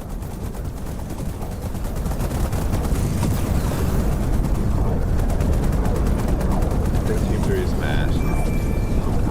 We got easy loot this time around. Rogue turrets and healing artifacts. So if you get the artifact early, you will start healing early. So we might see more of a rush for the artifact this time.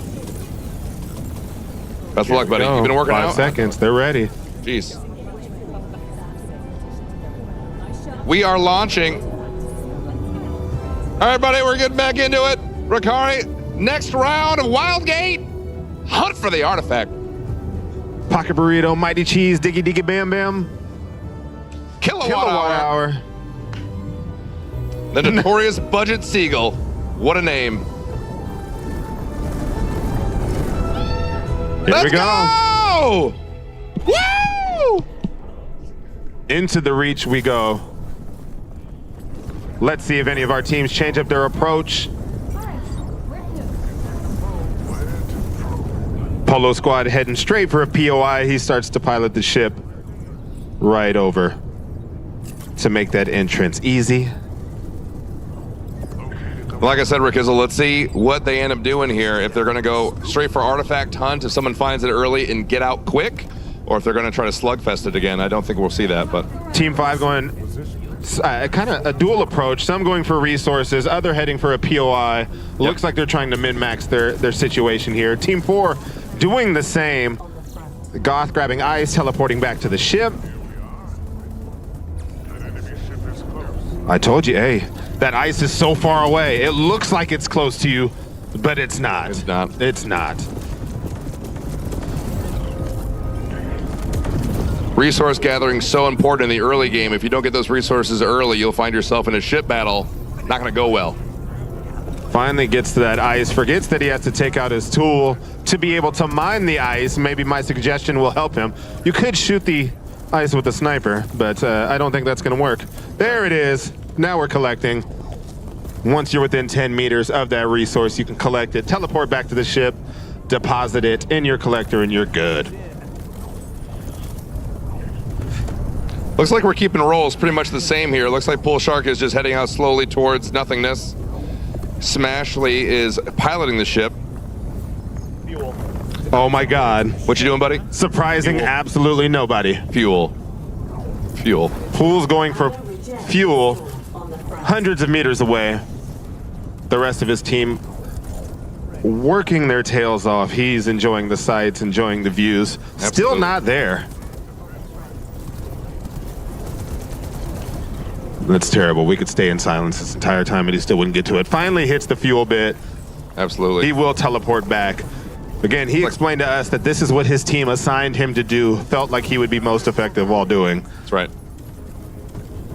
His team is collecting weapons and resources. He is flying to fuel rocks. That's right.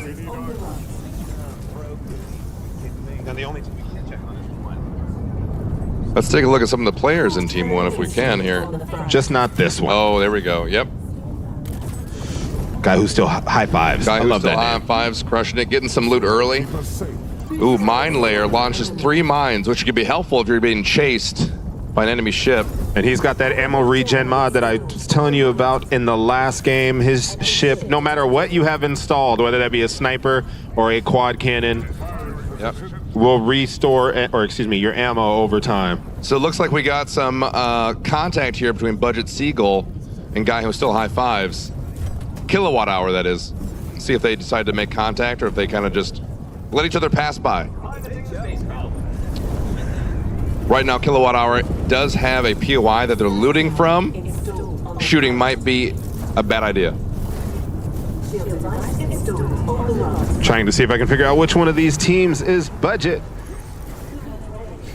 I'm willing to bet it's 2. No. Yeah, Team 2 is Budget Seagull. Team 2, Budget Seagull. So it looked like Team 1 and Team 2 about to... Yep, there's Team 2, Budget Seagull. Shield device installed on the right. See, that's my problem. Is I see the ship from even that far away, and I'm like, get out of my quadrant. Exactly. Phew. One little pot shot, just to let you know that I see you. I'd like to let them know. I like to let them know. You break a shield, you know what? That's a bonus. Break a shield, they stop doing what they're doing. They come to focus on you or they run. Absolutely One of the right. Now we obviously don't have the artifact here. Looks like we're at about... Hard to tell. I think we have to hit the map to see where we're at for artifact spawn and a wild gate spawn. Ship ammo low. Budget Seagull looks like they're flying away from any would-be action, so we're not going to see a fight still yet in the early game. Everybody's sort of on the same pace. Everybody's grabbing their ice. They are grabbing their fuel as quickly as possible. It looks like they're prepping to move around the map with reckless abandon, but not ready to take on any fights just yet. Our reigning winners from last Ammo round. regen is OP. Everyone's got a job right now. So we've got Smashley as pilot. We got 2 people doing resources. Daniel the Demon's doing defense, scoping out other people. They have shields down as well. That's why the shield looks like that, because it's down. They get the speed bonus for that.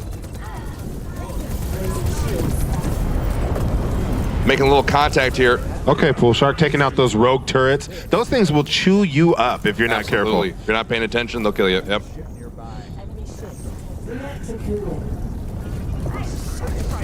Doesn't look like anybody's found a vault key yet. Doesn't look like anybody's found the monolith. So no artifact in play. No artifact yet. I was gonna say, is that the wild gate? But I don't think so. Any one of these locations could lead you to it. You could find the artifact in the first couple minutes of the game and decide what you want to do with it. Take it for the bonus or leave it and act like you don't see it. But yeah, or you just say, I know where it's at. Yeah, come back and get it later. Let's go scout a few things and then... Exactly. And then you automatically know if somebody else grabs it, you're like, well, I know right where they're at. They can't be far. They can't be, exactly.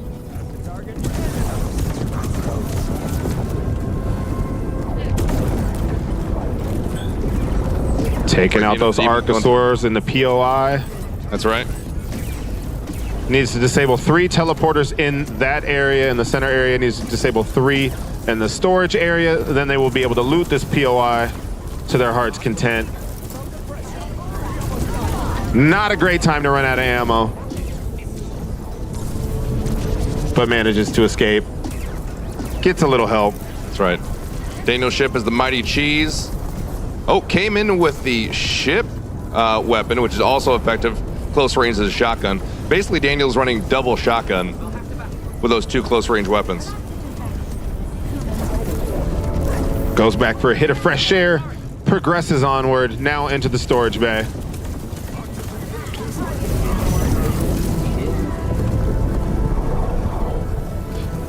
Here we go. It's our original team here. First to be eliminated. Team first to be eliminated. Team first eliminated. But not this game. Not this time. Not this game. They figured things out. They're repairing their ship, but it looks like Budget Seagull Team 2 is on their tail. Oh no, they're on Budget Seagull's tail. That's right. They're chasing down. They're ready for the fight. Budget Seagull appears to already have a sniper turret returning fire, but those shields are down for Budget Seagull. Oh, Did I just see a kill? In mid-space. With just Nicely regular done. common cannons. Now you could chase them down. Nothing quite as satisfying as that. You are getting sniped. The other weapon up front there seemed to be a scatter cannon. Fierce Angel piloting the ship, hopefully getting comms from her team on where to go and what to go to next as they're taking fire here.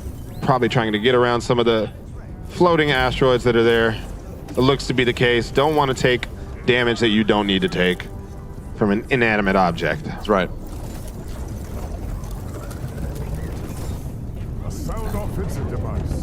Oh, so y'all heard me say ammo regen. Look, at Team 5, ammo regen goes crazy. I told y'all. That's right.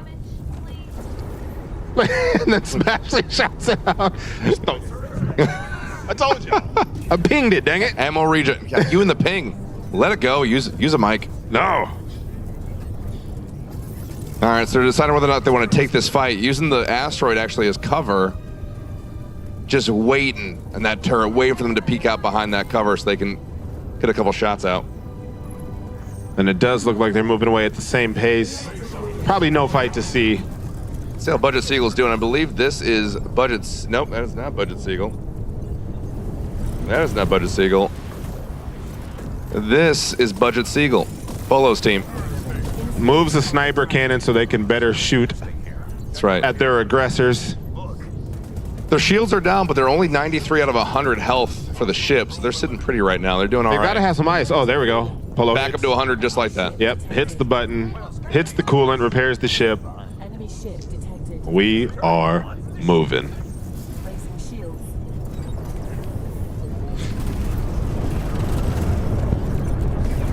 Goth is on the probe, scanning as much as possible. That's right. Letting his team know what's around. I got a feeling we're going to see things really pop off as soon as that artifact gets found. Wild Gate opens. It's interesting to see that Budget Seagull, Polo and Budget Seagull have started to take the aggression back to the Mighty Cheese. They're going to knock them out first. That's their goal. That's right. They said, you're not going to shoot at us. No. Through 3 quadrants of this sector. And it looks like they're going for it. They might just be going for the ship kill. Yeah. They seem to have them dead to rights here. They're not moving. They have not switched shields off to avoid these projectiles. They're keeping the shields on. And that concentrated sniper fire still doing absolute damage to the Mighty Cheese's helm. Right. Which means that somebody's going to have to be there repairing so they don't knock out the pilot. Hopefully it's not the pilot that has to do that because they have things that they need to focus on. That's right. But you know, this view doesn't look too bad. Not sure what Mighty Cheese's game plan here is. That's still Budget Seagull. There we go. There's Mighty Cheese. They're 73 of 100 and dropping. Looks like Daniel the Demon is trying the old catch the bullets with my face adage, which doesn't necessarily work great in this. And this is a switch up from last round. Daniel the Demon was not the pilot. That was Smashley. So they seem to have switched up roles here a bit, unless they're switching right now. Looks like Smashley might be heading up. That is nuts. There's Smash. Yep, taking over the controls of the ship. She said, this is my ship, Daniel. Get the hell out of here. This is how you fly it. It worked for him last game. Yep. Figure you just keep everything the same, right? No adjustments needed. That's right. No adjustments necessary. Not sure if Daniel even has his license. I'm not sure he needs to be driving a ship. It's a space license. You don't need it. Space license. It's a Frontier. Space license.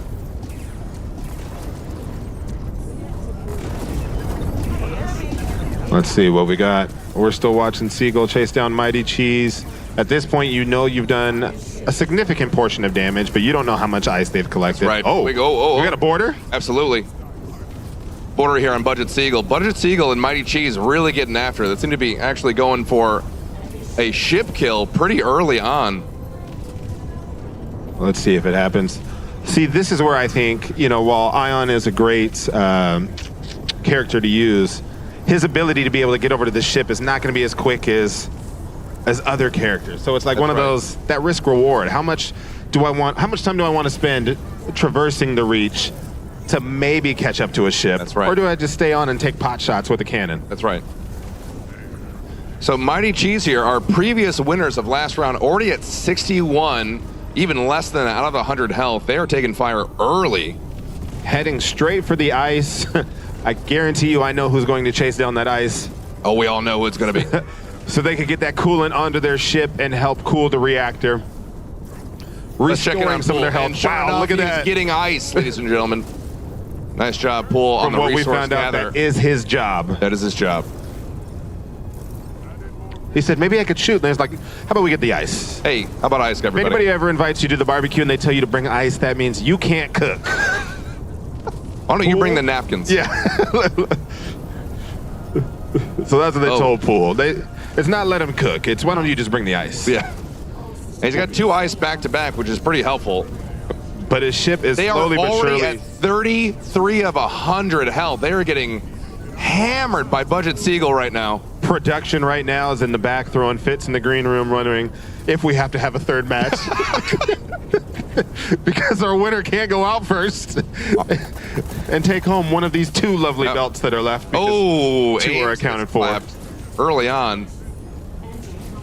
Now, see, this would have been a fight you might have disengaged early there. 20 out of 100. Just getting hammered right now. And in talking to Smashley between matches, their original plan was to stay low and the fog stay out of sight. That's right. And I guarantee you that right now they're desperately looking for a way to just hide. Oh, absolutely. To breathe. But it's probably not going to happen unless you get on the other side of this. 11, 9. Somebody hit the coolant. Someone hit the button on Mighty Cheese. We might have our first elimination here be our 7, previous champions. 5. Can they stay? Can they use there's this the coolant. asteroid? There's the coolant. As There's the line the of sight. asteroid. Now, Going if for the they kill, can... they're hitting the edge of the map. They're going to take some damage here for that. Uh-oh. Looks like they're getting boarded. Aim's out here doing work. Boarding Mighty Cheese. Is that enough to do it? Smash calmly piloting them out of the situation. 14 out of 100. This looks like a full retreat here. A little worse for wear, waiting on that cooldown. 24. Budget Seagull is directly beneath the Mighty Cheese. Got to use line of sight here. At this point, sending your boarders to cause as much chaos and disruption so this other ship gets off your tail That's is right. as paramount to your survival as anything else.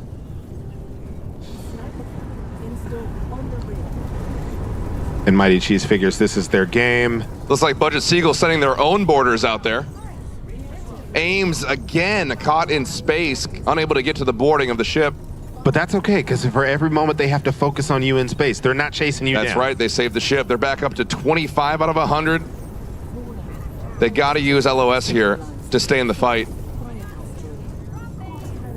Ames back alive. It sounds like they might have a Lot of boarder asteroids that's on their around. ship. Now at this point, I think you're like you said, you're out of that LOS. You're out of that line of sight. Do you just run? Do you use all 4 people to just run to the nearest ice, nearest fuel, use all the boosts that you can and get out? I mean, they have all the advantage here.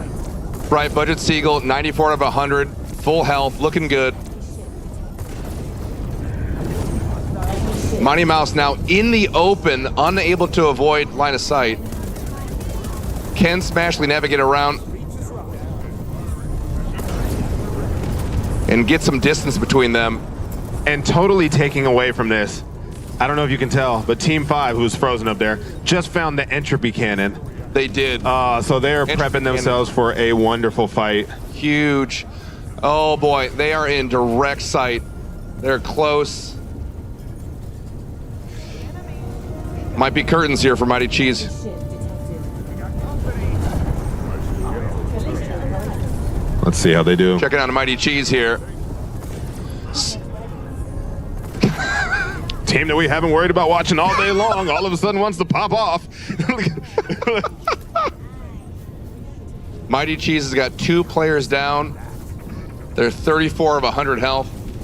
It's crazy to me that they got all the way down to the low teens. They got down to single digits, if I'm not mistaken. Oh, did they? They got down to 5 health. And they are still floating around, 30. yeah. Ames They are doing cannot well. get close to that ship. She cannot board. But she's causing enough issues where they're healing up. Again, Daniel on that cooldown. 37, 35. Oh, but they're back. taking shots. They're going to have to find a way to evade this other ship and fast, or else it's going to be curtains. Curtains for... Let's see, Amy's going to try again here to board the ship. See if we can find her. There she is. Can she make it onto Budget Seagull? Cause some damage. Oh, they didn't see her. Sees somebody heading towards her own ship. Running on an asteroid. I haven't seen that. Got to be honest with you. She's making her way towards that helm. She's close. If she can get in there and mess with that pilot, that'll be huge for her. Especially knowing that she saw one boarder already take off. She's not going to have to deal with everybody there. Budget Seagull does not see her coming. Goes through the glass, getting those grenades on there. Break the glass. Gets rid of the pilot. Takes the helm of the worked ship. for you last time. Oh, but loses her ship. Oh, Too little, too late. Mighty Cheese is out of it. But Ames can still cause some trouble. She is causing damage. She just can't respawn. It won't and that be will do enough. it for Ames. Team Mighty Cheese is eliminated. Nice work from Team Mighty Cheese to try to stay alive that whole time. And a gasp of air from the green room. An exasperated gasp. What do we do now? And the first to win is the first eliminated, second round. Yeah. Wildgate giveth, Wildgate taketh away. This is the Budget Seagull. Pillaging Victorious. the remains of the Mighty Cheese. Grabbing their core and any weapons that they may have on there. But I think Team 5 has a... Oh, they have a probe. So Team 5 is close enough Let's see Team to the 5 Budget here. Seagull. And it's their 4th player. Oh, yeah. Who's just giving his team all the comms that he possibly can to say, maybe this is where we head. Maybe we catch him. That's right. We catch him in the mid-loop. Bob, our resident sweat lord here. Fully geared up. Keyboard in almost a 180-degree position. Yeah, 90-degree keyboard. Yeah. 10 FOV camera.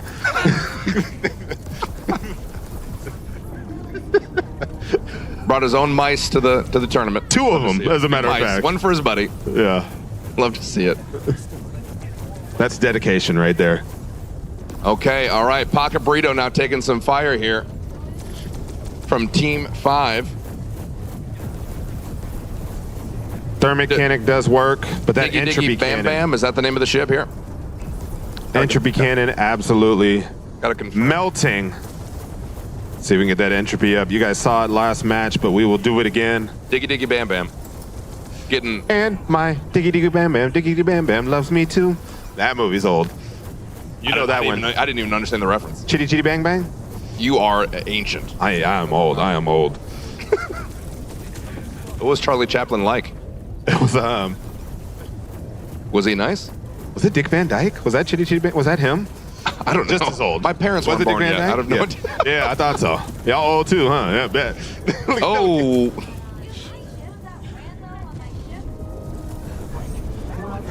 Wildgate. Wildgate is open. The Wildgate is open. I do not believe anyone has the artifact on the ship yet. Let's see what we got. Our Wildgate is open. Pocket Burrito is a wild name for a ship. I'm just gonna throw that out there.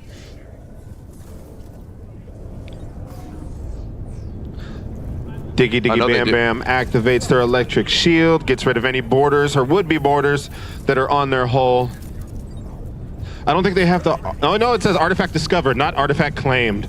It's true. So they know where the artifact is, but nobody has it on their ship yet. Yes, the monolith has been discovered. Kind of surprising no one has actually found it yet. Well, it looks like, as we quickly saw the map there, they know where it is, but I don't think anybody's made their way through the monolith to go get it.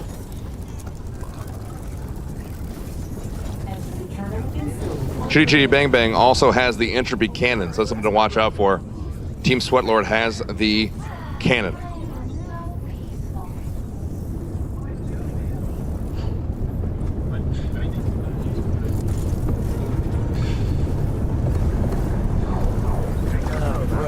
Budget Seagull looks like they're making their way towards the artifact. Yep, everyone's got eyes on that artifact. They're heading straight for it.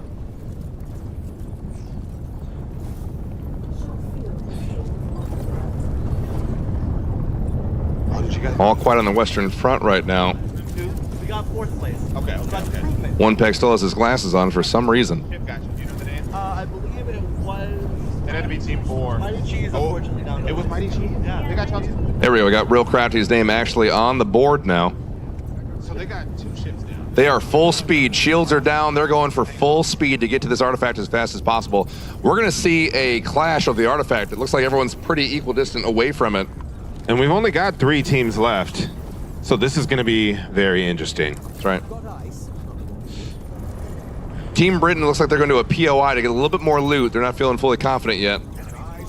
What you can do as well is you can drop someone off at a POI, have them clear it, and bring back the most important item, teleport back to the ship with it. When you do get to a POI, it will tell you how difficult it is. That's some right. Are very easy. Oh, we some got are actually very difficult.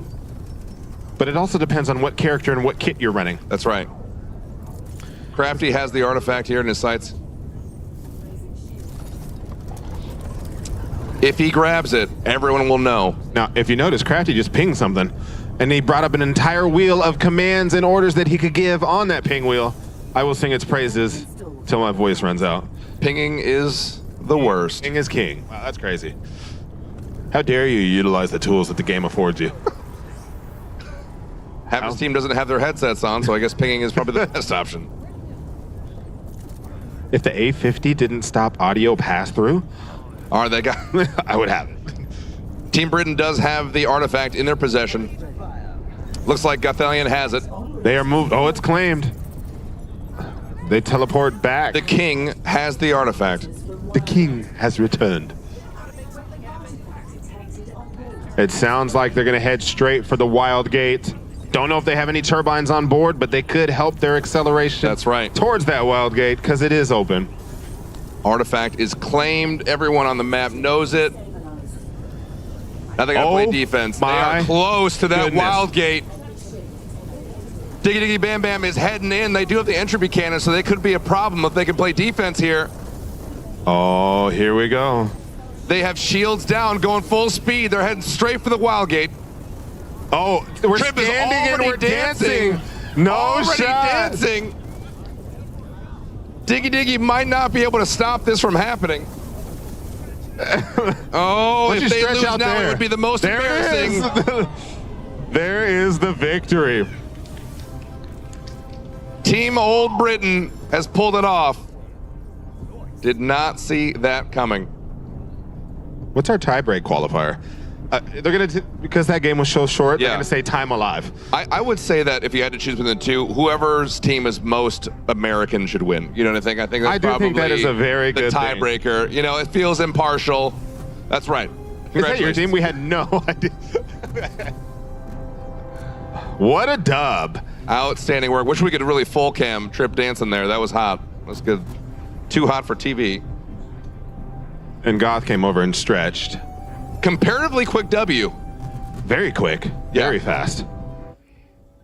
You know what? That was staged. Because I said we had to end at 4, and it's 4:04. They did that on purpose. That's right. That's collusion amongst Ricari, the 5 teams. I hate to say I called it, but I called it. I was like, as soon as that artifact is going to be found, they're getting head for that wild gate. No more slugfest. Sure enough, and they got that artifact. Boom. Like, out of there. See how quick, or not how quick, how close the artifact was to the wild gate. That's right. It's also it was very close to the wild gate. Because when you go home and play, you're going to find some times where you grab an artifact and you're at like A1, and the exit's going to be all the way in Z26 or something ridiculous, and you have to make your way across the entire reach. That's right.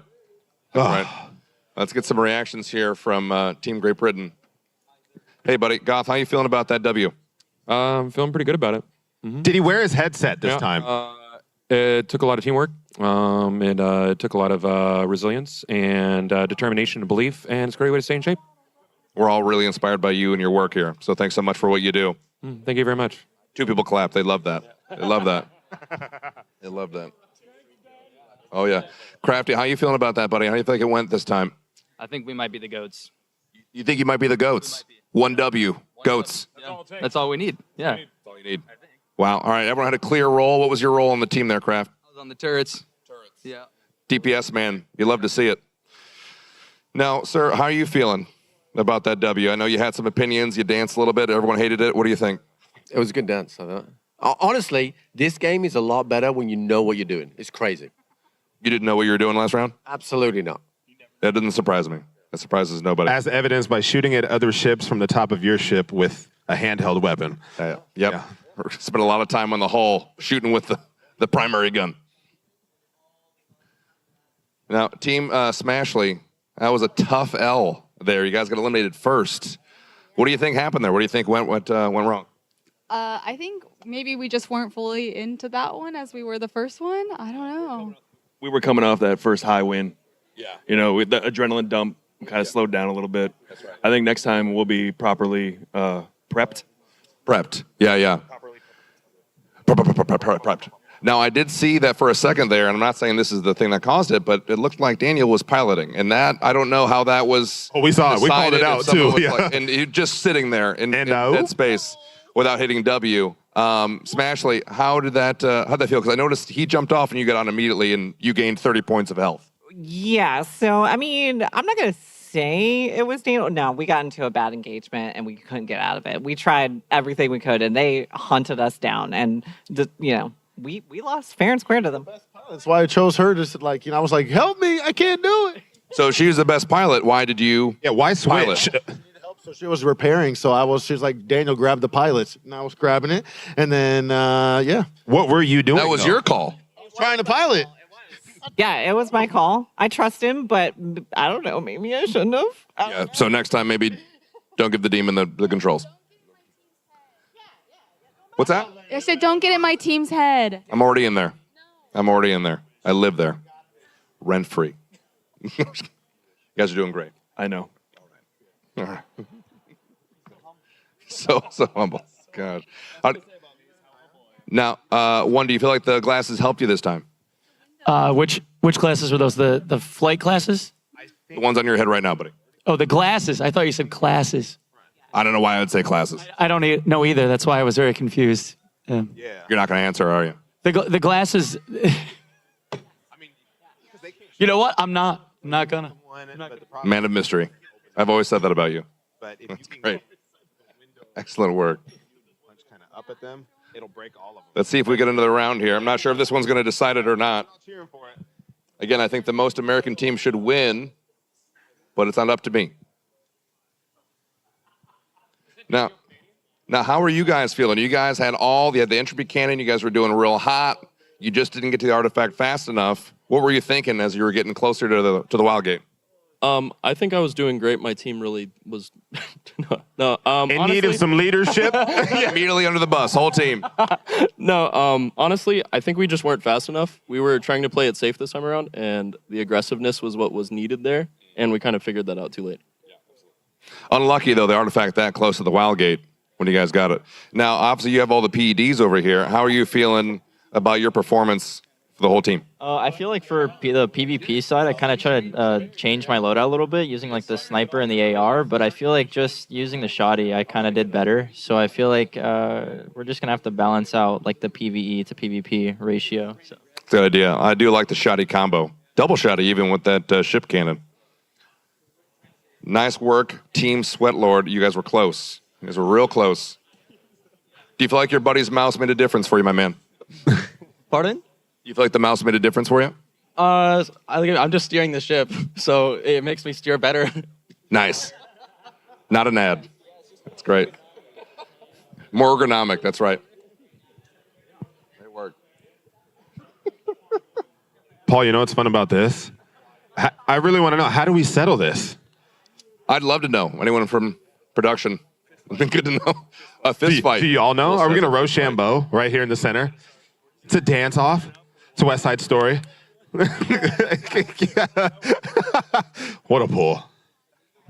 I haven't made a pool from something post-1985 this entire time. Says a lot about me. So, team first out last time. You guys had a little bit more play time this time. How do you feel like things went this time as opposed to last time? Did you crash your computer this time? Nope, your computer stayed happy and healthy this whole time. That was great. That's fantastic. That's what happens when you have a good computer. You just do better and better. When you're able to play on the computer, you do better on the computer. That makes sense. Absolutely. Yeah. How are you feeling it went? I'm actually feeling pretty good about it. We have a really good team, communicate well, and I'm looking forward to the next match. Do you think if you had a third round, because the first one was kind of a mulligan, that you'd be able to get it together here? Well, I think in the last match, had we not been boarded so much, we could have taken out one peg in his team. Really? Really? You think you could have taken down one peg in the whole team? Had he not boarded us the way they did, yeah. Son of a gun. I like it. All right, I like the confidence. Hopefully we get a third match and you guys can prove it.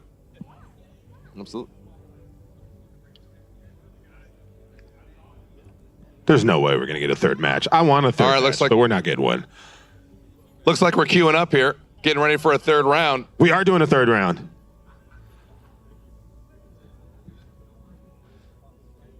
Oh, they are queuing up. We do get a third round. Now, question. Yes, Rick Izzle, what's going on? Team 1, Team 2, Team 5. Yep. If they win, yeah, we will have 3 teams with 1 win. That's right.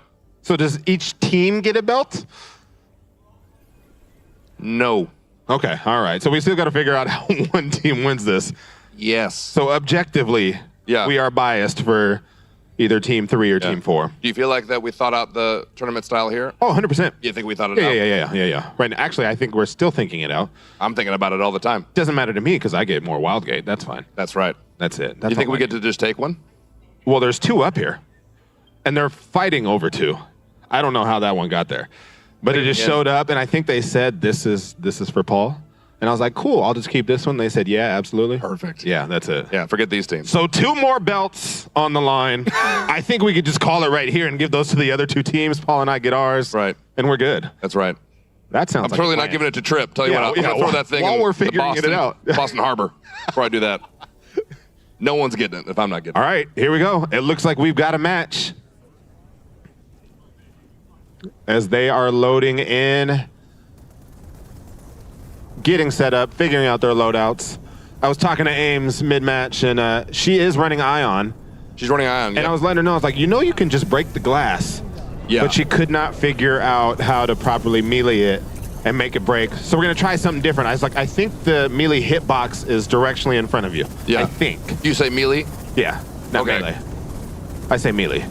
You're finding more reasons not to like me. I get it. Yeah. I You see. say data too instead of data? No, data. You say croissant? No, I'm German, not French. Just trying to figure you out, buddy. All right, That's I get it. All right. That's cool. Want to know what I'm Cool. dealing with? There's a lot of judgment coming from the left-hand side over here from middle name action. I don't like it. I don't like it one bit, all right? Melee. Here we go. Melee. And they said it in Super Smash. Melee. And? Oh, my God. GIF or GIF? GIF. Okay, just not peanut butter. Just making sure. What? You're ridiculous. You say just like peanut butter? It's not like peanut butter. Oh, okay. Come on. We're about to take it back to 3rd grade here for a sec.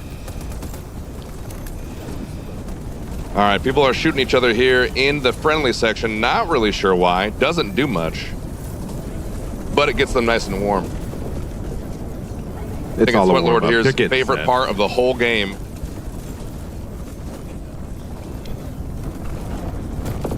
Here we go. Trip over here saying no mistakes to his team. We'll see how that plays out. Runs a tight ship over here. Tight ship. Ames is texting, very unserious. What?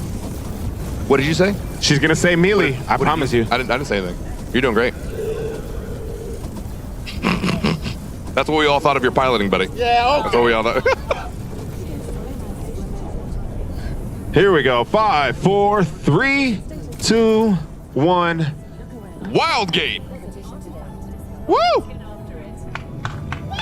Let's go.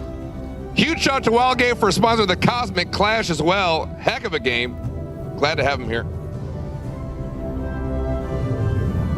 Budget Seagull 2. Budget Seagull 2. This is the remix. The notorious Budget Seagull. Oh, come on, guys. Yeah. It's gonna be impossible to know who's who. Yeah, which one of you is which? Is everyone a seagull? Stupid. Y'all can't all be Budget Seagulls now. Do you know who's who? Yeah, Team 2. Look, I got it right here. Team 2, the OG Budget Seagull, not the notorious Budget Seagull. Let's see what we get. Team 3 here is Budget Seagull 2. Because that makes things easy on us. Thank you, Smashley and company. Team 4. If I could see Just theirs. being told that our tiebreakers for this are wins, ship kills. I told you it was gonna be. and what's third? Placements. And placement. Not necessarily in that order. Okay. Wins, ship kills, and placement are going to determine if we have a third winner here that is not one of the previous two. That's how we're decided. So we have some other stats here to consider. I vote for chaos. I want a tie. So I am desperately. That's right. Rooting for LFG. That's when we throw a broken pool stick in the middle and yeah, whoever comes out on top does.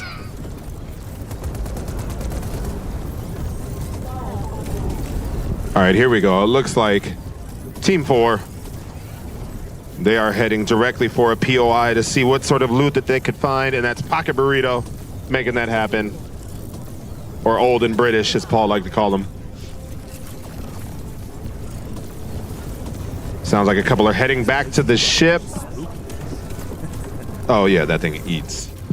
So the early game here, again, you're trying to loot up, you're trying to assess the situation, see where other ships are. You're deciding early if you want to go ahead and clap some foreign cheek there if you see another ship out in the distance. If you want to go after them, if you want to hang back and loot up.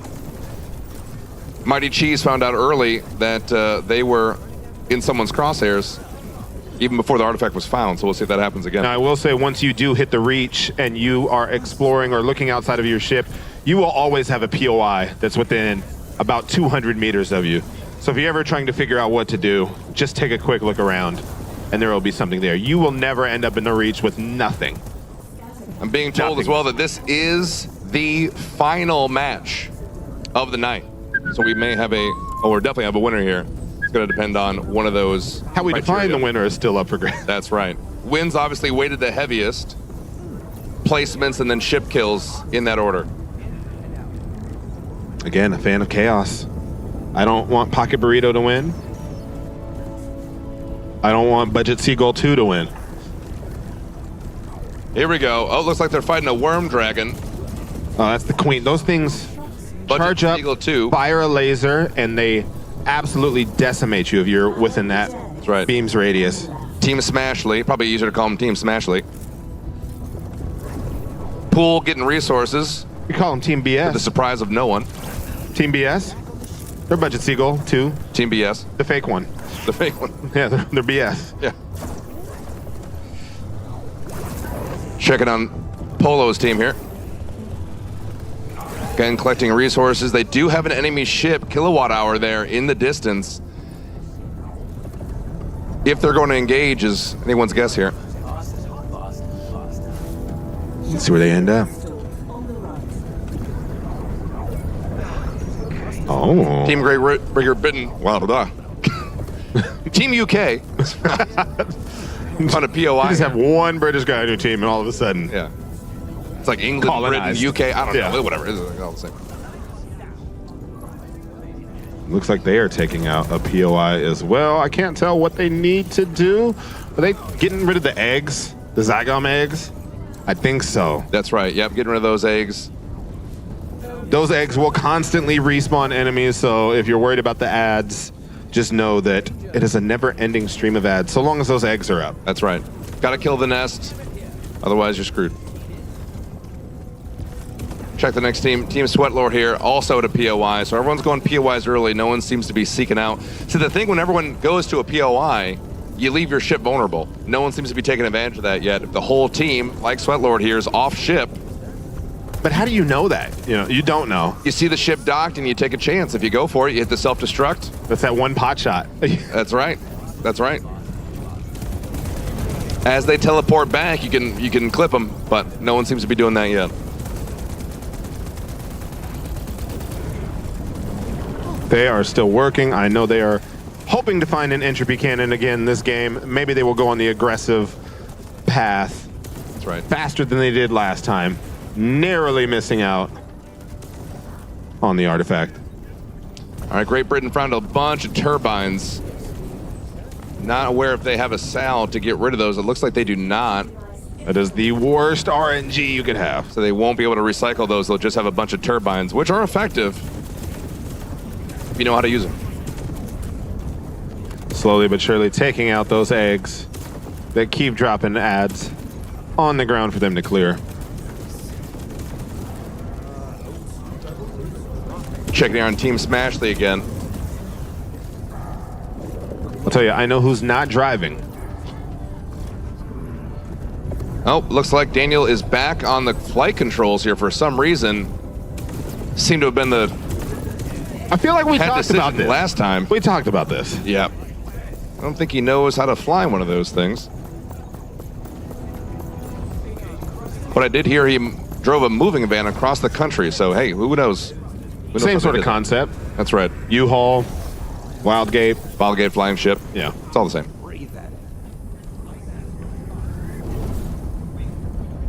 Team Great Britain here. Oh, here we go. If we go to Team 5, they're going to have a fun time. Team 5, let's see what we got here. They board an enemy ship. They got the warning. Sweatlord is popping off. Snipe. Hit Overloads the reactor. Button. Let's see. Gets killed in there. Did get killed, but he did cause some chaos there. That was a hell of a snipe. That was a great snipe. From inside the ship. Never would I think to use a sniper inside the ship. Inside a ship, that's right. I would ping. When you're a Lord of Sweat, that's what you think of. It's also because I haven't unlocked the sniper yet. Oh yeah, see if we can find... Skill issue. Yes, skill issue. Polo's team over there. Heading for another POI. Doesn't seem like anybody's found a vault key yet. That's right. Got the loot. Oh, excellent gun there. That's a scatter turret. That storm barrier is not too bad too, especially if another ship's evading you. You can fly through the storm. That's right. Get out while they would take damage while chasing you. They could still chase you. They would just take damage. Team Polo did get the ship modification that allows them to go through those nebulas, those fire nebulas without taking damage to the fire shield. Yep.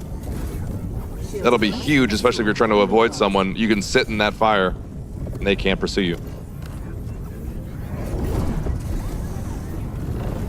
Looks like we're doing pretty well with the ice. Looks like we're doing pretty well with the fuel, but of course those resources deplete once a fight starts, and they deplete fast. But they are still collecting as much as they possibly can.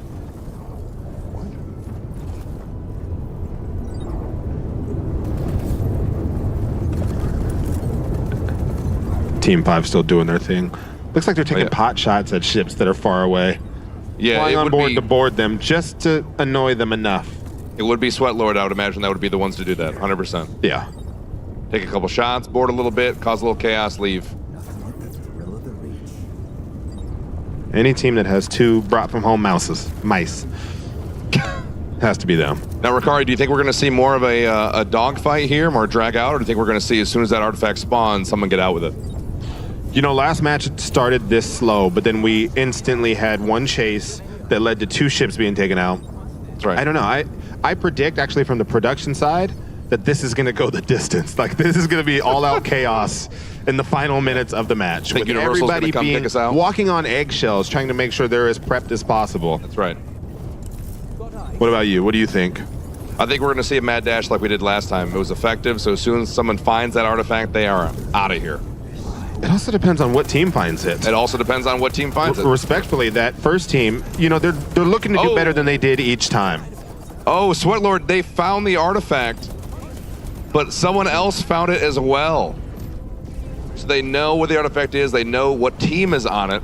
That's Pocket Burrito. That's Team British. That's right. Artifact is officially found. Let's see if we can find Team British here. Artifact is discovered. Here we go. Pocket Burrito is Trip doing their does best have the artifact. to get into that Not monolith. too dissimilar from how he would handle artifacts in IRL. Taking them, just put them in a museum somewhere. I believe it's called Reclaim. That's called Reclaim. They weren't using it. Yeah. They were lost, as a matter of fact. Exactly. They're hey, look at these lost artifacts. What am I going to do? Just leave it in the dirt? That's right. We should open a museum about this. It'd be great if Team British could find it. Hey, that's ours. I made this. Just slap a little sticker on it with your name. I did this. It's not their fault they didn't have a flag up. You gotta have a flag. Everyone knows that.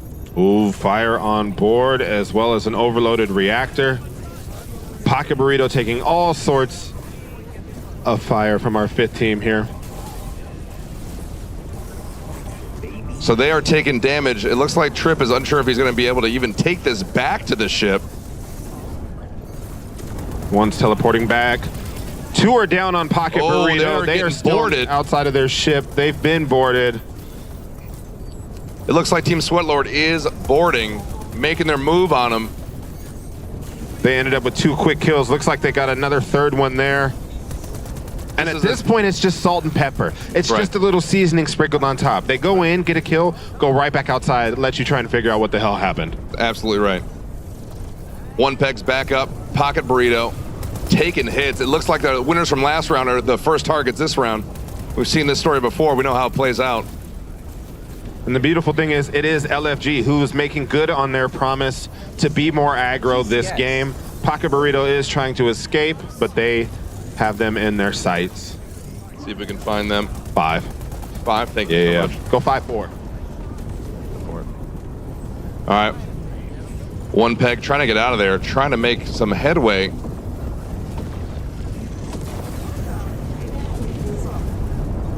They are pushing Pocket Burrito. Look at that. He's got the jetpack character. He's moving. Oh. Can he get him in mid-space? Whoa. I need to check that guy's mouse. Another one out in mid-space. Can he get the snipe on him? Sounds like Pocket Burrito wants to get out of this as quickly as possible. They are in trouble. They are being pushed from all angles. Ship, borders. They are struggling. We got Cat here doing some damage to the ship. And it looks like Pocket Burrito does a good job There he of overloading nice kill. LFG's ship. Trip goes down. He's upset. Another Goth goes down. Team Great Britain is feeling it. Oh, missed with that first shotgun blast. Does get that intruder out of here. Does well.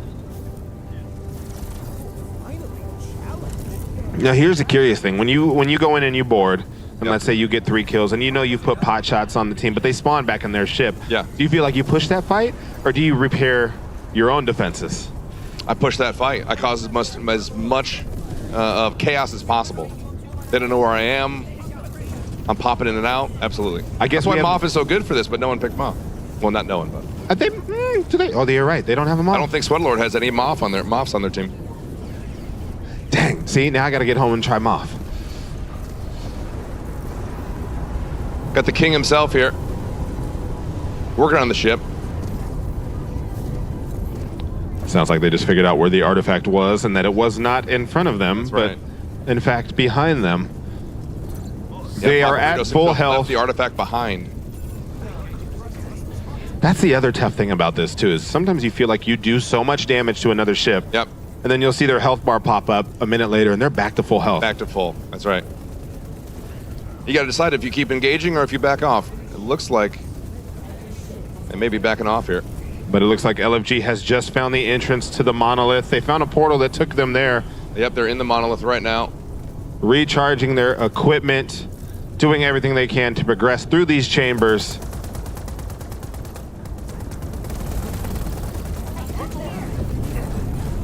And you know what? You know what's a fun one? Imagine picking up the artifact, dropping it, running through, not even carrying it through at that point. Yep. But just sprinting all the way through, clearing all the ads that you can, and then moving it. I wonder if that would work, or if they continually spawn. Or if they don't spawn until you move the artifact into that room. It's a good point. I've actually never tried that. All things I got to figure out. Look at you. Central chamber is cleared. Oh no, 1 of 2, excuse me. Or 2 of 4. Same math. Oh yeah. One more looks like. Clear this chamber. And I think these are waves that they have to do. I know that 4th one is going to be... The waves are tough, absolutely. That's when the mini boss is going to spawn.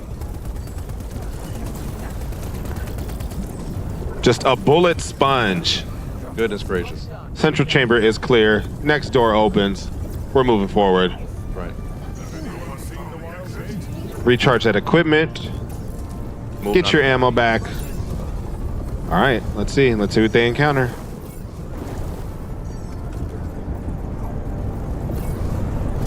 In that chamber. Oh, yeah. They are close to that artifact. Yeah, you're not going to like what spawns in here. Checking on Great Britain here, see how they're doing. I do like that, though. Getting all the way to the top of the map to be able to rain down above those shields. I wonder if anybody's going to see their ship outside the monolith entrance. Exactly. I think we might see King Italian's team here kind of play it safe, let them clear the monolith for them, and then attack them to get that artifact. Let them do all the dirty work.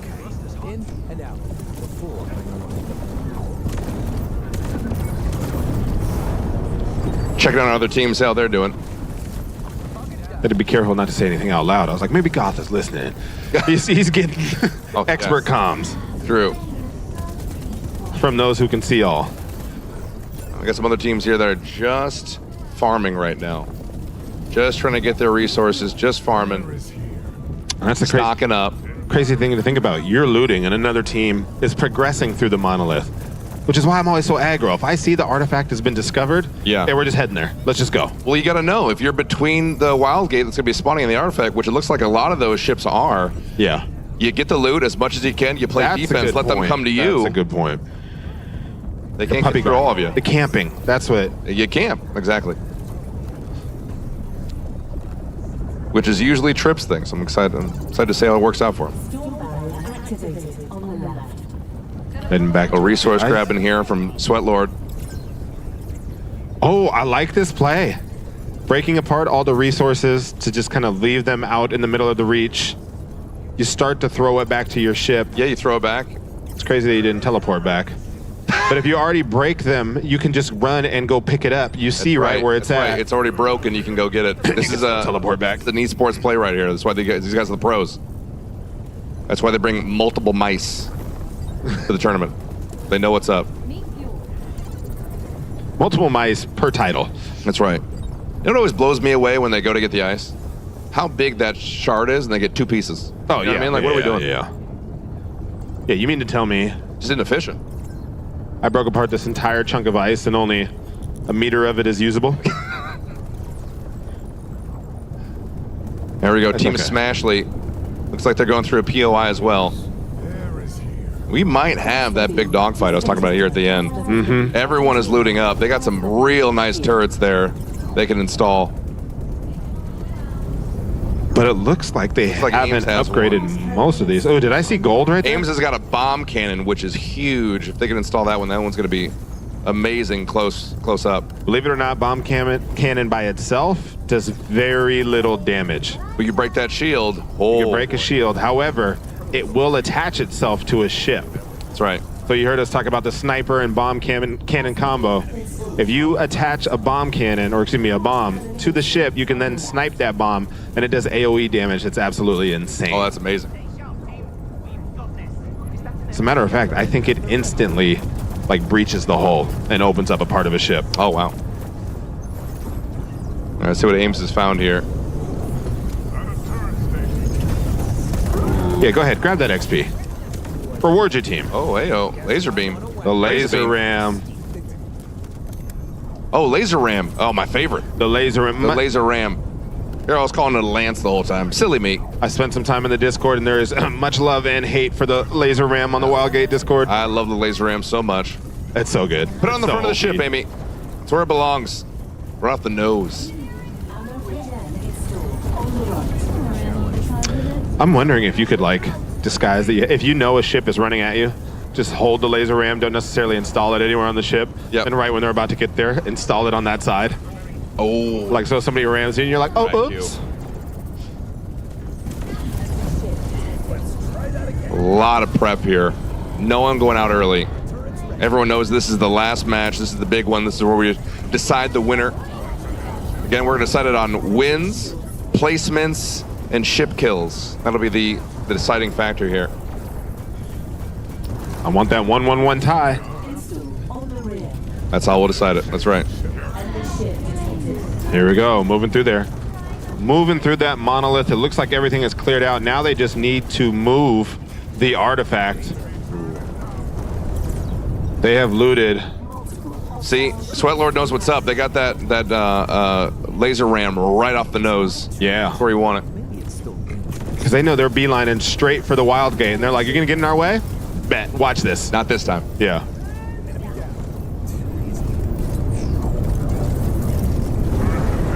Still haven't seen artifact claimed, or have we?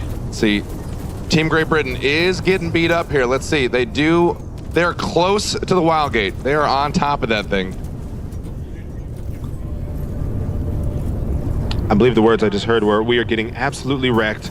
We got to get out of here. Yep, that is a quote. Cathalian quote. Just said that. Goth shouting that to his team, but unfortunately not into a mic. Don't know if they're getting the message.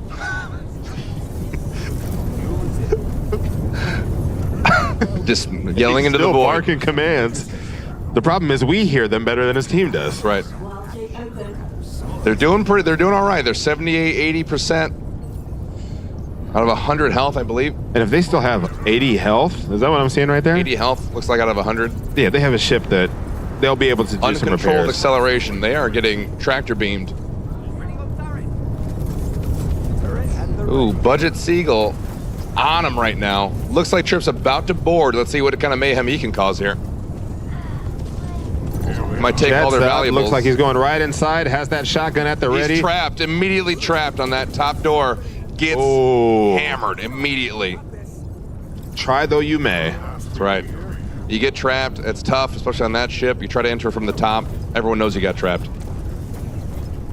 They knew. They said, we know right where he's at. Don't worry. We'll take care of our little pest problem. Back to your ship you go. Looked like Budget Seagull and Pocket Burrito. Pocket Burrito. Pocket Burrito's 4. Budget Seagull is 2. Let's see. The OG, the notorious Budget Seagull, I think. Yep. Oh, yep. There it is. Oh, they are 96 out of 100 health. They're doing real good. Team Great Britain's getting pounded right now. I think they're going to go for this kill.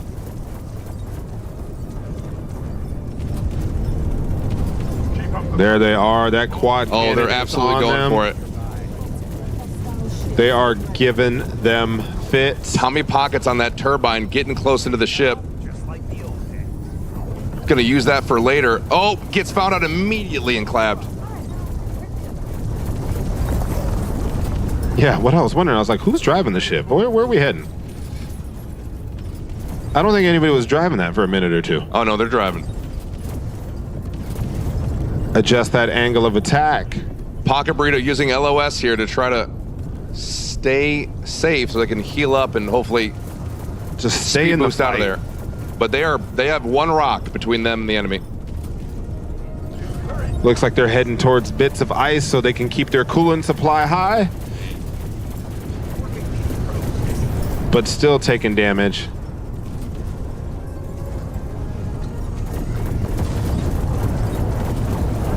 That scatter cannon is firing back, peppering their shields, but again, at distance, doesn't really do great. That's right. You know what we haven't seen? There's one weapon that does insane damage over distance. And I think it recommends that you fire at something that's over 100 meters away. Yeah, or over like 500 meters away. Yep. Haven't seen that in play. Right. Another factor we haven't really talked about is that if these teams do change their ships, locations for things are completely different. You can get turned around real quick, and that could be the difference between you winning a match or your ship blowing up if you don't know where the engines are. Yeah, oh yeah, absolutely. Can't Or where find your them. recharge station is, Right. or where you drop your resources, or where you activate your coolant. That's right. Yeah, that definitely hurt me the first few times I played. They are hurting. They're hurting real bad here. Oh, wrong team. 28 of 130. They're getting hammered. Trip trapped again. Refuses to learn a lesson. Does get a kill. Oh. Comes around the corner and gets clapped before he can hit self-destruct on their ship. Does get one kill. He may have bought them some time though to heal up.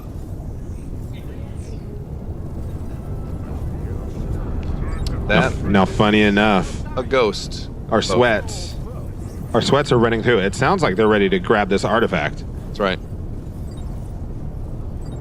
You see Gathalion there activating the early warning system. If someone enters the ship, they'll know. But while they're looking at that artifact, they're discussing the fact that all the ships are still alive. Yep. So they know. Maybe now's not the time. We've cleared everything out, but maybe now's not the time to progress Right. this. Check it out on Sweat Lord, see how they're doing.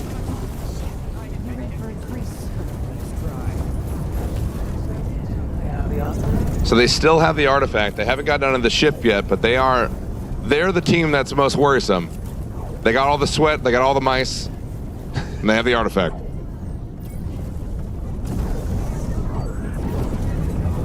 I just realized Goth's mic standing up much like this. So he is effectively communicating. He's figured out a workaround. So he's Yes. doing this. Ah, I see. Leaning towards the mic. Leaning Smart. towards. Smart.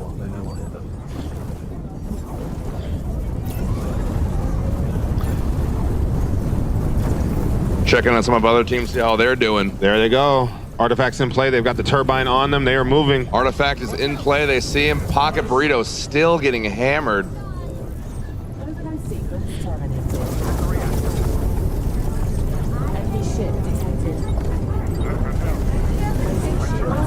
At this point in the match, it is Artifact amazing is to claimed. see everybody is still in this match. All Right. 5 ships. By this point, last match, we had already lost Mighty Cheese. That's right. Who has rebranded to Budget Seagulls 2, or right. BS. Yes. Team BS. Somehow Team Great Britain here is barely hanging on. They're just keeping enough health here to stay in the match.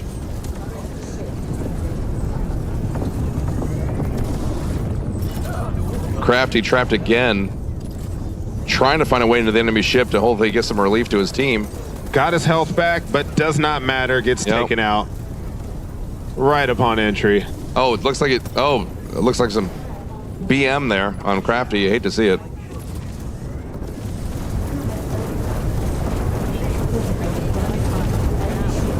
Goth desperately trying to repair his own ship. Oh, they yeah, are they're clinging going on down. to dear life. 24 of 130 on the health. Can they take Budget Seagull out of the fight to hopefully get some ice and regain some health?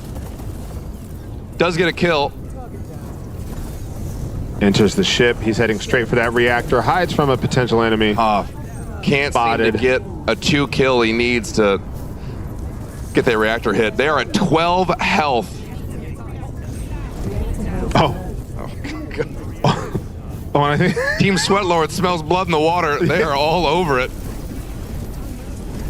words that we won't repeat on this broadcast, but they are vehemently pushing an enemy ship.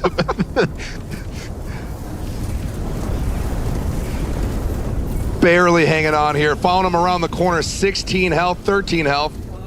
Single digits. The amount of traps. 5, 4 health. Holding on. Hits the button back up to 12. Crafty can't get anything going on the enemy ship. Let's see. That's Team 5. Sweats is 5, but they're in a different fight. They are in an entirely different fight. Oh, they got the reactor. Pocket Burrito is done. gone. Pocket Burrito is gone. Eliminated. Team Great Britain is no more. Oh, man. You hate to see it. Now, keep in mind that Pocket Burrito did have a win. That's right. They did have a win. They did have some kills in the previous match. So they are still in the running to win one of these 2 lovely belts. That's right. Y'all laugh. I'm not playing. There's 2 belts. There's 2. There's 4? There were 4. There's only 2 belts. There were 4. There's 2 belts. Look over there. That's the prize table. This is our table. That's right. Couldn't be clearer, Audrey. Couldn't be clearer. Open your eyes. If I keep repeating it, it'll come true. Ping. Here we go. Get Team Smashly still in it. Looks like they're in a fight with LFG. Which is our team of sweats. That's right. Now, I will say, the team whose Stream Deck button doesn't work, our first team, they ended the first game. That's right. Last place, 5th. They did. That one won't work. See if I can find them here. Yeah, 2, 3, and 4 will work. Just those 3. Oh, just these 3? Yeah. Okay, here we go. There we go. Oh, they're in a fight. Oh, they are about to get Budget Siegel out of it. Got some excellent driving here from Fierce Angel. No, this way. To the way. Right. Let's go. Oh, 12 health. 7. Oh, no. Just know that middle name action is on the sticks. And they knock out another ship. Uncontrolled acceleration.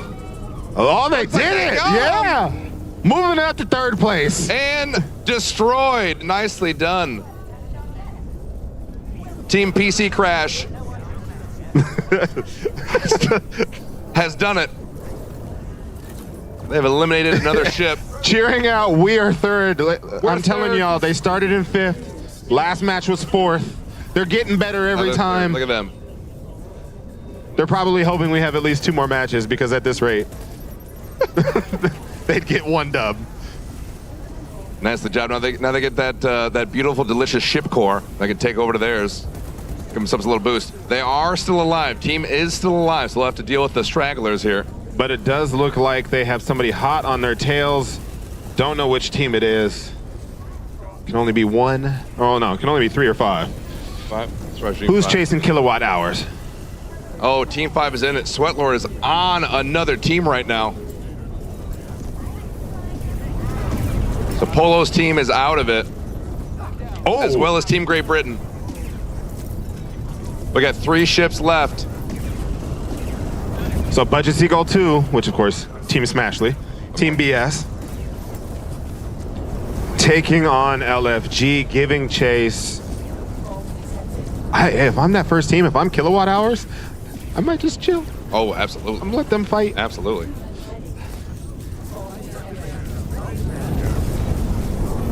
LFG, excellent communication over here. You guys can't hear it, but they are common like crazy. Give each other all the strats.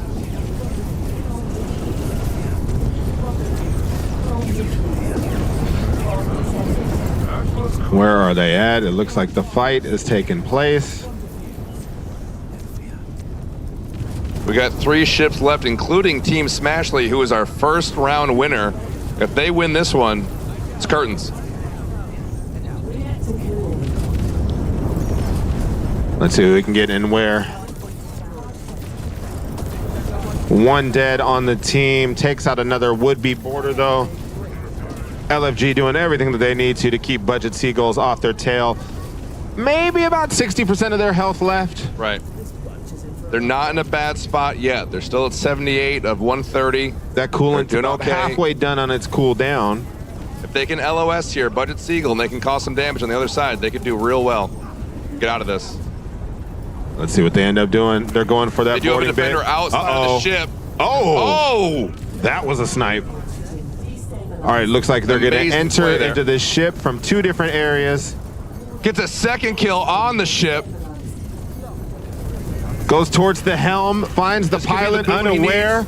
Kills Still the cell. unaware. Apparently that, I don't know why we would hit that.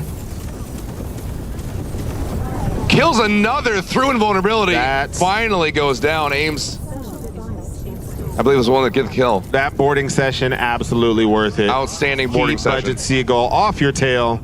Give yourself time to cool down your ship's reactor. Restore some health. I don't know that they took advantage of that, though. They're still pretty low health. I'm not sure they got any of that coolant back on their ship to heal it up. A little bit there.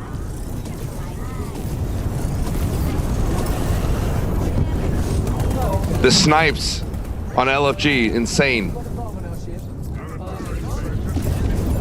Don't find yourself out in the abyss. They'll find you.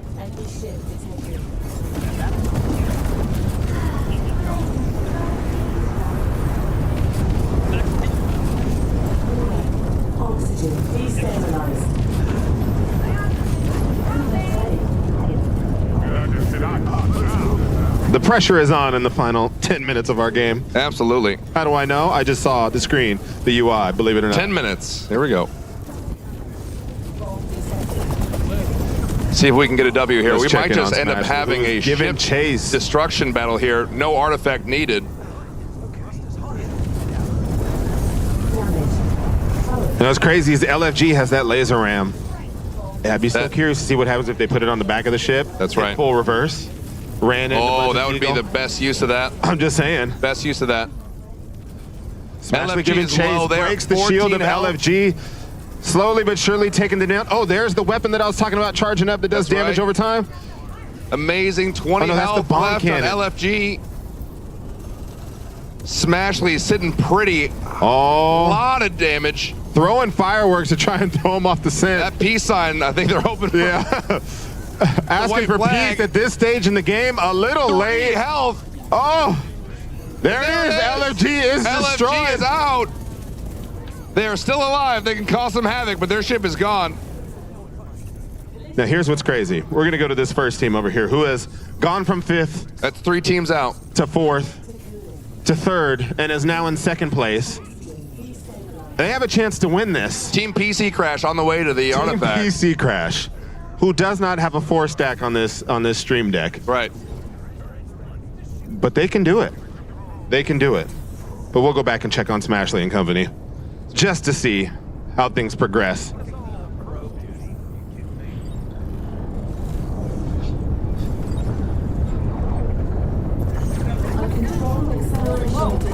Hot comms. Looks like they're it's breaking getting boarded. crazy. Pool Shark with a kill.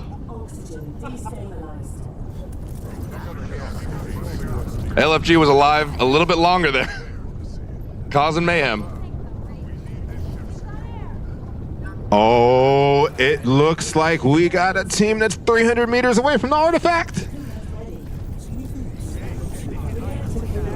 Now the game plan switches. Now it's, do we go for artifact or we go for the ship kill? Yeah, but they don't know where the ship 1v1. is. What do they do?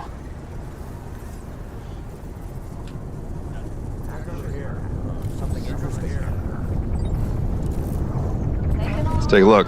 How I did not predict this ending is beyond me, but this is the most GCX ending ever. 3, but we can't get to them because they don't have the. They're this one, yeah. Oh, they're these ones up here. Yep. All right, still gathering resources. 1,100 meters away. They're just gathering resources, just waiting it out. Usually we got nothing but time, but not today. Yep. Hurry up. All right. Yeah. We want to see a fight. All right. Get moving. All right. Hey, does anybody in the crowd know what time GCX is supposed to end? You said vehemently. Guess what time it is now? It's time to win the game. Right. We're gonna start unplugging computers. You guys don't get started.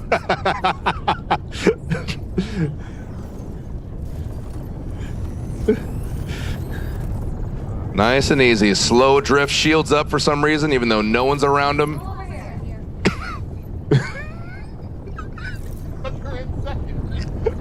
Slow and steady wins the race. That's right. Keep those shields up. You never know. You never know. I'm just gonna go take a peek at Team Smashly to see how they're doing.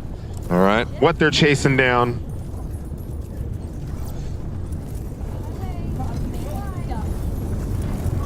Sense of urgency from neither team.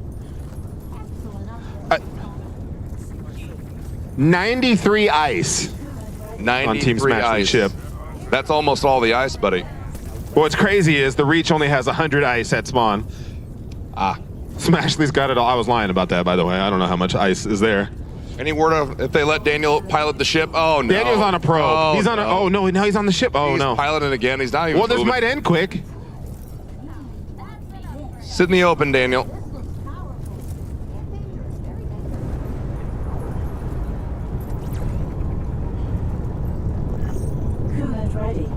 Seems like both teams are talking about their taxes right now. No one seems to be wanting to engage each other.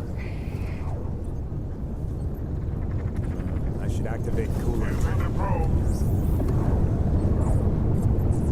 Checking on another team, Team PC Crash, see how they're doing. I think that's the edge of the map. They found it.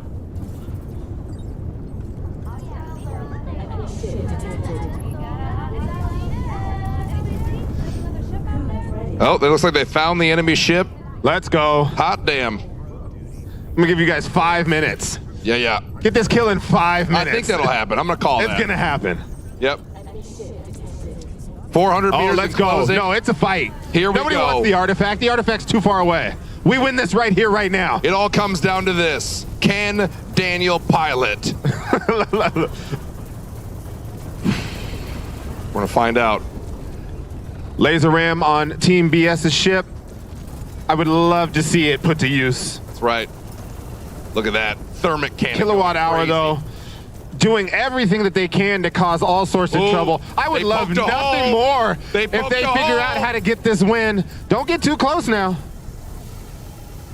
Uh-oh. Fierce Angel, smooth, calm piloting. Look at that. Uh-oh. Ice intervenes. Ice intervenes. Team Smashley at the rear with the laser ram ready to do damage. Team BS giving chase, but taking a hell of a lot of damage in the process. 68 out of 100 getting hammered. Oh, we got to fight. Pieces falling off the ship. Mayhem, Bedlam. Stay on them. Stay on them. Oh, no. Is Daniel piloting? No, he is not. They have a chance.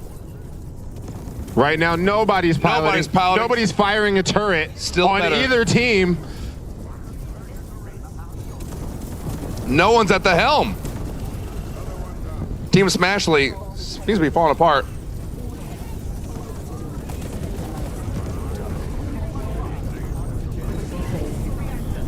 Oh, here it goes.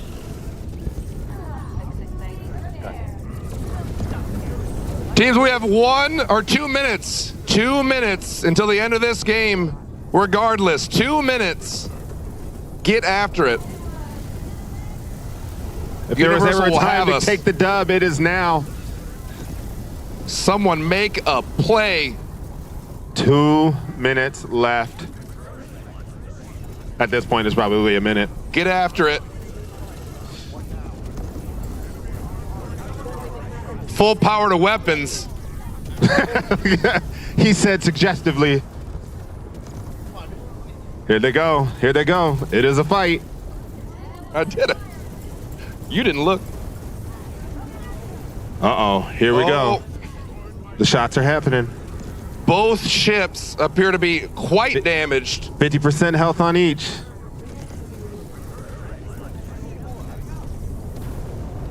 Don't heal. We don't need to heal. We need to win. Ricari, what do you think? I think it's time for somebody to win. 1 That's it. minute left.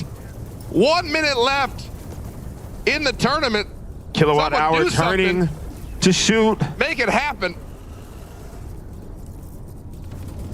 Clash it. Oh, here comes the ram. Ram it, Ram baby. it. Ram it. Ram it. Use it. Oh. Get after it. 1 minute. Oh, I think Team they've got it. Smashley 30 fighting seconds for their left life. in this match. Is that player 3? Is that It is Ames? almost a dead heat. Ames on the turret.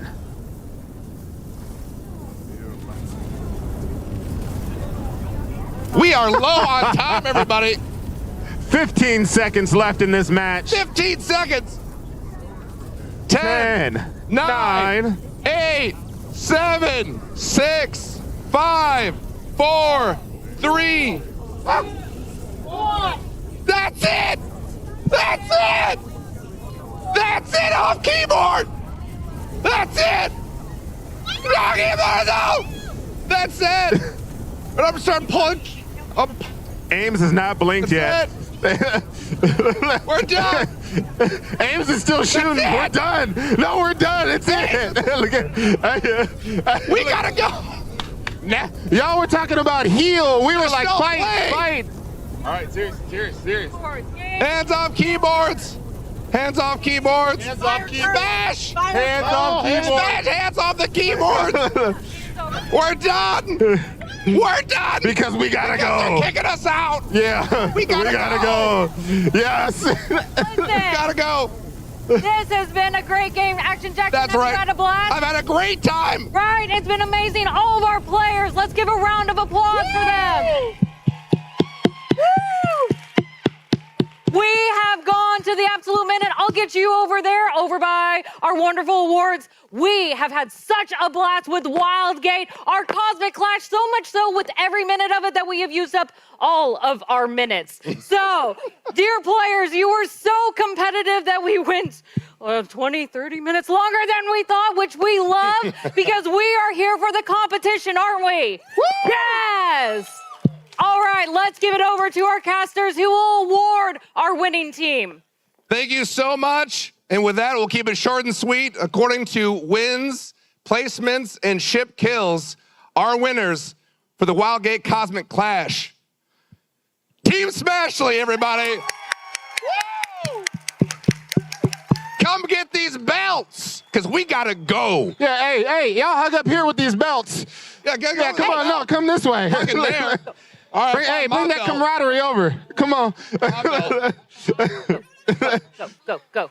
Bring that camaraderie up front. Come get your belt. Come get your belt. Belts, come get your belts. Let's give a round of applause. Belt. Woo! Woo! Hold Winners, everybody. those wonderful I'm out the way. belts up. Woo! A round of applause. Let's go. Woo! Despite Daniel's driving, they did it. Nice job, everybody. Nice job. Love it. I love it. Oh, my wonderful GCX community. This is fantastic. We have ended on such a high note, but we are at our sunset. Every good thing comes to an end so that we may breathe, rest, and then come back even more recharged. This has been amazing. This is what we live for, the community, the cheering, the energy that we bring in, and it's all thanks to some wonderful minds behind the scenes. So let's bring them out for our final words as we wrap up GCX 2025. Let's bring out Tim, Darkness429, Professor Brolman, and Kenneth Bigu. Woo! If you guys want to come off stage. I'm so sorry for pulling you guys off. Yeah. All right, as we track down the rest of the microphones, I want to say thank you so much for joining us for this 10th year of GCX. We checked on our fundraising totals before we step up here, and we are getting very close, almost there, to $590,000 raised for St. Jude Children's Research Hospital so far this year. Now, something that I've seen online and heard over and over and over again, and that really has been the foundation of GCX since we got started, is that GCX is all about the found family that we have, the found family that we have found in the games that we have loved. And we have some examples of that we're going to be showing you here, some of which we may not expect. You see, what we have here as a family at GCX is inspiration not just to do good in this world alongside St. Jude, but to do good with each other, to find new experiences that we can enjoy, to make new friends, to sit down at a table across from somebody, play a game of Magic, maybe get absolutely destroyed, get one-turned. It'll be fun. It'll be fantastic. Fantastic events started by people who have joined us only recently. Beautiful views of wonderful places. In the real world, the same kind of places that we find online. And this year, just like every year, we've welcomed new families into our overarching family, like the community in Fallout for Hope. This This is my first video game convention ever. I've never been to one, and this is the first convention that Fallout for Hope has ever done. And It's not your last, okay? All right, fine. Amanda from St. Jude, shout out to Amanda, introduced us all in April at Summit. And you guys are like, what if we did this thing? And I was like, okay. So we had from April to now to put together what you saw in the Fallout experience, which was very fast moving. It would not have happened if not for Tyler and Autumn and a whole team of amazing people. But from what all the feedback everyone got, everyone really loved how that came together. And this has been amazing. Absolutely amazing. What did you guys think of the Fallout experience? Yeah. Yes. I can say personally, every time I walk by the Fallout experience, the joy and excitement coming out of that corner of the room was We have a very passionate community for a dark humor post-apocalyptic hellscape. Yes, absolutely. And we also can't forget the ESO community and their 100%. tavern. Yeah. I could not believe that when I entered the soundstage this morning, I felt like I was walking right into Tamriel. Yeah, It was Mr. and Mrs. Ninetales and the whole community put together a beautiful Elder Scrolls space. Yeah. It was amazing. And so we want to say thank you to each and every one of you here and each and every one of you watching online for joining the GCX family. And we are so excited to see which other communities in gaming are going to be coming and joining with us next year. I personally can't wait to see the kind of folks that will be throwing in to help us with St. Jude and bringing their families here to join us.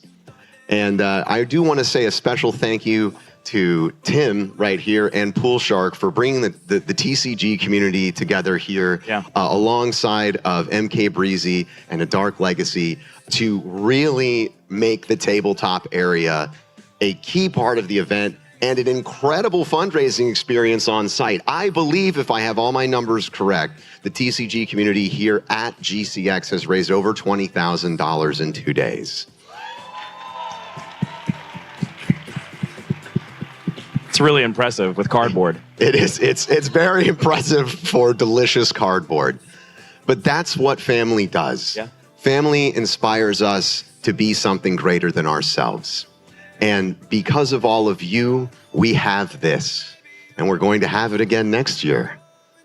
And as much as you guys love to know what's happening next year, can't tell you just yet, but I can say that if you like this time, you should keep it open on your calendar. This time of year. And this particular time? A time around this time of weekend-ish. Next year-ish. Yes. And so I would like to end our event with a fun little video that Batty and I did. And again, just thank you guys so much for coming. Thank you for making GCX what it is. Thank you for being a part of this amazing family. Yes. And we'll see you next year. We'll see you next year. Enjoy the video.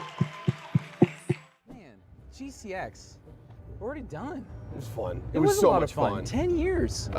Crazy how Man. far. What was your favorite thing?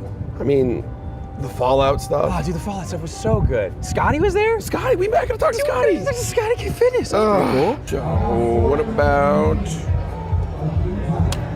Stop touching stuff.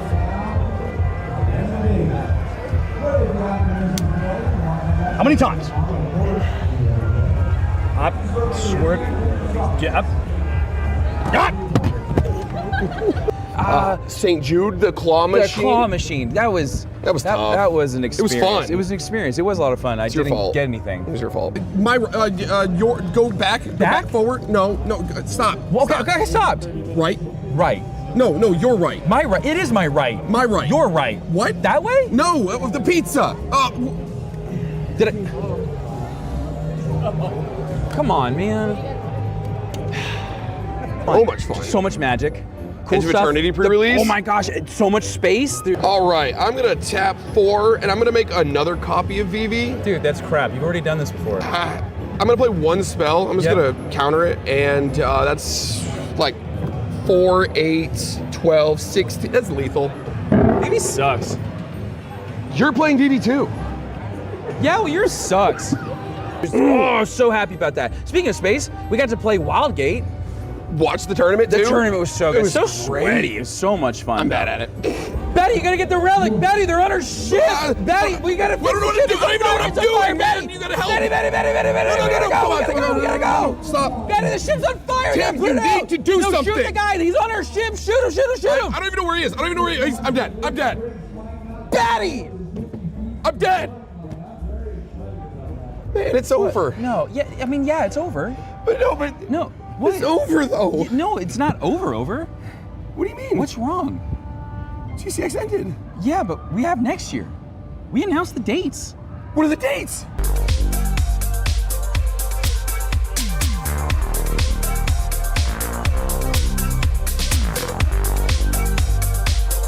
Are the tears coming? Oh no, Batty. I'm not gonna see my friends or you until next year now. That was so weird. I really wanted to I'm not your friend. My friend and you. I just don't want it to end. I don't know what to see you again. Well, I just don't know. It's not over. It is over. It's done. We're done.